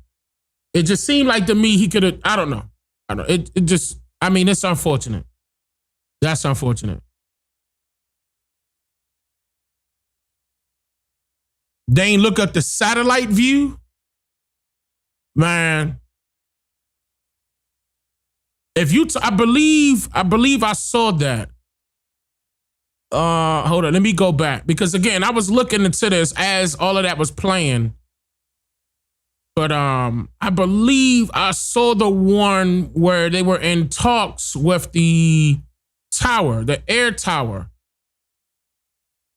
And I know that would be an interesting thing to play, but I mean, people on the ground could have, so many. Let me see. Wrapped up at about 9:30 last night. In fact, the teams actually continued to meet after that for several hours. We named the following parties to this investigation: the Federal Aviation. How do I pull this up?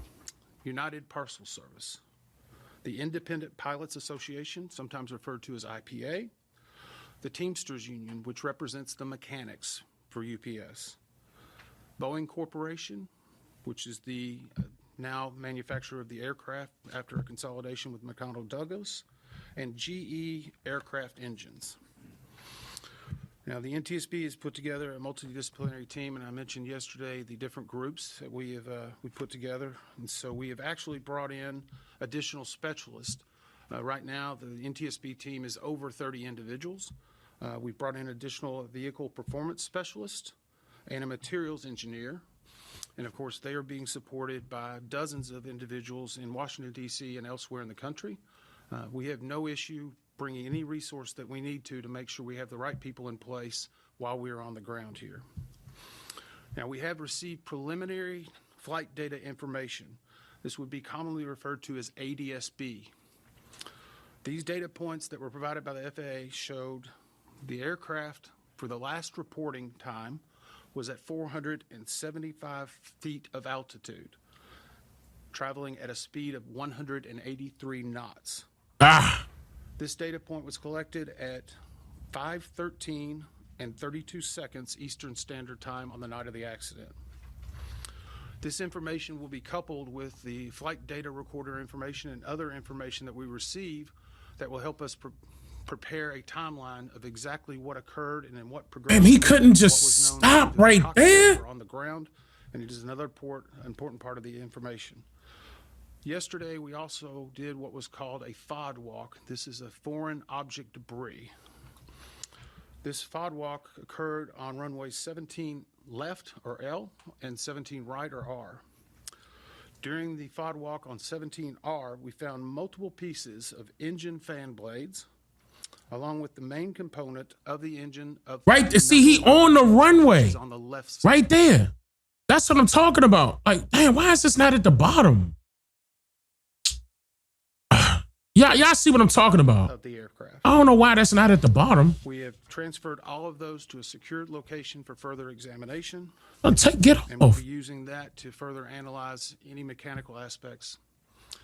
Let me go back and hopefully it'll go away. Yesterday, we also did what occurred. This is their website. This data there you go. was collected at 5:13. I'm not going to scroll my mouse over it. 2 seconds Eastern Standard Time on the night of the accident. Now, again, I mean, they saying that he was like 180 miles per hour. It just seemed like, I mean, I don't know. It just seemed like it didn't have to go. It just seemed like he could have went. He could have stopped that. Or on the ground, and it is another important part of the information. Yesterday, we also did what was called a FOD walk. This is a foreign object debris. This FOD walk occurred on runway 17 left, or L. I can't turn it up. This is from their website. During the FOD walk on 17R, we found multiple pieces of engine fan blades, along with the main component. Wait, I can still boost. Hold on. Number one engine, which is on the left side of the aircraft. We have transferred all of those to a secured location for further examination. And we'll be using that to further analyze any mechanical aspects. Those planes were way too heavy. We recovered the flight data recorder and the cockpit voice recorder, often referred to as the FDR and the CVR. Last night, one of our recorder specialists flew overnight with that recorder, immediately went to the NTSB headquarters where we have a recorder's laboratory, and extracted the data from both the FDR and the CVR. Look at how long. We consider this a good extraction with good data points, which means that we will have even more information to help paint a comprehensive picture. So it seemed like he had time, Shahoon, who in my will give you opinion. a few specific pieces of information regarding the flight data recorder.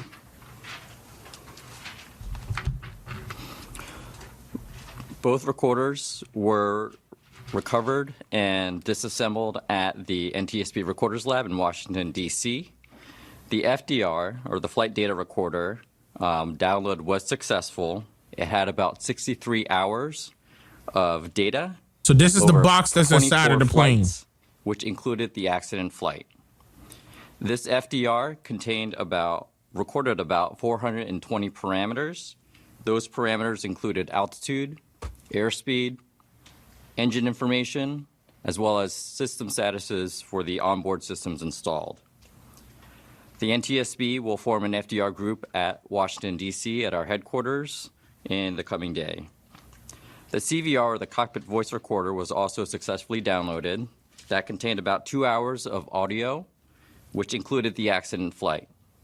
The CVR group will convene at the NTSB in the coming day to do a transcription of the recorded audio for the accident flight. Okay. And let me reiterate again, the NTSB does not release the audio of any cockpit voice recording. A transcript ultimately will be made available of the pertinent information regarding the actual flight itself.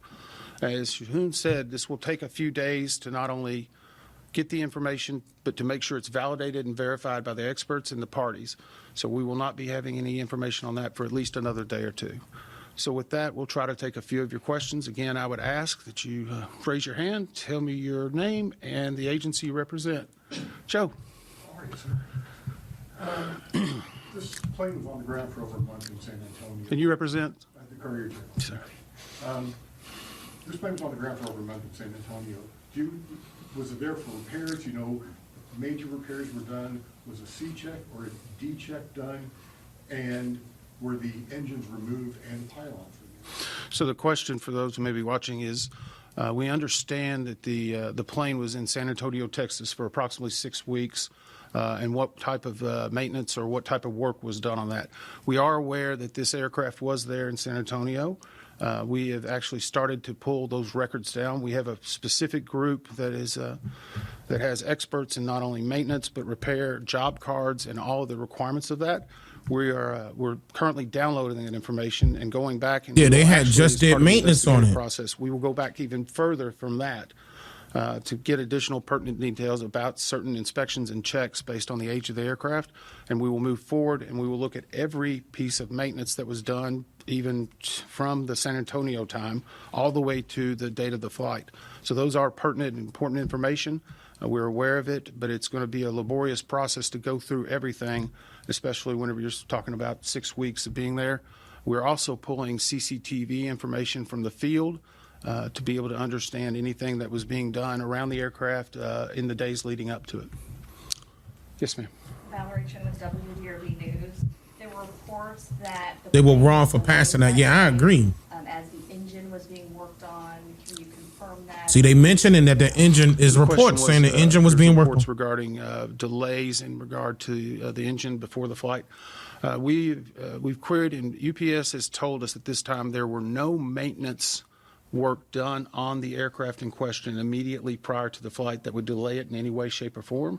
Obviously, one of our jobs is to make sure we verify anything that we may learn through multiple sources, but nothing to this point has been presented to us to dispute that. So our belief is today that there was not a maintenance issue regarding that aircraft prior to the flight subject. Tom? Mr. Emmett, there is some reporting to suggest that the crew of that plane they were supposed to be on a different plane.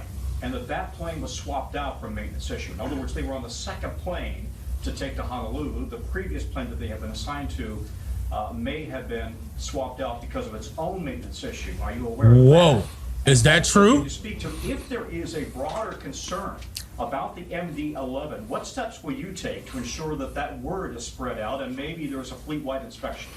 You know, each time you ask a question, Tom, you ask two. But that's okay. That's okay. That's okay.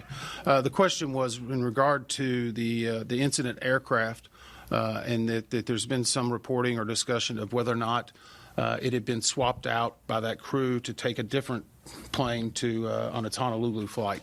Right now, we've not gotten any specific information on it. The good news is UPS, their flight scheduling and all of their crews are being very cooperative with us, providing everything we need.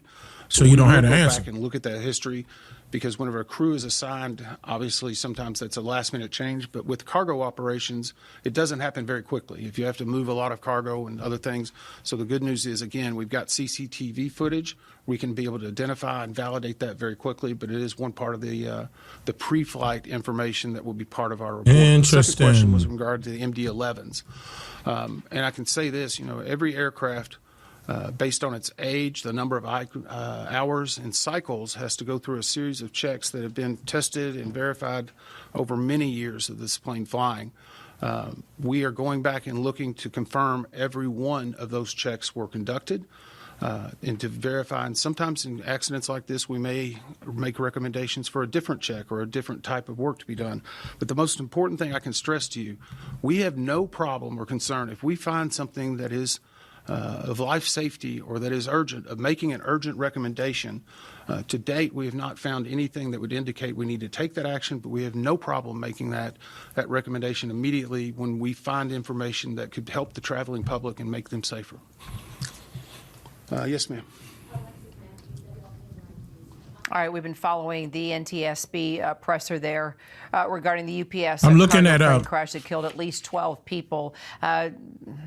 Bit of good news. They recovered the black boxes. Both the FDR and CDR were in good condition. All right, so originally, the crew of the UPS Airlines Flight 2976 had originally been assigned to a different aircraft.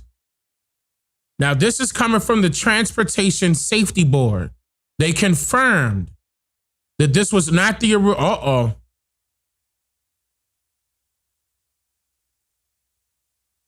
The crew was initially scheduled to fly a different UPS Boeing 757 from Louisville, Kentucky to Birmingham, Alabama.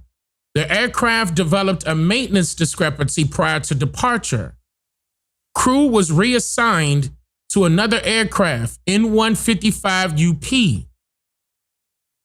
UPS operations reassigned the same crew to another Boeing 757 tail number, that's the one I just read. This replacement aircraft became UPS Flight 2976 for that assignment. The reassigned aircraft did not have any maintenance issues that caused the accident.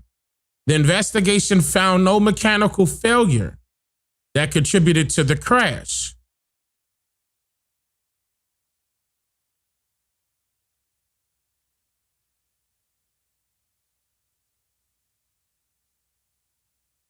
Wow.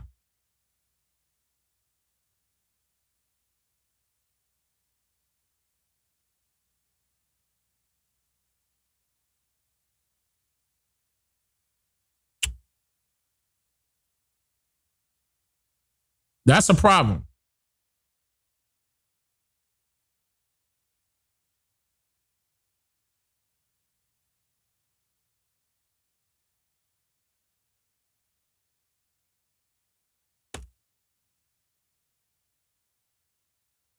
Let me check another. Hold on, let me check something real quick.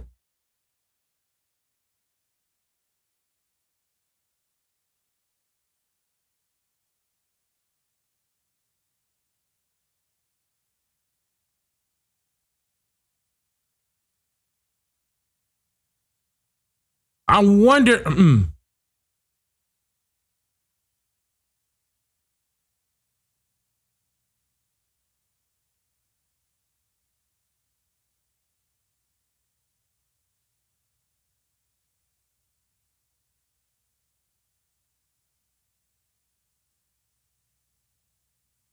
Interesting.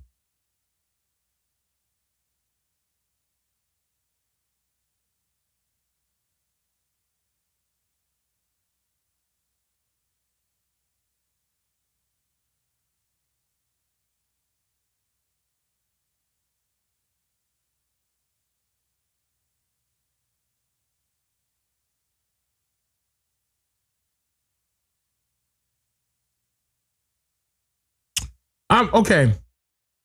I wonder why they're not giving us the number of the original flight. Like, the original 757 that they chose. I don't see that anywhere on their site.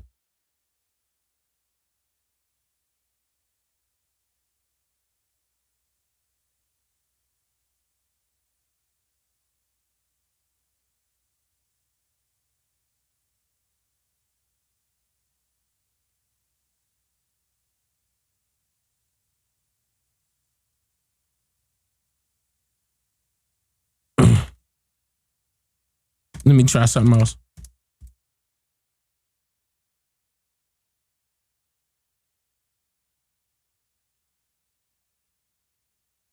I'm trying one more thing.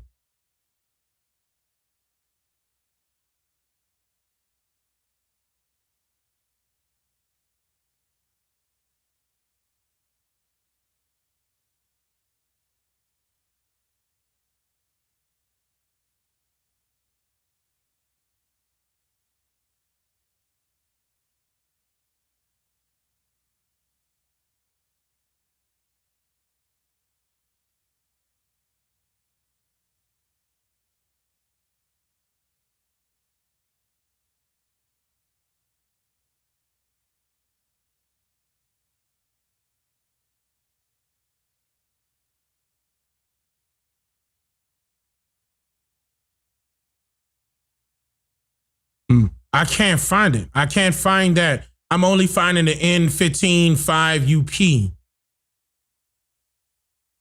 Yeah, I can't find it. I'm trying to find it, but I can't.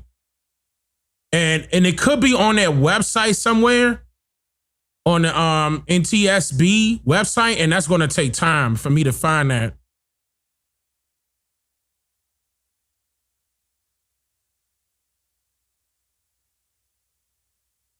I'm going to move this over to the side.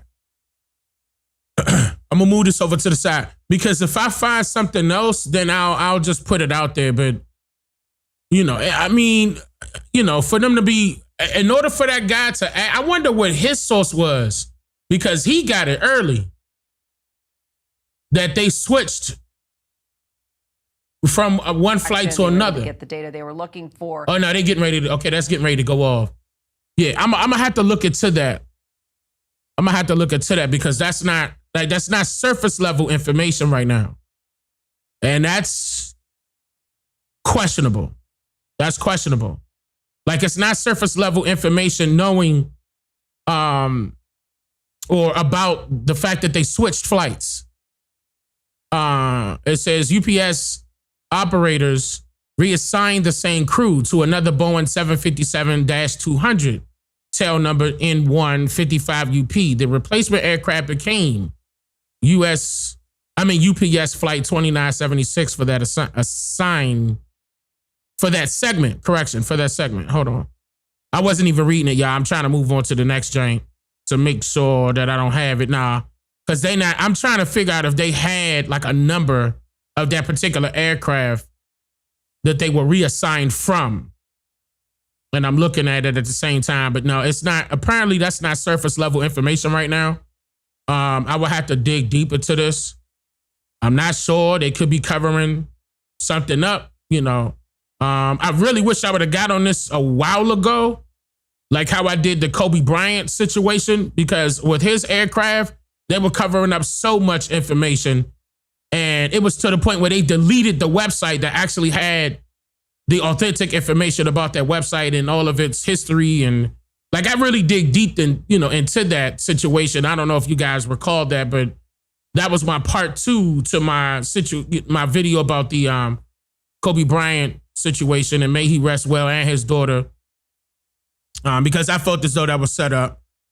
And I wanted to know why, like what was going on. You know, I was just being nosy, and you know, I was on top of that at that time. And then they started deleting everything after the fact, like a day or two. So hopefully they didn't delete everything about this part right here. But it's been 3 days already. Correction. Yeah, no, it's been 3. Wait, I forgot when this body camera footage came out. Hold on, let me double check. The body camera footage came out.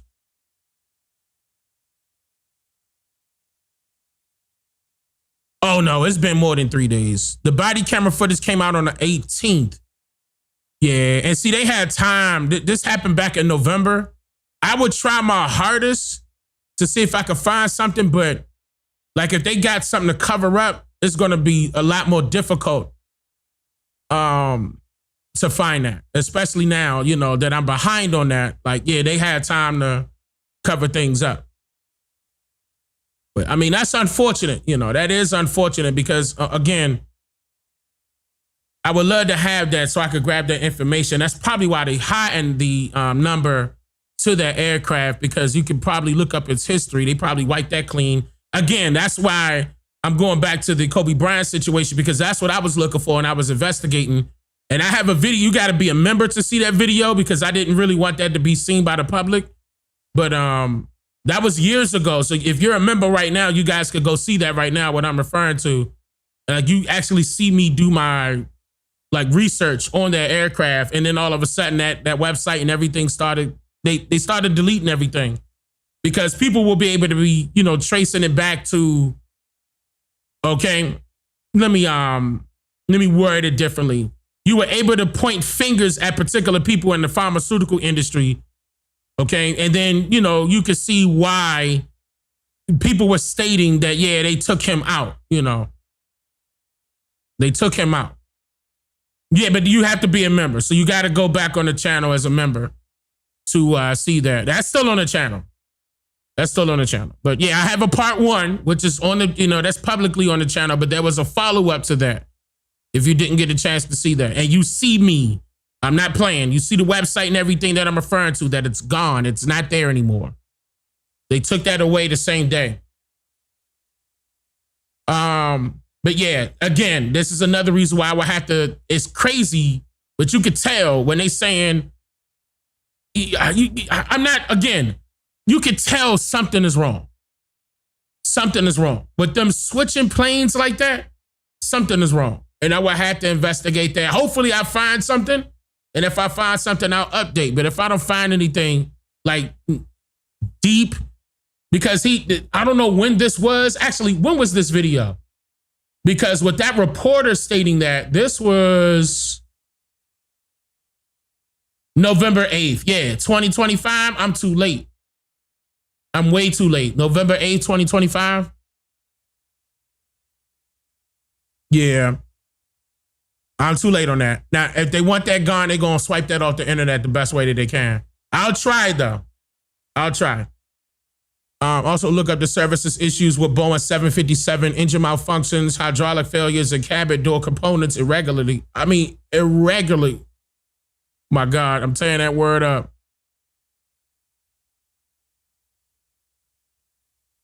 I got you. But at the same time, okay, for them to lose an engine, like it cutting off, that's one thing.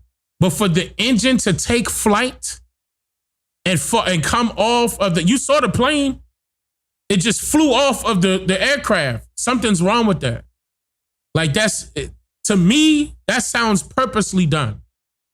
That sounds purposely done. That's not something as simple as, you know, one wrench or one nut is holding it together, you know, and like, nah, that's something major. Like, and then he kept going down the runway and then he took off. Yeah, I know aircraft, according to what they were stating, aircraft can utilize just one engine if one engine goes out. If there's one engine failure, they have another engine. So that's what I'm saying. So what made him crash? What made him crash? What was it?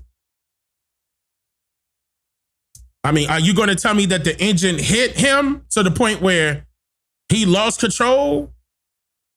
Because it doesn't, according to the video, it don't look like that. It looked like he kept going. With the engine gone, he kept going. I mean, that's a big, it just seemed like that would be just a large noise, something. It would be something in the system. Something is telling him, hey, something wrong. I don't know. I don't know. It just seemed like to me he would have time to stop that thing. Or at least bring it up in the sky and turn it around. I don't know. I don't know. Again, I'm not. Now, that's a cargo plane. You know, I guess they could still be considered commercial because it's, you know, it's being done by UPS. So I would say commercial plane still. But, I mean, a 757, no passengers, really. And that's basically the same size, you know, as a passenger plane. That's pretty major. And it could be different factors into turning that thing around, et cetera, et cetera. I don't know that part. But, you know, it just seemed like to me he could have just ducked the nose down and landed. That's what it seemed like to me. It just seemed like he should be able to just duck that nose back down, cut all them engines off, something. It just looked like he had time to stop that thing. But maybe he didn't. I don't know. Maybe he didn't. And then for that thing to be turning on its side like that, I don't know. Carrying fuel and then landing in a fuel, what is it? A fuel waste facility or whatever they called it. Yeah, an industrial area. That just seemed iffy to me. I wish I would have looked into that at that time because I probably could have grabbed what this reporter was referring to, his sources and everything else. And as I'm going to have to look further into this to really find that, to see where that came from.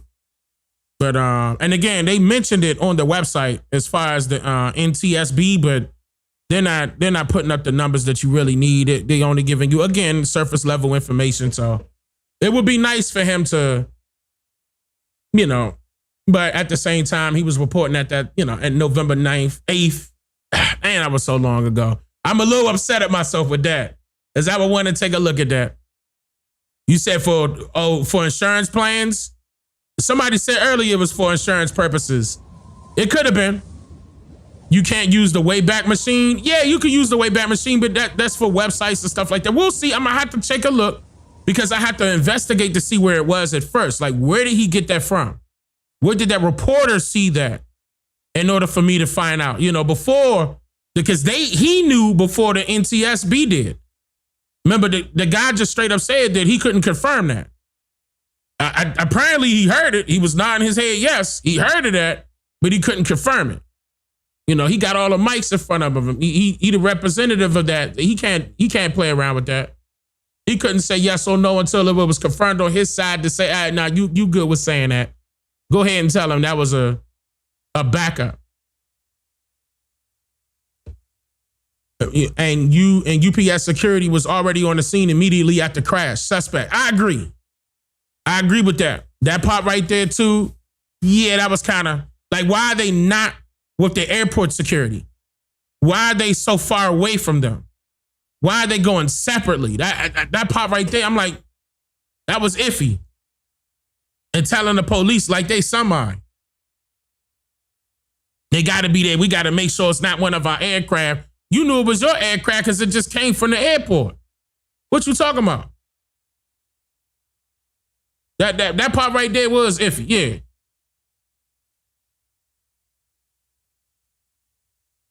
You telling me that something took control of it? Maybe. Man, listen. Maybe why planes flying over the fuel? Yeah, why are the planes flying over a fuel facility? Why is that even so close? Why was that built so close to the airport? There's a lot of questions. Y'all got the right to ask questions for sure. That was warehouse security? You said that was warehouse security? Now, that could be the case. That could be the case because remember, we did see the brother pulling up with the UPS truck. He had a 16-wheeler on him. So it could have been a warehouse around that corner. It could have been.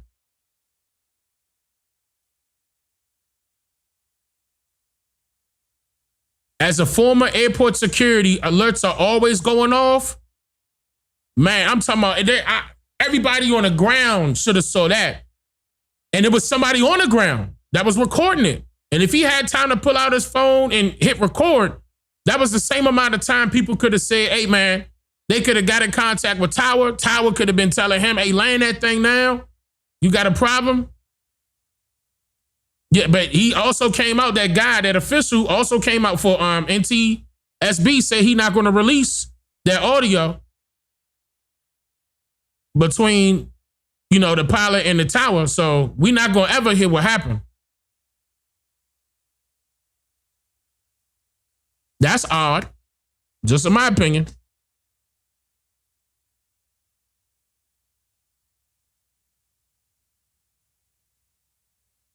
You said planes fly very low in Louisville, Kentucky. I seen planes flying low everywhere, to be honest with you. Not just in Louisville, Kentucky. I done seen them, fly low. But to me, something's wrong. For him to have that much time to stop that thing before taking off. It's just my opinion. It reminds me, y'all remember when that boat hit that bridge in Baltimore? And remember how long that boat had to turn? It took that whole bridge down in Baltimore? Main bridge. Y'all remember that, right? It was just like that. And people would say, nah, Dane, he couldn't turn that boat. Man, please. He lost power, yeah, but the power came back on. And we saw that. I played that video. We saw when the power went out and the power came back on. You mean to tell me he couldn't turn that mother? And why was he going in that direction anyway? So the way he was before he lost power, he was already in the wrong direction. And yeah, that Baltimore Bridge, that's what this reminds me of. In my opinion. But so we'll probably go live again tomorrow. I'm gonna end it out on that. We'll probably go live again tomorrow. I got a lot of other things that people wanted me to talk about. And I enjoyed this, and I hope you guys enjoyed this too. It's been 4 hours. I clocked in, you know what I mean? But I'm picking it back up because we got some other things coming in the works, and my life is lifing. Something drastically happened in my life. That's actually a beautiful thing. And so it's some great news. I don't want nobody thinking it's some bad news. It's some great news. And you'll see. I'll share that with you guys shortly. But yeah, so I will see you all tomorrow. And it's a strong possibility that it's going to be early. Believe it or not, it's going to be early. Man. Yeah. So I'll see you all tomorrow. Look, I'm not even about to say the time because y'all gonna hold that on me. And then all of a sudden, if I ain't there, I could be 1 minute late. Dang, you late. So I'm gonna see you when I see you. I'm gonna see you when I see you. Childbirth is a beautiful thing. Yeah, I agree. Childbirth is wait a minute. You talking about I'm done. What you talking about? Who having a child? I'm not having, that's not what I'm talking about. Don't put that on me. I'm done. I got churn. I'm good. Stop that now. Don't put that on me. Don't do that. You about to have a child. I'm gonna swing it right back on you. I got my babies already. I'm good. You know what I mean? I'd have made me a kingdom. Huh?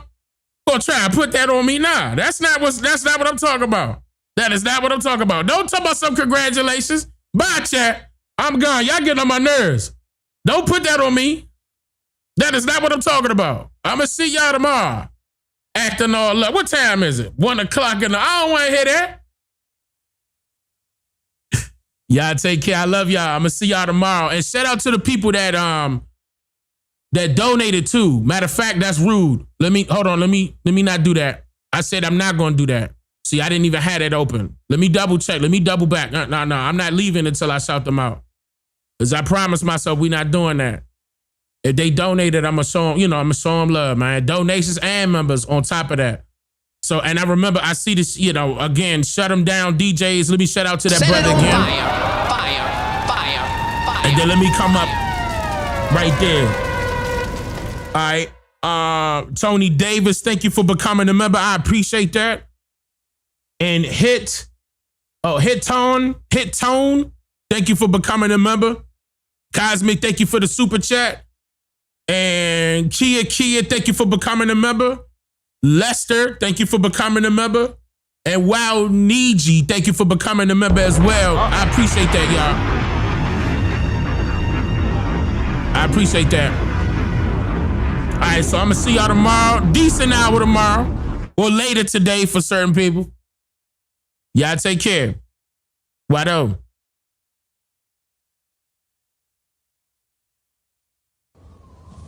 OCO, free thinkers. I make you think, yeah. I make you think, I make you think, yeah. I make you think, yeah. I made you think, yeah. I made you think, I make you think, yeah. I make you He's think. here to make you think. I make you think, yeah. I make you think, I make you think, yeah. I make you think, yeah. I made you think, yeah. I made you think, I make you think, It's Dane Calloway.